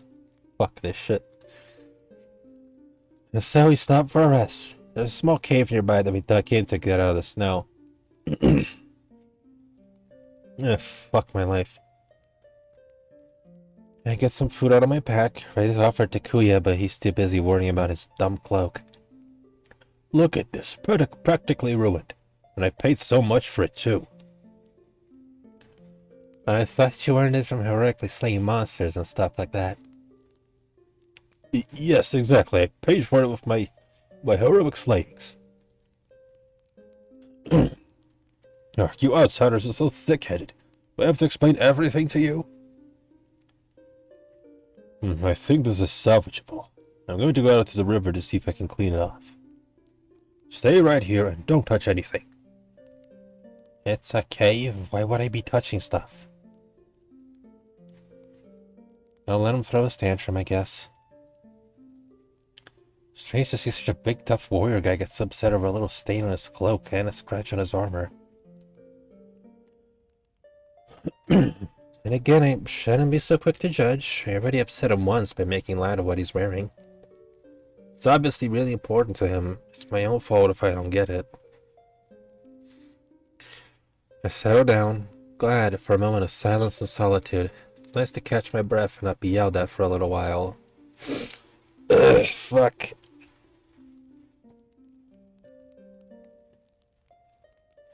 Let me just sip my tea again. Yum. Alright, I'm good. But a little while turns into a long while, and I start to get worried. Kuya's been gone for 20 minutes now. How long does it take to wash the stain out of a cloak anyway? What if something happened to him? It was stupid of me to let him go out there alone. No matter how big he is, he's still a prince, and it's still my job to protect him. Maybe he got eaten by a bear. I would explain that to the Moon Forest royal family. Sorry I let your youngest son go out onto a deadly mountain by himself for no reason at all. I tell myself to calm down and that Kuya is probably fine as I hurry out of the cave to look for him. It's taking me long to reach the riverside. No sign of Kuya, though. Oh no, what if something really did happen to him? Your Magnificence, are you okay? Hello? I catch sight of Kuya's cloak and armor, lying neatly folded on a smooth rock beside the river's edge. Fuck. So if Kuya's clothes are here, where is he? Rosemary? Oh dear. Oh. Oh.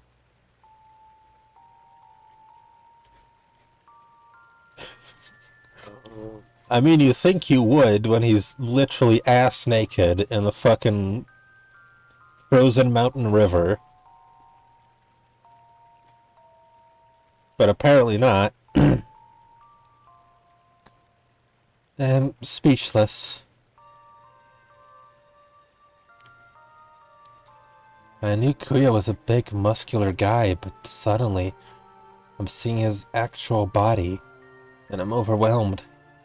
He's beautiful. I never thought I'd use that word to describe Kuya, but no other word would do him justice. Even the more clothes he has on, the colder he gets. It's like how Vegeta, the less hair he has, the stronger he is. Obviously, everyone knows that about Dragon Ball. It's canon. Bald Water Vegeta could solo, like, the entire Tournament of Power, easily. I never thought I'd use that word to describe Kuya, but no other word would do him justice. I literally can't take my eyes off him. I want to memorize every detail so I can keep coming back to this image in my mind. A fucking mere glimpse of his fucking dick. What a mere glimpse of fucking big bad boy dick does some motherfucker. After a moment, though, the reality of the situation hits me all at once. Aug. What are you doing here? Why are you looking at me? It's not like I was trying to. You're the one who took your clothes off for no reason. Why did you do that? Isn't it obvious? I washed them, and then I realized I was dirty too, so I took them off to bathe in the river. You wanted to bathe in a freezing river, completely naked on a snow-covered mountain by yourself? What's wrong with you? You'll get frostbite and die. Don't you have any common sense at all? I told you, I'm a great hunter prince and I don't feel the cold. Well, why did I bother trying to explain myself to a lowly peasant like you? I'll do what I please and...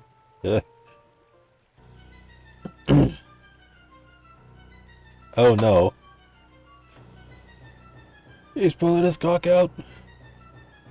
He's about to fall in freezing water. If I don't act soon, he'll be swept away by the river and then there won't be anything I can do to help him. Move without thinking, close the distance between us as fast as I can. I throw my hands around his waist and pull him sharply away from the riverbank.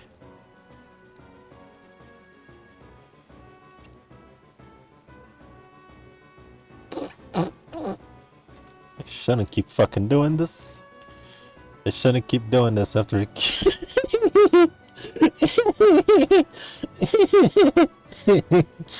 Okay, it's always funny somehow. Throw my hands around his waist and pull him sharply away from the riverbank. The good news is I managed to drag him up to safety just in time. Bad news is, in doing so, I press him against me and get a face full of Kuya's naked chest. I stay like that for a moment, stunned. His body so smooth and firm and surprisingly warm. Guess it's not really such bad news after all. Ugh. I'm burping the fuck out. I'm beginning to morb. Rosemary. What? You're touching my chest. A lot. Quite a handful. Oh, fucking is he now? Handful of what? Okay, I'm gonna fucking stop talking about his dick. How fucking unladylike of me. So I am. Goodness, what a situation. Let me just go ahead and stop doing that. Step away very carefully. I wish he didn't have to. Wait, what am I thinking? This is Kuya, the biggest jerk in the world. But even jerks can have nice chests, right? Well, I've never been more embarrassed in my life. Yeah, me too. To be honest, I'm feeling a lot more than just embarrassed, but I'd rather die than let him know that. I avert my eyes and he goes to put his clothes back on. There, see? I cleaned the stain out of my cloak and hammered a dent out of the spikes. After all that, I have no idea what to say. I know this is an awkward situation and I'd rather forget it completely. But, Rosemary, do you think he looks okay? What's that? I couldn't hear what you said. I said, do you think he looks okay? What, your outfit? Well, yeah, he went for all the trouble to get it to look nice again. What do you think? I take a step back to get a look at him. I want to answer honestly. It'd be really satisfying to tell him he looks like an idiot, but the truth is, I'm a sucker for cool-looking armor. And I love the spikes of flowing cloak. I wonder if my armor will look good with a few spikes. But then maybe I'm giving him too much credit because my brain is clouded by hotness. And that's the thing, right? I don't want to encourage him to be a jerk, but I don't want to lie to him either. You look cool, but not nearly as cool as me. A lowly outsider. Cooler than a great prince of Moon Forest. You certainly think highly of yourself.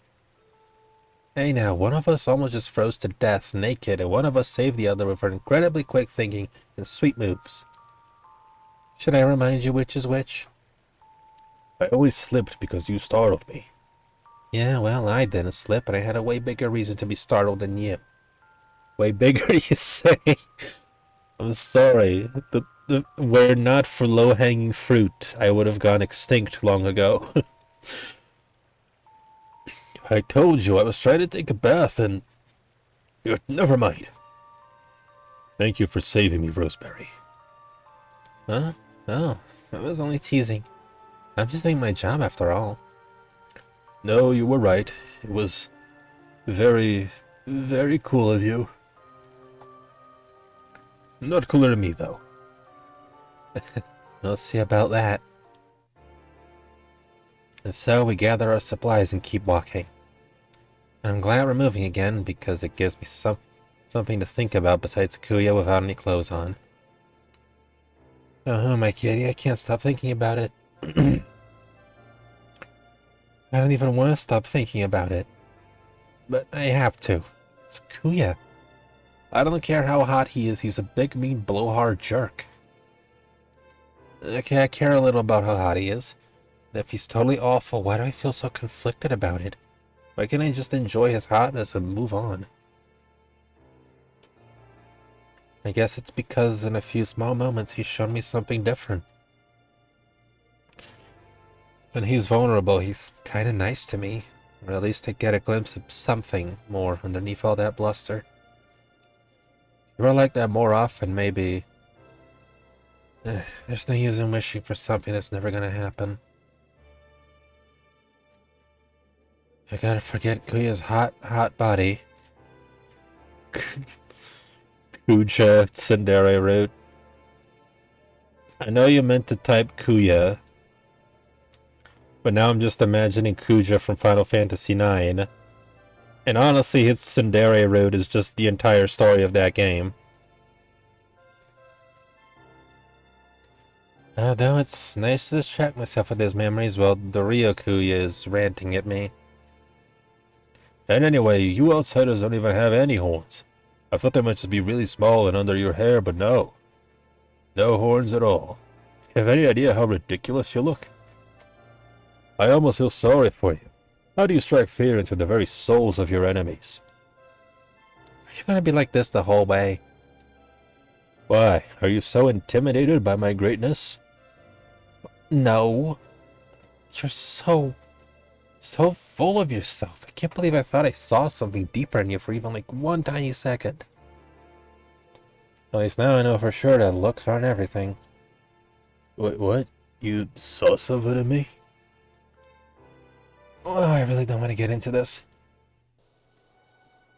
Before I can say anything, the wind picks up and starts to howl. Snow thickens into heavy sheets. I can hardly see anything in front of me. There's no time to argue. I have to deal with this first. Thank goodness. Your Mightiness, can you hear me?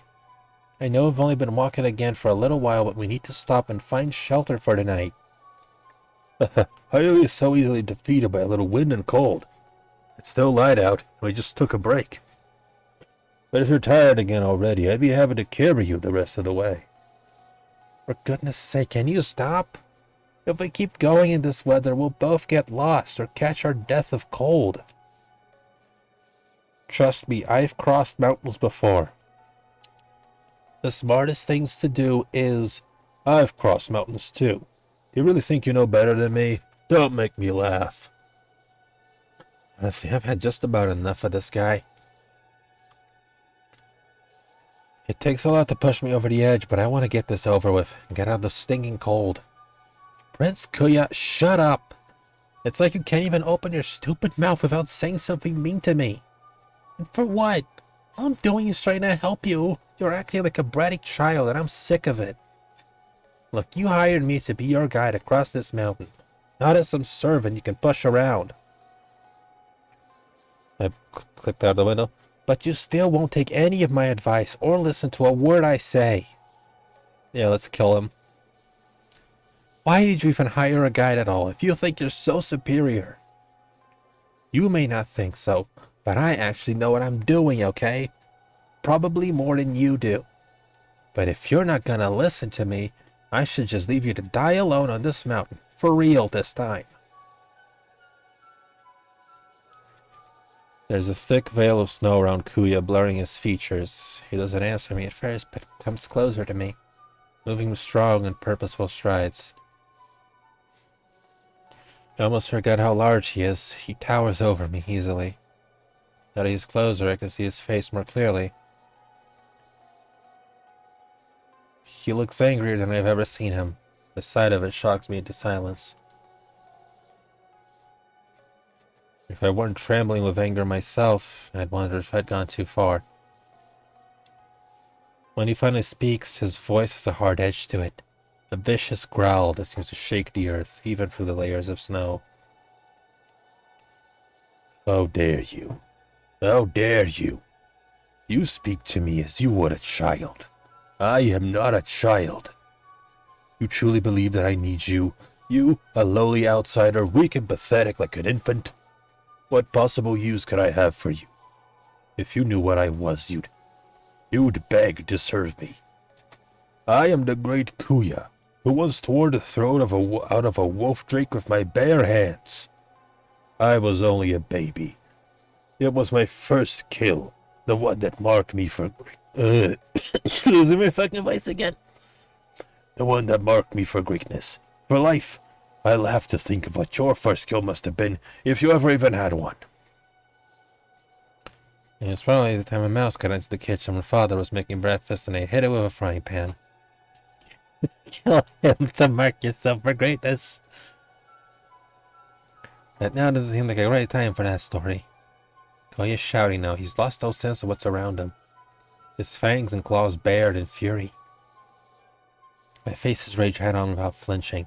Seeing him like this, with his wild mane whipping in the wind, his muscles rippling, with sharp teeth so huge and terror-frightening, I've been thinking if Kuya is a big blowhard, but it occurs to me for the first time that these stories of his might actually be true.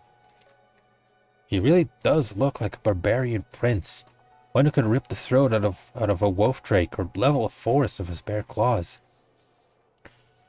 So, are you so pitiful that you've nothing to say in response? Well, that's to be expected, isn't it? A pathetic outsider with nothing to do or say.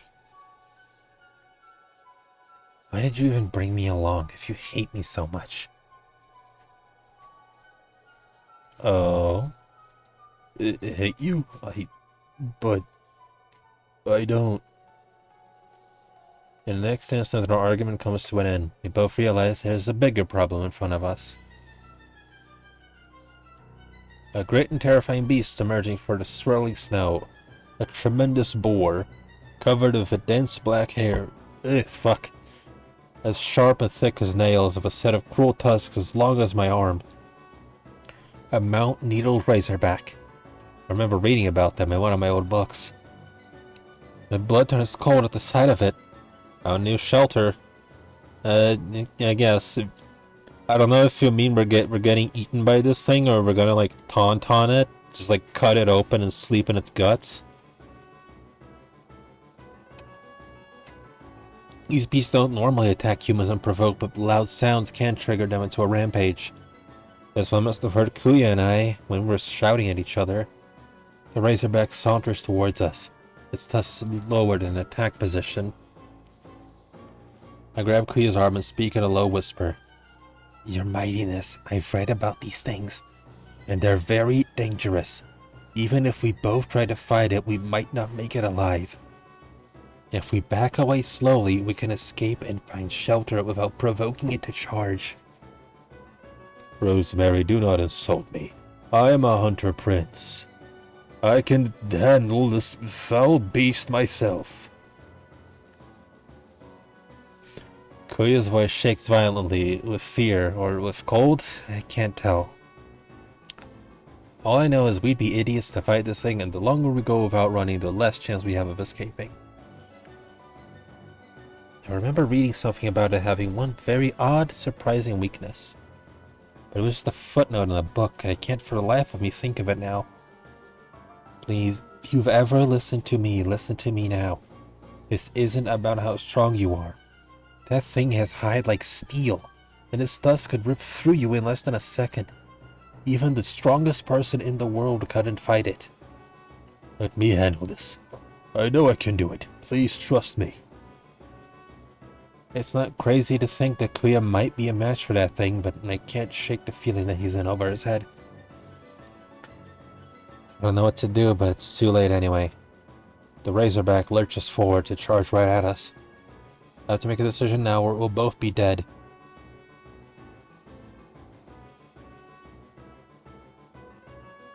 You know, top 1 sounds real tempting right about now. If he thinks he doesn't need me, then so be it. I still don't intend to fight that thing though. I take off towards the trees, running as fast as I can. Are you just leaving me here? Aren't you supposed to protect and guide me? I hoped you'd follow me. You should be running too. I was on him in an instant. My heart sinks. Did I make the right call? Kuya did tell me he could handle it, and to my shock, he seems to be doing okay. He has no weapons except for his claws, but he's slashing furiously at the razorback's face, stopping it in its tracks.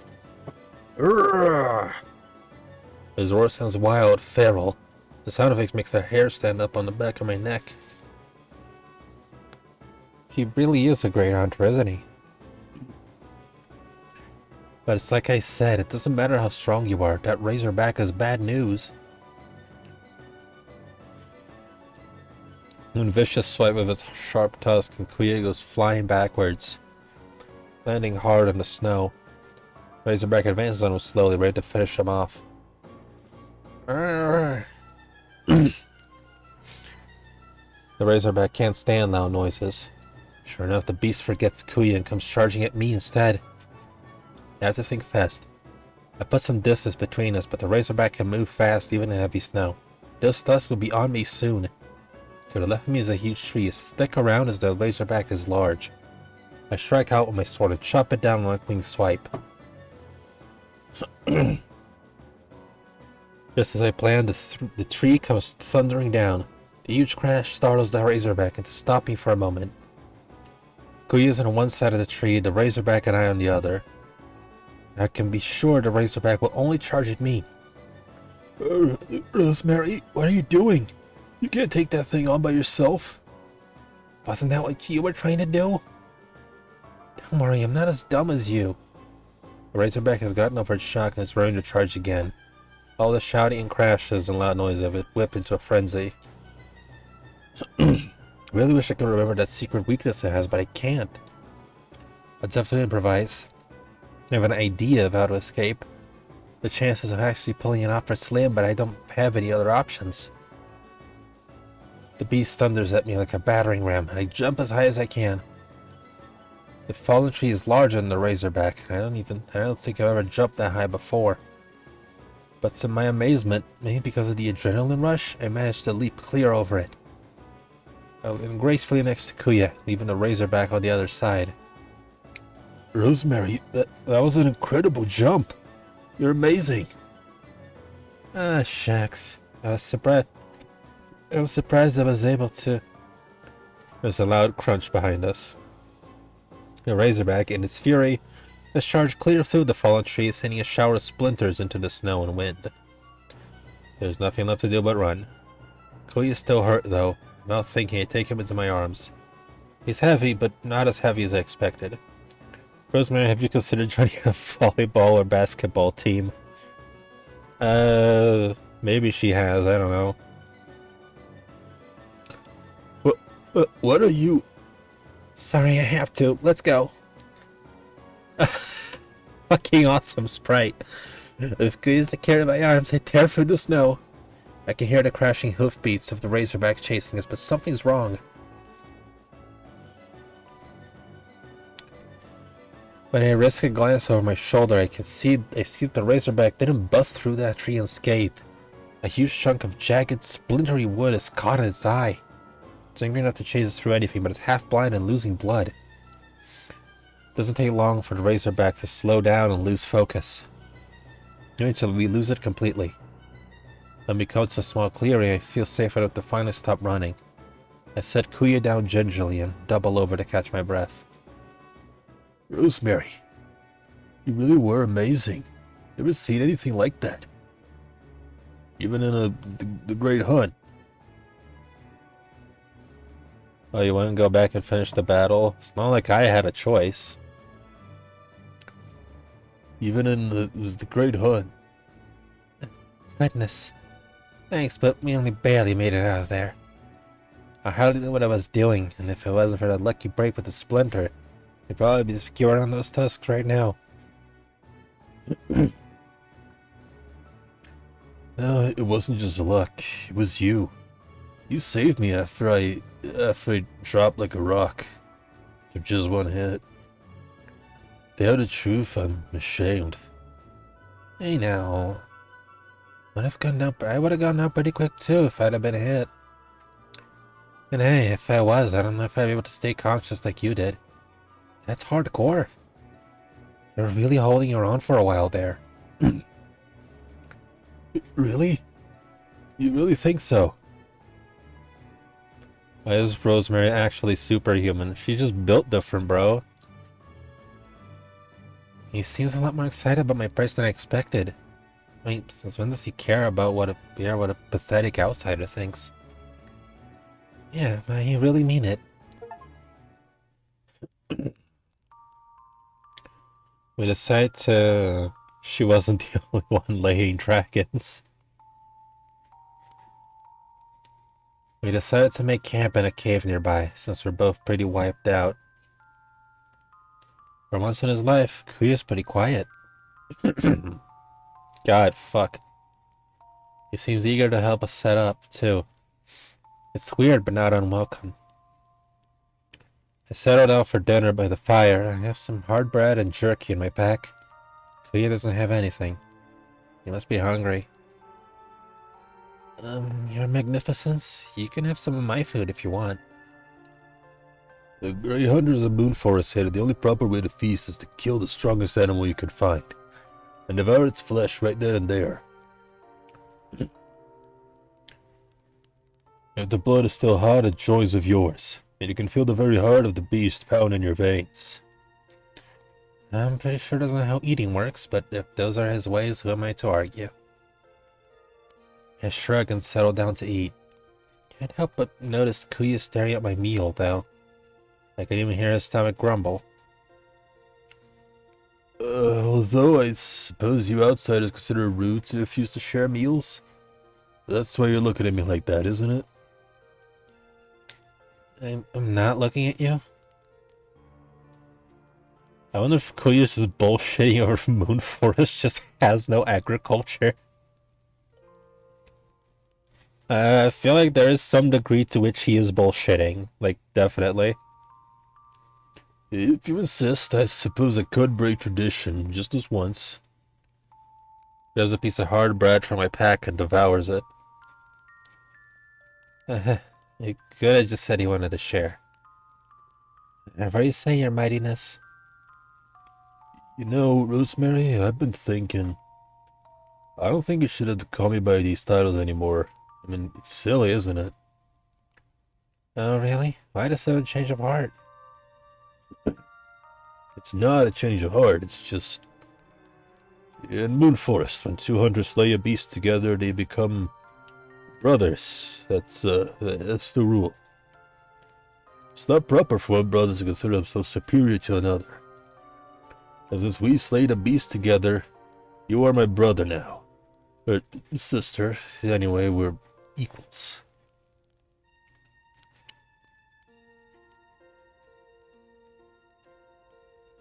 We sure are, buddy. We sure are.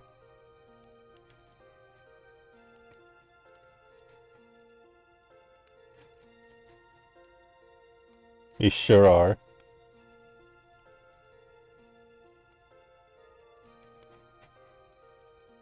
We're equals.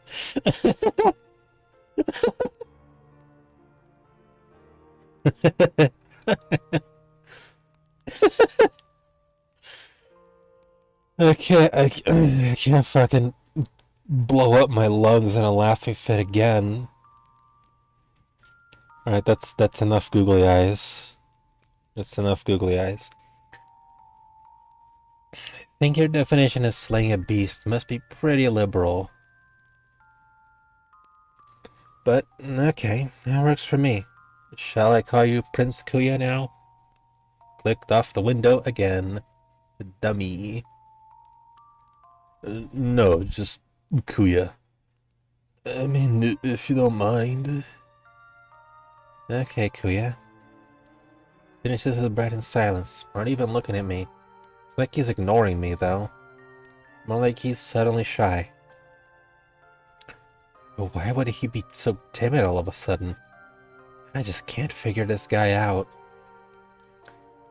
Rosemary, do you remember you were telling me about how you had to fight a dire bear once?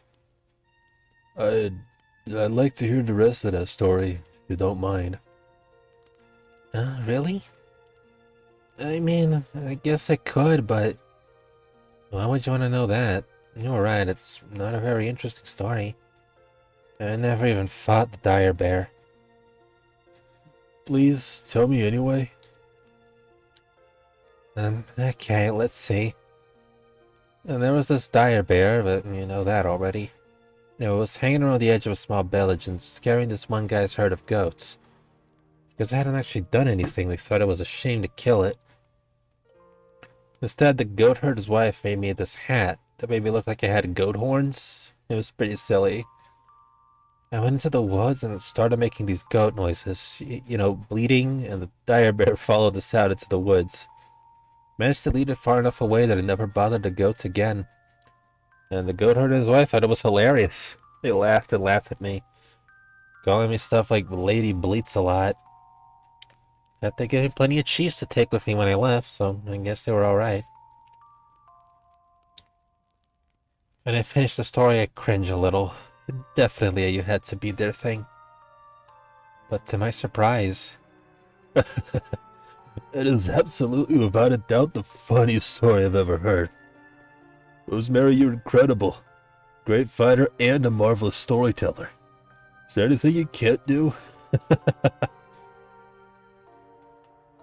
they're a little sick there, isn't he? Starting to get freaked out. What is this guy's angle? I have to keep my wheats. My wheats. Me when I'm a farmer. My wheats. It's 2 a.m. I need to fucking finish this and go to bed. I have to keep my wits about me in case he tries anything. I didn't think it was that funny, but thank you, I guess. Kuya finally stops laughing after a few minutes and wipes tears out of his eyes. Then he just stares at me with his big puppy dog eyes for it feels like way too long. That's exactly the expression I thought it was gonna switch to. You know, your hair is very pretty in the firelight. Okay, time to change the subject. Thanks. So, what about you? What about me? Oh, you told me plenty of stories already about, like, killing monsters and great hunts, destroying enemy armies and stuff like... But that can't be all you do, right? I mean, what's your day-to-day life like? Tell me about Moon Forest. It's pretty much a mystery to me. Oh, that, well... To my surprise, he seems reluctant to talk about it. Moon Forest is small. Smaller than most kingdoms, I'm told. All the families are familiar with each other. Even the royal family, for better or worse. It's thick with trees and in constant twilight, even in daytime. No one knows why. It might be some ancient magic baked deep into the land. So it's always dark outside, forever? Sounds beautiful. It is. It is very beautiful. I'm glad you think so. Oh, why is that? Nothing. Never mind. His voice, wistful and lonely, drifts off with those words. I wait for him to continue, but he doesn't. For a moment, there's only the sound of the crackling fire. Why in the world is he acting this way? It really isn't like him. My cat is entranced with the story right now. That's good. Give your cat many pats for me. Pray to your cat that I survive what I did to my fucking throat. It really isn't like him. It sounds like you love it there. Parts are very nice, yeah. Trees are much larger in Moon Forest. They're purple and reach farther into the sky than you can see. Fading to mist. The shadows seem to fold around them like blankets. And there's a silver crest that comes up to your knees, soft as feathers and always full of fireflies. Those are the parts I like. You may be a little homesick. What? Absolutely not. I'm not a child, you know. It's not childish to miss your home. I think about the farm a lot. I mean, I'm happy to be out here doing what I'm doing, but it's natural to miss the place you grew up in, right? I guess so, but I don't always just miss the people. My siblings, they're all older than me, and I'm an adult, but I'll always be a little brother to them. And that's hard to believe. Nothing about you is little. I think you're the scariest looking guy I've ever met. In a good way, of course. You really mean that? I love his big dumb face.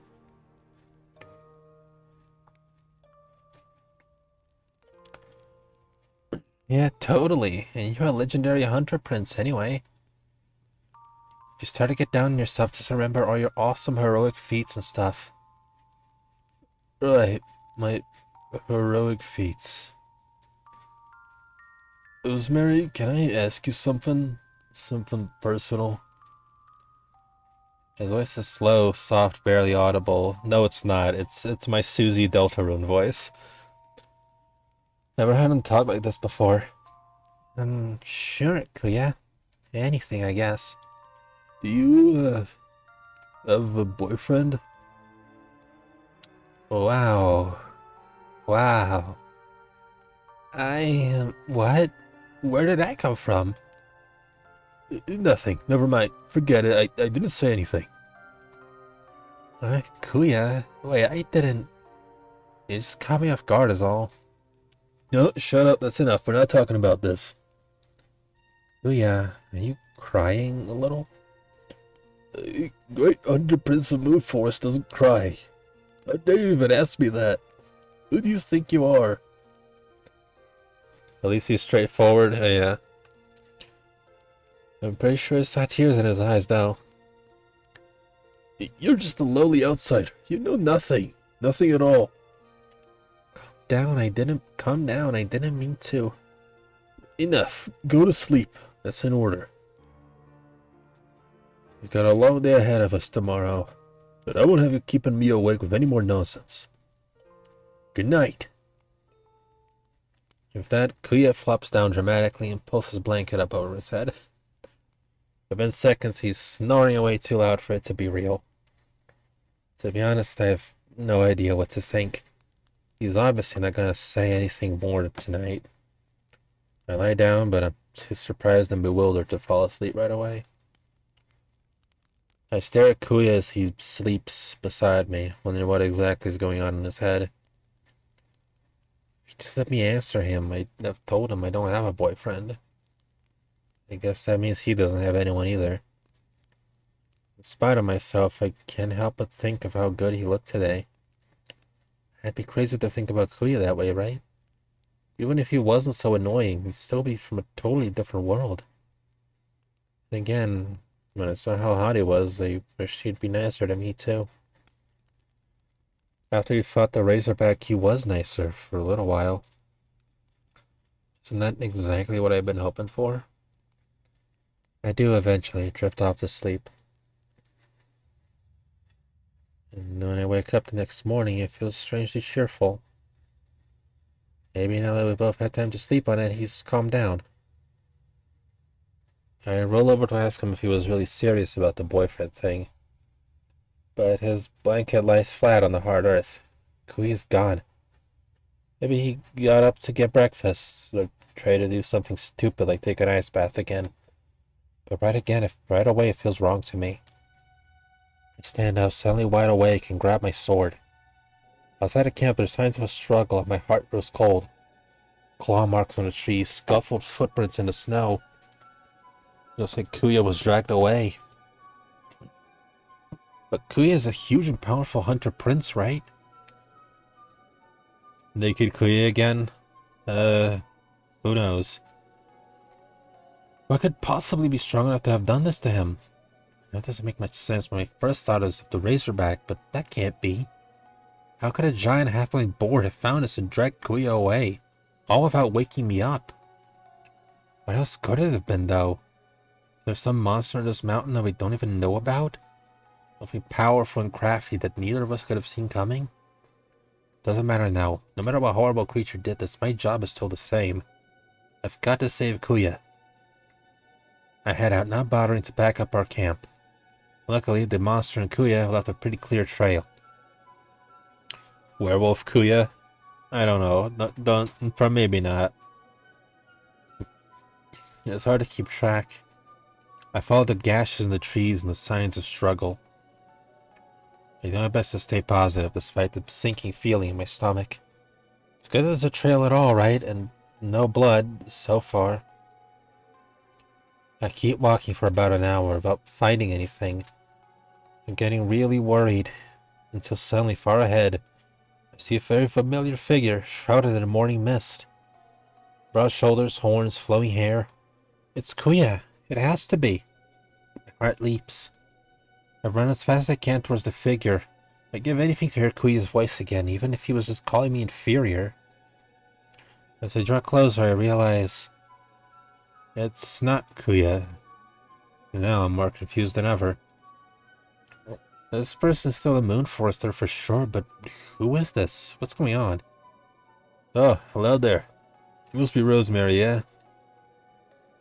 You're not Kuya. No, and thank the goddess for that. You're Kuya's babysitter, are you not? And Princess Karo. I'm terribly sorry for my little brother's appalling behavior. Little brother? That's right, Kuya has 5 older siblings, doesn't he? I'm sorry, Princess Karo. I'm not a babysitter. I'm a knight, sort of. I was here to help guide Kuya to Starlight City, but he's gone missing. Oh, I know all about what little Kuya's been up to. Shameful, isn't it? At least you're calling him by his actual name. He didn't make you refer to him as his awesome lordship of holy greatness or anything ridiculous like that, did he?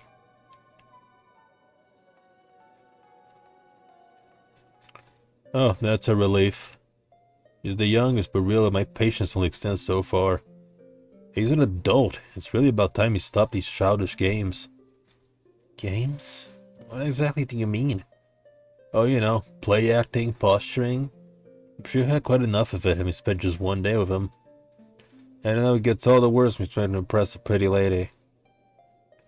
As if any decent woman would be halfway fooled, much less seduced by that childish twaddle. It's like a peacock strutting around sticking his tail feathers in the face of a hen. Ridiculous for civilized folk. I don't really understand what's going on, but I feel really embarrassed anyway. Yeah. Who could possibly fall for that? Well, where is Kuya? Is he okay?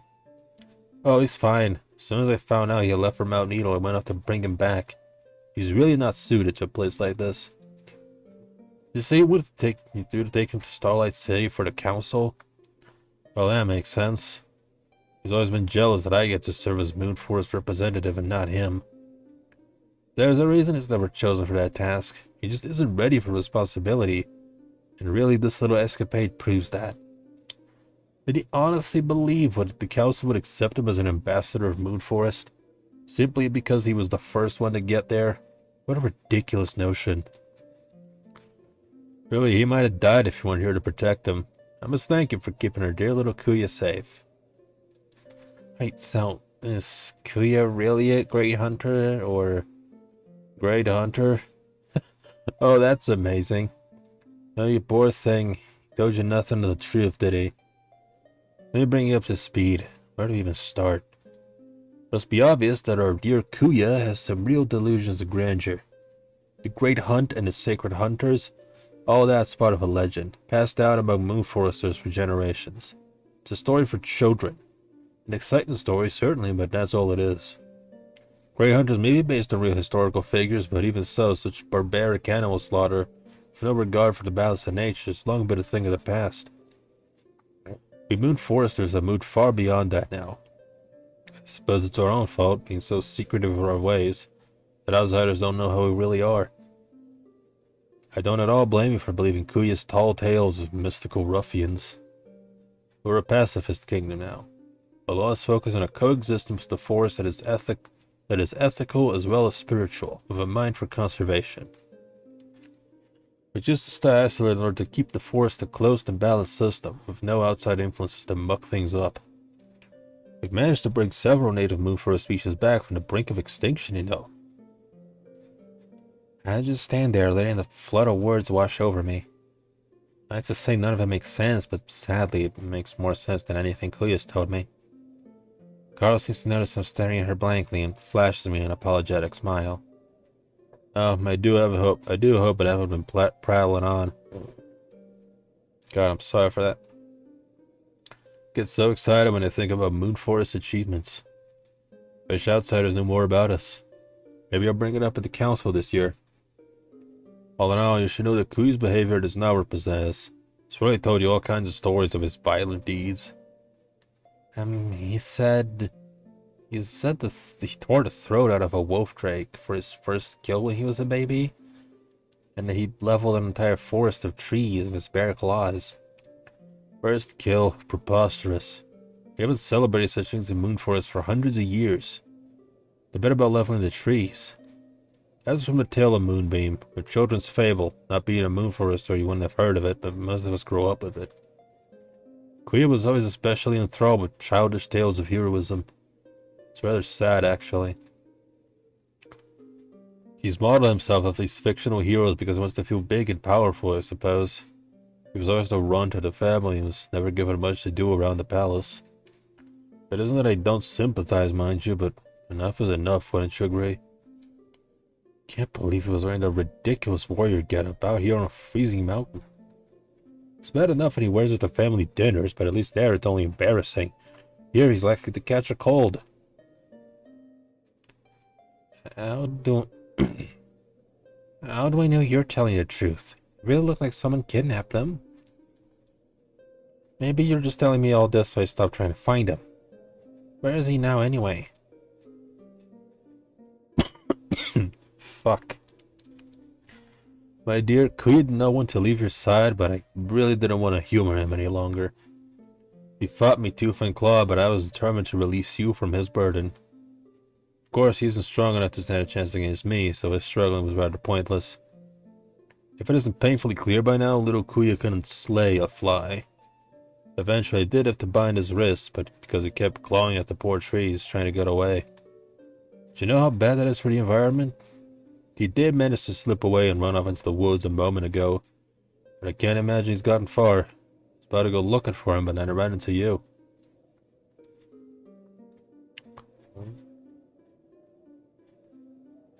Well, I'm gonna go find him. You stay here and wait. I don't need your help to bring him back safely. I don't care if you think he's ridiculous. He's my friend, and I care about him. And I want to be the one to make sure he's okay. It's fine with me, my dear. Quite exhausted from hauling him around all morning. I wouldn't mind letting you take over for now. But tell me. Hey, now that you know the truth about him, you're really all that surprised? It's adorable that you care about him, but did you ever truly believe he was the Grey Hunter like he said he was? I only asked to satisfy my curiosity, mind you. I know you were an outsider, but surely you weren't silly enough to be fooled. I'm not saying Kuya was never immature, but you shouldn't write him off so quickly. It seems to me he acts that way because you all made him feel like he has to.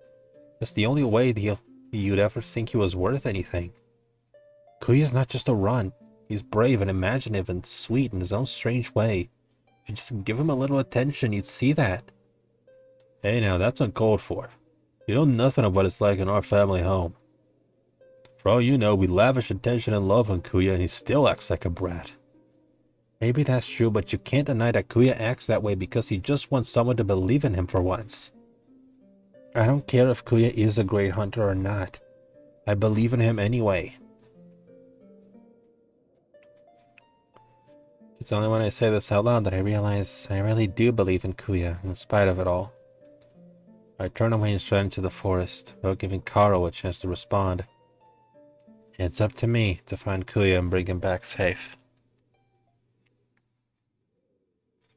Doesn't take long to find him. It's not snowing, so his footsteps are left uncovered. There, leaning against a boulder with his wrists bound and head bowed, it's Kuya. I approach him carefully and place a hand gently on his shoulder.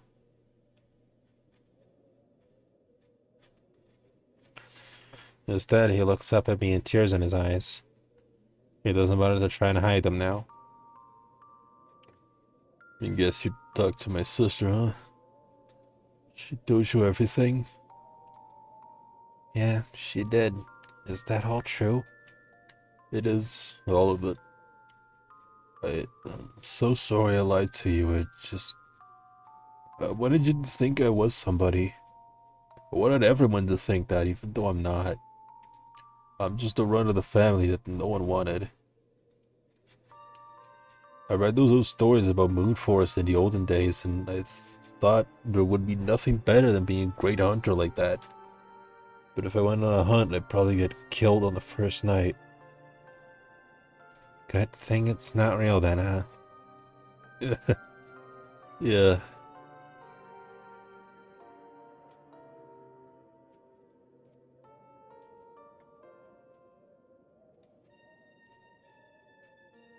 I need a VOD thumbnail. Just let me ruin the moment real quick, just so I can.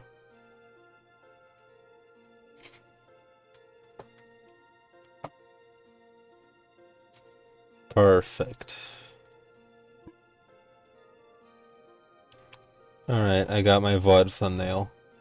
Back to taking this seriously so I can fucking sleep. Yeah, I guess I thought that maybe coming out here would make me stronger. It might even slay a beast. And win the respect of my people, just like the hunters of the old days. At least I'd sneak off to Starlight City for the council, even though they'd never let me attend. Maybe I could prove to them I'm ready for it. When I met you, I realized you're brave and strong, and I'm nothing like you. But because I'm bigger than you, you couldn't tell how weak I really am. You actually thought I was a tough guy. No one's ever thought I was anything but a runt, no matter how much I tried to pretend. I got so carried away. Kuya. Can you believe it? I actually met a real hero. Someone worthy of being a great hunter. And I acted like a mean-spirited, arrogant fool and ruined it. I'm no better than my stupid brothers and sisters. Can you ever forgive me?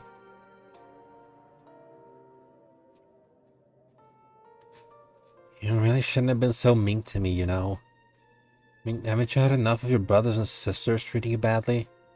You should know how it feels when someone's a jerk to you, just to make themselves feel big. And you shouldn't have lied to me either. He just hangs his head. I can tell he knows what I'm saying is right.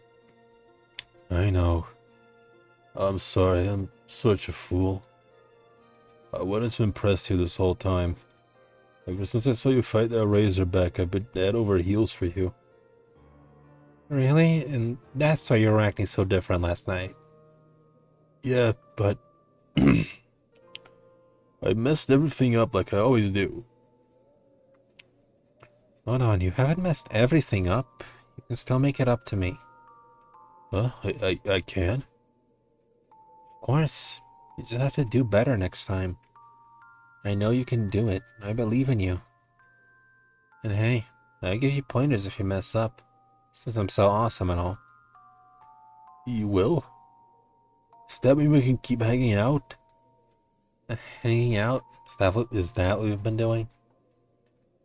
Yeah, I'd like that. Kuya looks at me with that big, cute, puppy-like smile of his. Fuck yeah. Fuck yeah. I just can't help it anymore. I lean in and kiss him. It's the first time I've ever kissed anyone. Kiss from a rose. Make out of all four princes. Yeah, baby. I'm glad it's of him.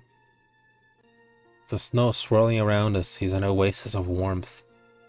Kuya leans into me, and I put my arms around him, drawing him close. Please, don't take me back to Karo yet. I want to stay like this for as long as possible. Let's stay here forever then. I feel the hard muscles on his chest and arms, rubbing him gently with my bare hands. It's embarrassing to admit, but I'm so glad I finally get to do this. Moon forces must all be huge. If a guy as beefy as this could be considered weak. Those are scary words. Which ones? I don't care about that though. Kuya is perfect to me. I feel the scrape of his sharp teeth on my lips. He's being really gentle. Let's stay here forever then. Yeah, a little bit. There's something intoxicating about being so close to those huge fangs, knowing they would never hurt me. A great hunter, so strong and fierce. Oh, close enough. I reach up to touch his hair, and my hand brushes against one of his horns. He moans softly. I guess that must be a sensitive spot. Kuya. It feels silly to say this out loud, but do you remember when I accidentally touched your chest? Of course I do. It's hard for me to forget. Me too. Well, I was thinking, since I got to touch yours, it's only fair to get to touch mine. I mean, if you want to. I'd love to, but I can't. Oh, Is it a Moon Forester rule or something? No, it's because my wrists are tied up. oh, gosh, I'm so sorry. I almost completely forgot. It's okay, I like it. Oh my. Goodness, should I leave them tied then? Unfortunately, our time together gets cut short by an unwelcome appearance, stomping through the trees to find us. Oh no. What is it? Is it Karo? Worse. A razorback with its bloody eye and deadly tusks has found us again. I take out my dagger and slice open Kuya's bindings. It would have been fun to leave them on, but that time has passed. I slap my greatsword out of its sheath. There aren't a lot of visible escape routes, but maybe we can hold this thing off long enough for Kuya to get to safety. I have to try. I know how much he's relying on me. Rosemary, what are we gonna do? It's okay, just stay behind me. What in the name of the goddess are you two doing? I've been waiting long enough. Oh, as if the situation weren't bad enough. Karo comes running cluelessly out to find us, but stops short when she sees the razorback. We watch in horror as the razorback, distracted by the sudden sound, charges at Karo. Karo! Kuya, claws bared and snarling, lunges toward the beast, but I stop him with a hand. Kuya, wait, I've got a plan. But you've got to get yourself to safety. Let me handle this myself, okay? Kuya hesitates a moment, then relents. He smiles and kisses me softly before hurrying away. We should have finished this battle when it began, but well, now we're doing it now. While I make noise to draw the razorback's attention, Kuya sneaks through the trees towards Karo. I hope this works. Razorback snorts and stamps at the snow, lowers his head to charge. That's it. I sheath my sword and wait. For this to work, I have to let the razorback get real close. Here it comes. What happened? I remembered it all at once. This razorback's strange secret weakness. Huh? What is it? Did you kill it Did you kill it instantly by stabbing the one weak spot or something? Not even close. A razorback isn't a naturally aggressive animal unless you scare it or hurt it badly like we did. Otherwise, it's pretty tame. The way you calm it down is by rubbing its ears, which are very sensitive and velvety soft too. Of course, the problem is figuring out how to rub its ears when it's charging and ready to rip you to shreds. I guess I got lucky. I shift my grip and rub the razorback's ear tenderly between my thumb and forefinger. It shudders all over and lets out a low hum of pleasure. If I didn't know any better, I'd say it was purring. Aw. Yeah, we're not gonna get any trouble from this cutie anymore. Isn't that funny? It seemed so scary, but all it needed was a little love. Now it's a big ol' softie. What do you think? Should we call it Tusky? Wow, you outsiders are terrible at naming things. I find that I can lead the razorback wherever I want by tugging gently on its ears. Karo's pretty bruised up. The fall knocked her out cold. Thankfully, though, she's not hurt too badly. Together, we lift her unconscious body onto the razorback and head off to Starlight City. Knowing Karo's going to be okay, Kuya relaxes. He puts his arms around my waist, resting his head on my shoulders. The sun is just starting to set, and it's getting colder. But with Kuya leaning into me, I feel warm and safe. You know, Rosemary, there's an old Moon Forest fable that goes kind of like this. Great hunter goes to save his lady love from a fierce dragon. But instead of killing it, he ends up taming the dragon. So together they can fly home on its back. What I'm trying to say is, if I thought you might make a good hunter before, I know it now. You'd be the best of them all, I think. God, my fucking noises. It's a very nice thing to say, but it makes me feel sad more than anything. It's Kuya who desperately wanted to be like the great hunters, not me. When I came to Mount Needle, I wanted to prove something. I'd make it to Starlight City all by myself, maybe even slay some ferocious beasts along the way. I was tired of everyone thinking me as a weakling, but for some stupid reason, I thought this adventure could fix that. When I met you, I realized something. There's no shame in being weaker than someone like you, Rosemary. Because what I'm saying is, I don't mind being protected if you're the one protecting me. That's when I realized that I don't want to say goodbye once this job is over. I want to stay by his side. I want to be his champion. It's been a strange and surprising journey, but against all odds, Prince Kuya has become precious to me. I lean in to kiss him, his arms tighten around my waist. Rosemary, I'm royalty. I have the power to dub you a knight. From now on, will you be my knight? It would be my honor, Prince Kuya. Shortly before we arrive in Starlight City, I send the Razorback off into the woods. I'll miss that big old cutie pie. Carl wakes up shortly after. She's upbeat and energetic, if a bit sore. So we're in the city, which is just as beautiful and overwhelming as I imagined it would be. Dearest Rosemary, I must thank you. You risked life and limb to save us both. Safe to say you've gone above and beyond what Kuya hired you to do. And once again, I can't apologize enough for my brother's behavior. Please don't cast all Moon Foresters in with his lot. It's okay. I was happy to help you both. And Kuya already apologized to me, so, it's all good. Kuya and I smile at each other and blush. Karo notices this and sighs heavily. Well, if this outstanding woman can find it in her heart to forgive you, Kuya, I suppose I can too. You've made it this far. Would you like to join me at the council this year? As long as you're seen and not heard, of course. I don't know. I'm not sure what I want anymore. I think right now I'd just like to go home. I wouldn't mind showing Rosemary around Moon Forest too. I mean, if you'd want to. Yeah, that would be amazing. I'm sure it'd be wonderful, but it's also quite impossible. Kuya, don't put any more foolish ideas into this poor girl's head. You know as well as I do that outsiders are not allowed to visit Moon Forest except in emergency circumstances. You being love-struck is hardly an emergency circumstance. What? But I'm a prince. That means I get to make the rules, right? I want Rosemary to come with me. You're a prince who's on thin ice and you know it. Don't push your luck. An outsider visit is out of the question, and that's absolutely final. So, this is goodbye then. I hadn't been thinking about our future, but I guess I should have seen this coming. Moon Forest is completely isolated and secretive after all. There's no way they would have let me just come waltzing in for no reason.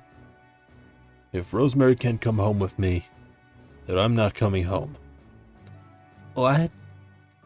What? Garo, you know I'm not happy at home. No one at home is happy with me either. Maybe the palace just isn't the right place for me. Rosemary travels all over the land, going on adventures and learning things. That's what I want to do too. I know I'm not a great hunter. I never will be, but maybe I could at least try something new and learn something. Maybe I can't do that at home. And it'd be worth it just to be with Rosemary. Besides, I'll be safe with her. You've seen how amazing she is. I know I'm weak, but I'll be okay. As long as I'm with her, I can trust Rosemary with my life. As long as I'm with her, you can trust Rosemary with my life. I promise. Right? She looks at me with that big, hopeful smile. I smile back, but I'm trying not to get my hopes up. It all sounds too good to be true. To my surprise, Carl smiles at us too. You're more mature than I thought, Kuya. Rosemary, would you swear on your honor to keep my brother safe in your travels? And perhaps let him come home to visit once in a while? My heart leaps, and for a moment I'm too excited to know what to say. Yes, of course. I'm sworn to protect Kuya, on my honor as his knight. Very well then. Take good care of him. Take good care of him. Kuya, you might find it hard to believe, but I'll miss you. I'll miss you too, Karo. We say our goodbyes, and Karo leaves to attend the council alone. Now it's just me and Kuya, alone together, free to make our own future. Take on Kuya as your squire and ride into the sunset together. It's just you and me now. What should we do first? It's funny to hear you ask for my advice for once. Sorry, how's this? Oh, the outsider. Tell me what we should do now, please. Well, there's a lot we could do. I was thinking of traveling to the Western Islands next. Of course, before we go, I'd like to give you some sword fighting lessons. That sounds great and all. It does. But I was thinking that maybe we could just, take a break first. That sounds perfect. I love this sprite. I take his hand in mine, and together we walk through the city, ready for our next adventure. Unlock all 4 happy endings. Yippee. I did it. I am free. Tony fucking funny. Alright, well, I'm free. Stream is end. Goodbye. I'll be back on Monday to finally complete the video game known as Off. About those bad ends, huh? No, I've been here for 6 hours. I'm not streaming those. I can get those on my own time. My voice is completely shot.